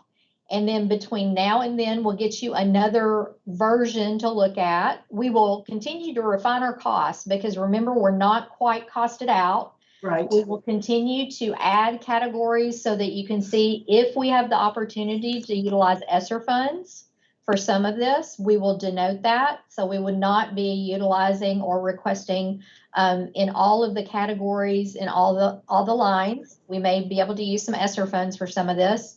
So we'll kind of whittle that down to what is left, and we do need to ask for an ABR request. And then by the time we come back in October, we will be asking those kind of hard questions of you as a board to try to give us the top 3 to 5 of all the things that you've looked at. So, and then we will categorize with the commissioner's help sort of the remaining items the rest of the way down. Excellent. I haven't had a chance to talk to Dr. Glass and Ms. Brewer, Dr. Brewer about this yet, but I think it's very likely that we will want to call a special called meeting in September to pick up those retreat items that we delayed yesterday. And that might be a good time for us, Okay. Robin, working around your schedule and Karen's, when we might be able to get another closer look at the fully costed items and maybe make some further, get closer to our decision at that point. That would be great. We would welcome that opportunity. And I'm sorry, I should have asked this yesterday. I did receive a letter supporting the full funding of the National Board Certified Salary Supplement. I just want to clarify as I think about that item. As I read it here, it looks like this past year we were able to fund $1,208 of the $2,000. So districts would have picked up that additional $800 in the reimbursement. Do the 1.8 and 1.9 million represent the difference between the 1,208 and the 2,000, or the total full funding for the supplement? That would be on top of the appropriation we receive now to then be able to support it 100%. To close that gap. Okay. Yes, ma'am. Thank you. Just wanted to clarify that number. Yeah. All right. Whew. Lot to think about. Thank you so much for the good discussion today. Thank you all. Rockstar team, thank you so much. Thank you. At this time, our next review item, also featuring Robin Kinney, along with Lynn McGowan McNear, the KDE employment report. So I'll, every 6 months, we provide to the board a report of our minority hiring efforts and achievements. And we have provided that to you. We break it down, slice it and dice it lots of different ways. We look at Frankfurt-based staff. We look at KSB, KSD, and our career and technical education areas as well, our 51 area technology schools. So this is provided really just as a report for your information on where we are at a point in time. Lynn McGowan McNear is our Director of Resource Management, and so personnel and hiring falls under her area. And if you have any questions, Lynn and I will be happy to answer those. And I want to make sure that Lynn is on the call with us. Lynn, are you on the call? I am on the call, Robin. Okay, thank you. Good afternoon, everybody.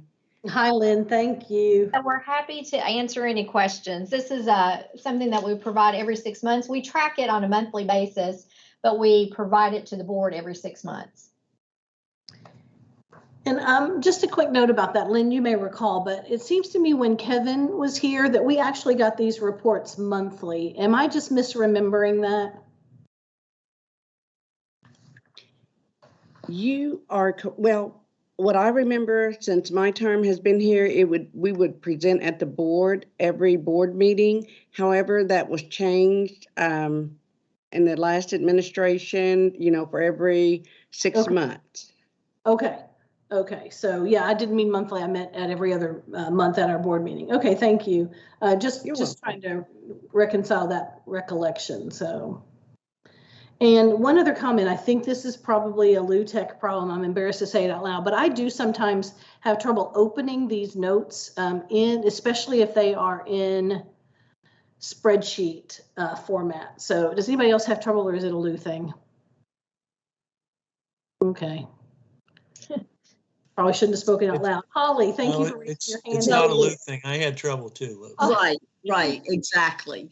Oh, And Randy let me yeah, know. Is it, if I may ask, is it just the employment reports or is it all, is it just No, the employment actually, reports?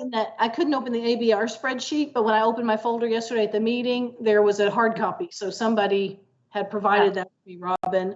Okay. It seems to me to be spreadsheets. Okay. And it asks for apps, and I try different workarounds from Microsoft to different things. But I think it's really just a configuration in the device. Okay. Maybe we can get some help from David. Maybe he can help us with that. David Couch. David Couch to the rescue. Change the ink in my printer. I think it's the KSBA portal this time. I had more trouble getting anything opened, and I never had time or trouble any other time. But this time I had trouble on almost every thing. Yesterday I could only get hard copies. Today I was able to get in, but I had to backdoor in, through multiple attempts at it. All right, so I'll reach out to KSBA and make sure that we can check on that issue. And then I'm happy to email to the members the spreadsheets that Robin had uploaded in there with Lynn. Oh, that would be great to get Lynn's information. That would be perfect. And Lynn, we might give you a minute after we take some questions to just highlight anything that you would like to. Holly, followed by Claire.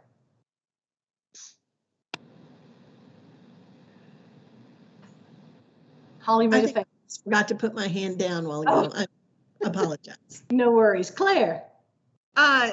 Ditto. Sorry. You guys are just testing to see whether I'm watching the hands. Okay, Lynn, anything that you would like to summarize or highlight for us? No, not at this time. I just want to say, these are a few months behind, and I'm hoping within the next 6 months, you can see that we are increasing our minority account. I know we've had several new hires, so hopefully that will be reflected at the December meeting. Excellent, thank you. So I wondered the same when I read the staff note. And I remember that we used to talk about this kind of point of comparison to other state government agencies. And I guess the notion is that we're on par with the other state agencies. This may be one of those that, as we think about our overall comprehensive equity agenda, one of those that we may want to address as well. Hey, Lynn, could you talk just a little bit about the overall state minority hiring goal and how we compare to that goal for both our Frankfurt-based staff and employment as a whole? Okay, just to give you all a brief summary, in state government, the goal is 12.2%. For each agency. And if you look at our staff notes for for April, apologize, we are at 13.9%. So we are doing above what the state requires. But, I think we can always do better. When you get down to the Frankfurt based, you look over here and you see how many minority males and females. I think we can always increase that number. And I do think those numbers will increase with the next report if we don't lose any of those current employees. That's always something that we have to be mindful of too. But we are, we have some things in place that we have panels that include a minority that sits on the panel. We encourage, to open it up for everybody. We are doing lots of different things to recruit people, recruit and retain. That is our goal here at KDE. All right, thank you. And then on the second page of the staff note, you have these two different sections, one KDE and then two, the Office of Career and Tech Ed. So our workforce at the School for the Blind and School for the Deaf are in that item number 1 segment. That is correct. Okay. As you know, CTE, due to geographical reasons, they have less minorities. And I've heard you all talk earlier this week about, starting earlier, getting the students involved at an earlier rate. we just don't have that many teachers or people coming out for these jobs at the ATCs. So when they came over, we were instructed to keep a different staff note. So that's why you see one for CTE and one that we include central office and the Kentucky School for the Blind and the Kentucky School for the Deaf. All right, very helpful. Thank you. Board members, do you have questions for Lynn?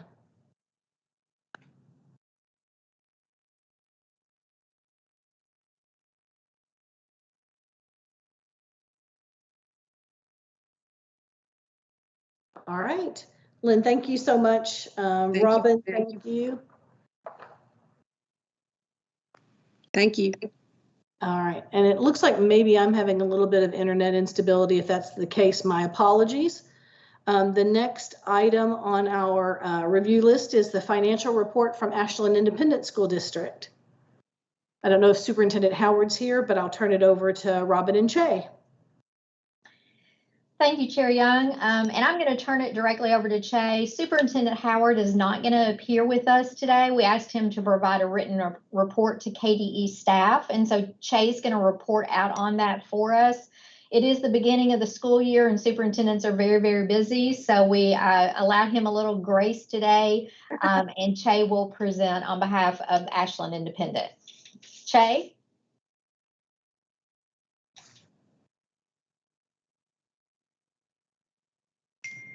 Che, I believe you're on mute. I am. I was testing you, Chair Young, to make sure you're watching. Good You job. just make me feel better. So we got a few quick notes from Ashland, most of which are positive. They've done some Red Book training for staff, for principals and stuff, and this is always an audit item in a lot of districts. So we're glad to see that, and athletic directors, I should add, and bookkeepers. But probably the biggest thing I can see in this latest report is we collected their unaudited annual financial report maybe about a week ago. And they went from, if you'll recall, the reason they're here every board meeting is they had a 0.64% fund balance, or about $154,000. And they're unaudited, which of course has not been audited, but it gives a good reflection of what's coming. They're now at 11.32%, or about $2.3 million. This is way over great.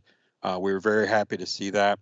And I did speak with Mr. Wireman very briefly through email, and they're still doing a lot of cleanup of the books. So this number should change some, but I think it's a really good indicator that things are certainly looking better there. Their carry forward is about $1 million. Their budgeted contingency, which is a little bit different, is about 6%. These are all good. They've done some other district leadership training. They've done safe return to in-person instruction, of course. They're working on their ARP-ESSER spending plan. They have submitted their ARP-ESSER LEA plan to the department. And I believe the last I saw, let's see, Mr. Wireman and Mr. Green, these are both the finance people. Mr. Wireman is their consultant. Mr. Green is their current finance officer. Also continue to meet about weekly or often twice per week. And they survived closeout, which is always a rough period for any new or old finance officer. July is a very rough month. And Mr. Green, we did get an email from him, and he is attending SFMI the other day. So he has survived his first closeout. So we're very glad to see that. Excellent. And then we could expect audited financial reports and the audit probably around November. Yes, those start coming in about November. It will take quite a while. We don't really close those out until probably February or March of the following year. But because of this, we'll be looking at audit probably, I would say, in November, December, sometime in that area there. All right. Well, if Mr. Wyman or Mr. Howard are listening or have friends who are listening in, kudos, bravo, congratulations. And thank you so much for the direct support that you have provided, Robin and Che. Great. Yeah, thank you. Chair Young, I was going to, I did want to publicly thank Che and his team who have spent an awful lot of time with Ashland Independent. Just trying to get them back on the right path. I think as we learn more about their circumstance, we are very happy to learn while it was just someone that didn't really quite frankly know what they were doing. So we're glad that we have a finance officer that's there. We've got the appropriate supports around them, and it will certainly help their new school year start off a lot better. Excellent. Great model of checks, balances, and safeguards. So nice work, team. Thank you. Thank you. All right. Next item on our agenda is the hearing officer's report, statement of consideration with some procedural safeguards here. And I will turn this over to Todd Allen and Associate Commissioner Greta Hilton. Good afternoon. Thank you, Chair. The typical hearing officer's report is loaded into the board portal for your review, so you can see where all of the board's regulations are in process. Of note today, you will see that 707 KAR 1340, Procedural Safeguards and State Complaint Procedures, the comment period closed on that on July 31st. On the last day of the comment period, we did receive a comment from one individual in relation to that regulation. So that triggers a statement of consideration that's before the board now. And I believe that Associate Commissioner Hilton, as well as David Wickersham, are on the call to walk us through the statement of consideration. The agency, the recommendation to the board is to not make changes to the regulation based on those comments. Hi, good afternoon. This is David Wickersham from the Office of Special Education and Early Learning. Thank you, Todd. I wanted to extend thanks to the Office of Legal Services and also to Dr. Brewer for helping us expedite the placement of this on the agenda for today's meeting. Because of filing issues, we needed to get this done promptly rather than waiting until the October meeting, and we appreciate their help in getting this before you and successfully completed. So we're here before you today on the final step before this regulation goes over to the General Assembly for final approval. There were essentially two primary themes in the written comment that we received.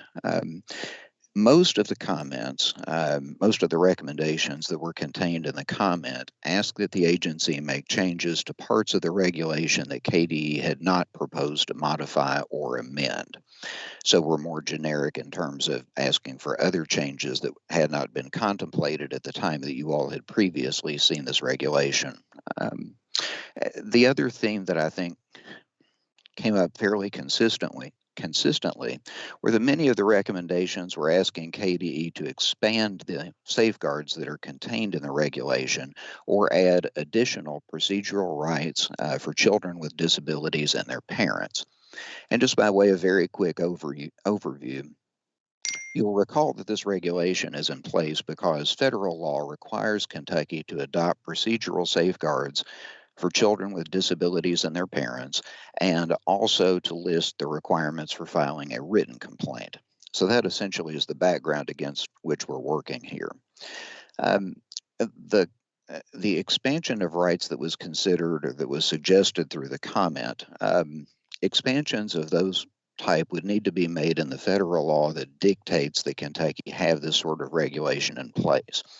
So because Kentucky does not want to essentially fail to align with federal law, the proper format for that would be that if the IDEA were to be modified, to be amended in that way, we would then follow suit by coming before you to ask for expansions of those rights that complied with federal law rather than initiating those at the state level, given that this is so thoroughly governed by federal law. I'm glad to address each of these with you point by point if you would like. If you find it to be more efficient and a better use of your time for me just to respond to any specific questions that you have, I'm glad to do that. So I'm sort of here at your pleasure in terms of how you'd like me to proceed. Let's start and see if we have questions, David, that might take you back. Okay. To the item. Okay. Board members, you may recall some conversation about this regulation earlier in the process, and a lot of conversation at LSAC on the item as well. Thank you, Chair Young. That's correct. I will point out, and this may make it easier as you look at the statement of consideration, none of the comments that came in, none of the suggestions that were made as part of this written comment hit on any of the points of discussion at LSAC or during earlier presentations of this regulation to the board. So there was no overlap between earlier conversation and the things that are contained here. Very helpful. Thank you. Yes, ma'am. And board members, this was another late breaking item in order to meet the rigorous timelines required of the regulatory process, and that's why we're considering this statement today. But what questions might you have for David? Or I believe Greta's with us too.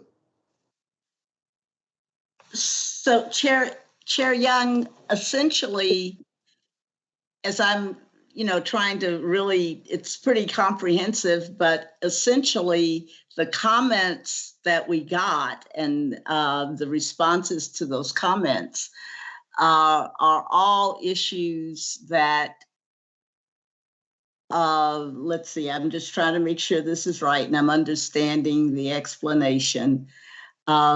These comments were not really relevant to issues at hand for the most part. Is that right? I would address it this way, if I may. I believe that they were relevant in terms of advocacy for an expansion of some of the rights that inure to the benefit of children with disabilities and their families, but they're not things that were presently in the regulation that we were attempting to make changes to. Yes, right, right. All right. Thank you. That's what I was understanding. So thank you.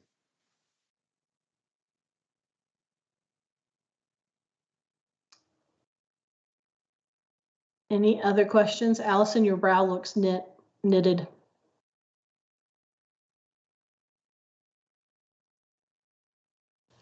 I'm deep in thought, Lou. I'm reading and rereading. Exactly.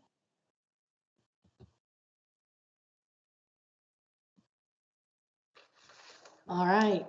Madam Chair, maybe another way to frame this is that the regulatory process is, of course, bound by federal and state law. And so those are the touchstones that we must go back to when it comes to any regulations that we make. So while there may be merit in the comments that were made, they exceed what's in federal or state law. And that's why many of them were rejected or not recommended.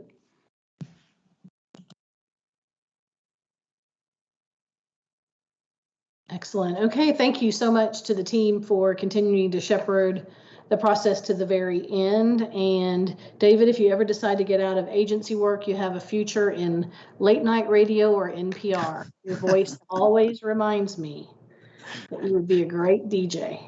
Well, thank you. Thank you all for your time and attention today. Thank you so much. The next item on our review agenda is the litigation report. General Counsel Todd Allen. Thank you again, Chair Young. The litigation report is posted to the board's secure portal because it's an attorney-client privilege document. All of the changes that have occurred in that report since it was last presented to you at our regular meeting appear in bold font. I don't believe there's any need for the board to go into closed session to discuss any matters or take action related to any matters at this time, but I will pause in the event that you all do have issues that you want to discuss.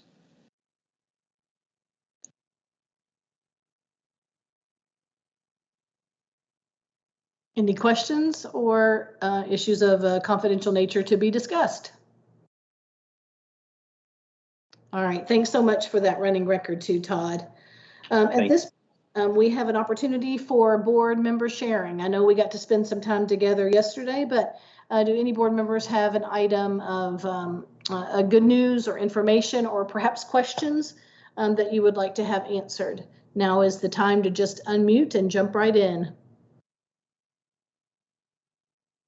I see a hand. Let me see if I can find it. I think it's me, Chair. Oh, all just is plus 20. Okay. Just very quickly, I wanted to share something that happened very quickly. This summer, I took my grandchildren to the park, and we looked across the way and saw the most beautifully decorated bus, most inviting looking bus, sitting on the edge of the park in a parking lot. Well, my grandchildren immediately wanted to know what it was, and so let's walk over there. And I did see Warren County on it, but the decorations on the bus were so unique. And we walked over to it to find out what was going on. It was a mobile preschool classroom, and a preschool teacher, coordinator, traveled around the county and provided activities for parents and children. It was the perfect example of taking the world of education, the world of school, out to the community. And I was so proud to see it. I mean, I had to take pictures of the teachers standing in front of the bus, and I had to thank the bus driver, and they welcomed us onto the bus to look and see what was taking place. And the excitement and the enthusiasm I saw from the teacher, the bus driver, and the parents and the children who were involved was just a balm to my soul to know what's going on out within the community. So kudos for going the extra mile. Excellent. I love that story. I love it. I've been hearing so many creative uses of refurbished and retrofitted school buses this summer. I love it. Other board members sharing? Lou? Yes. Holly? Was it Elizabeth Hack? Is that where we were supposed to go last night? Yes, right. I just want to say thank you to Elizabeth for opening your home to us. It's always, stressful and another layer of work to get ready for people to come over. And so even though we didn't get to come, maybe in the future sometime, but thank you for doing that. Excellent. Thank you so much. I texted her last night and so did Jason, but so kind of you to mention. Thank you. Chair Young, I'd like to share a really uplifting experience I had on Tuesday when I attended the Deeper Learning Symposium organized by the Jefferson County Public Schools. But all of the content, the program, the work, the promotion, everything was done by the teachers and those instructional staff within the school district. And I just being there and experiencing their enthusiasm and welcome of really rich content about learning was just a balm to my soul. So when, COVID and some of the administrative issues can be pretty daunting, but when you get around teachers and they're talking about learning, you're guaranteed to have a uplift. So I just recommend that. And I was very proud to be in the midst of that celebration about learning and learning that is really taking on a high level of responsibility to get it done for all children. Excellent. Yeah. And something like 2,000 attendees or something. Yes. Everything in Jefferson is a large scale endeavor. And I'm so glad that you all were able to attend. My team was there as well. All right, I think Ms. Sloan has something I need to let you know, board. We're not quite at the happy ending yet. I failed to ask for a motion and action on the statement of consideration, so I will go back and pick that up before we adjourn. Allison. I have a couple of things if you all give me just a moment. I'd like to start first just by saying a huge thank you and leap of gratitude to Jamie Sparks and the Kentucky and National Organization of SHAPE for recognizing our governor and Soyana and myself and the board recently at their conference for and just being happy and showing the world how important student and teacher voice is in decision making. Very much appreciative of that. It was a great experience and opportunity to hear people talking about that and celebrating it. And people from other states stopped us because there were people there from across the nation. And I think they talked to Soyana as well. And they were just thrilled that we were doing this here in Kentucky. So I wanted to share that. They said they didn't have that in their states, and they were very glad to see that we were promoting and celebrating teacher and student voice. My second thing is I just really want to plead with our local districts. As we return to school, and some districts have returned to school, but as they're making their plans for a safe return, I really hope they reconsider for those that have not and those that are still making plans to mandate wearing masks. I think it's just a very simple sacrifice that we can all make to ensure our safety of our colleagues and of course, most importantly, our students, and getting our school year off to a good start, and hopefully be able to keep our doors open this year. I know there's lots of things going around, lots of different comments being made by local board members and parents and teachers in our districts about various things, but they can mandate those in our local districts. And I really hope they consider that as they're making their plans, because it's a simple thing. I don't know how in the world you police those that are vaccinated versus vaccinated and wear masks, because, I'm starting a new year and a new school this year, and I don't know these students. I don't know who's vaccinated. I don't know who isn't. I don't know how in the world you'd be able to walk down the hallway and know who should be wearing a mask and who shouldn't be, especially with their little ones. They can't wear, they can't be vaccinated. I just want us all to be safe, and I want a year of teaching my students in school, and I know our other teachers want that as well. So please consider that as you're making your decisions to go back to school. Yeah, thank you so much, Allison. Let's not just get them back, let's keep them there. Let's keep them there. Excellent. All right, board members, thank you so much, and thanks for your willingness to share these great stories and those words of genuine, thoughtful wisdom. So thank you. At this time, let's please go back to item 14, the statement of consideration for 703 KAR 5:270. And the motion to be considered based on the recommendation of the team would be to approve the statement of consideration without including the comment received during public comment. Do we have such a motion? This is Sharon. I so move. Thank you. We have a motion. Second. It's Holly Bloodworth. I second. Thank you. Do we have any further questions or considerations of this statement of consideration? Thank you. Meredith, would you please call the roll? Joanne Adams. Joanne Adams, yes. Claire Batt. Claire Batt, yes. Holly Bloodworth. Holly Bloodworth, yes. Jamie Bowling. Jamie Bowling, yes. Alvis Johnson. Alvis Johnson, yes. Patrice McCrary. Patrice McCrary, yes.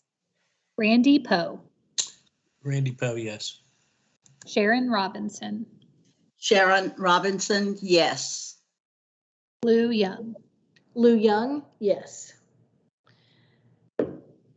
Thank you so much. At this point, I would like to just riff on Allison's comment and wish all 650,000 of our learners a very happy 2021-22 school year. Happy New Year to all of you, to our educators, to our school leaders, to our families and our communities as we're about to embark on a very exciting new school year across the Commonwealth.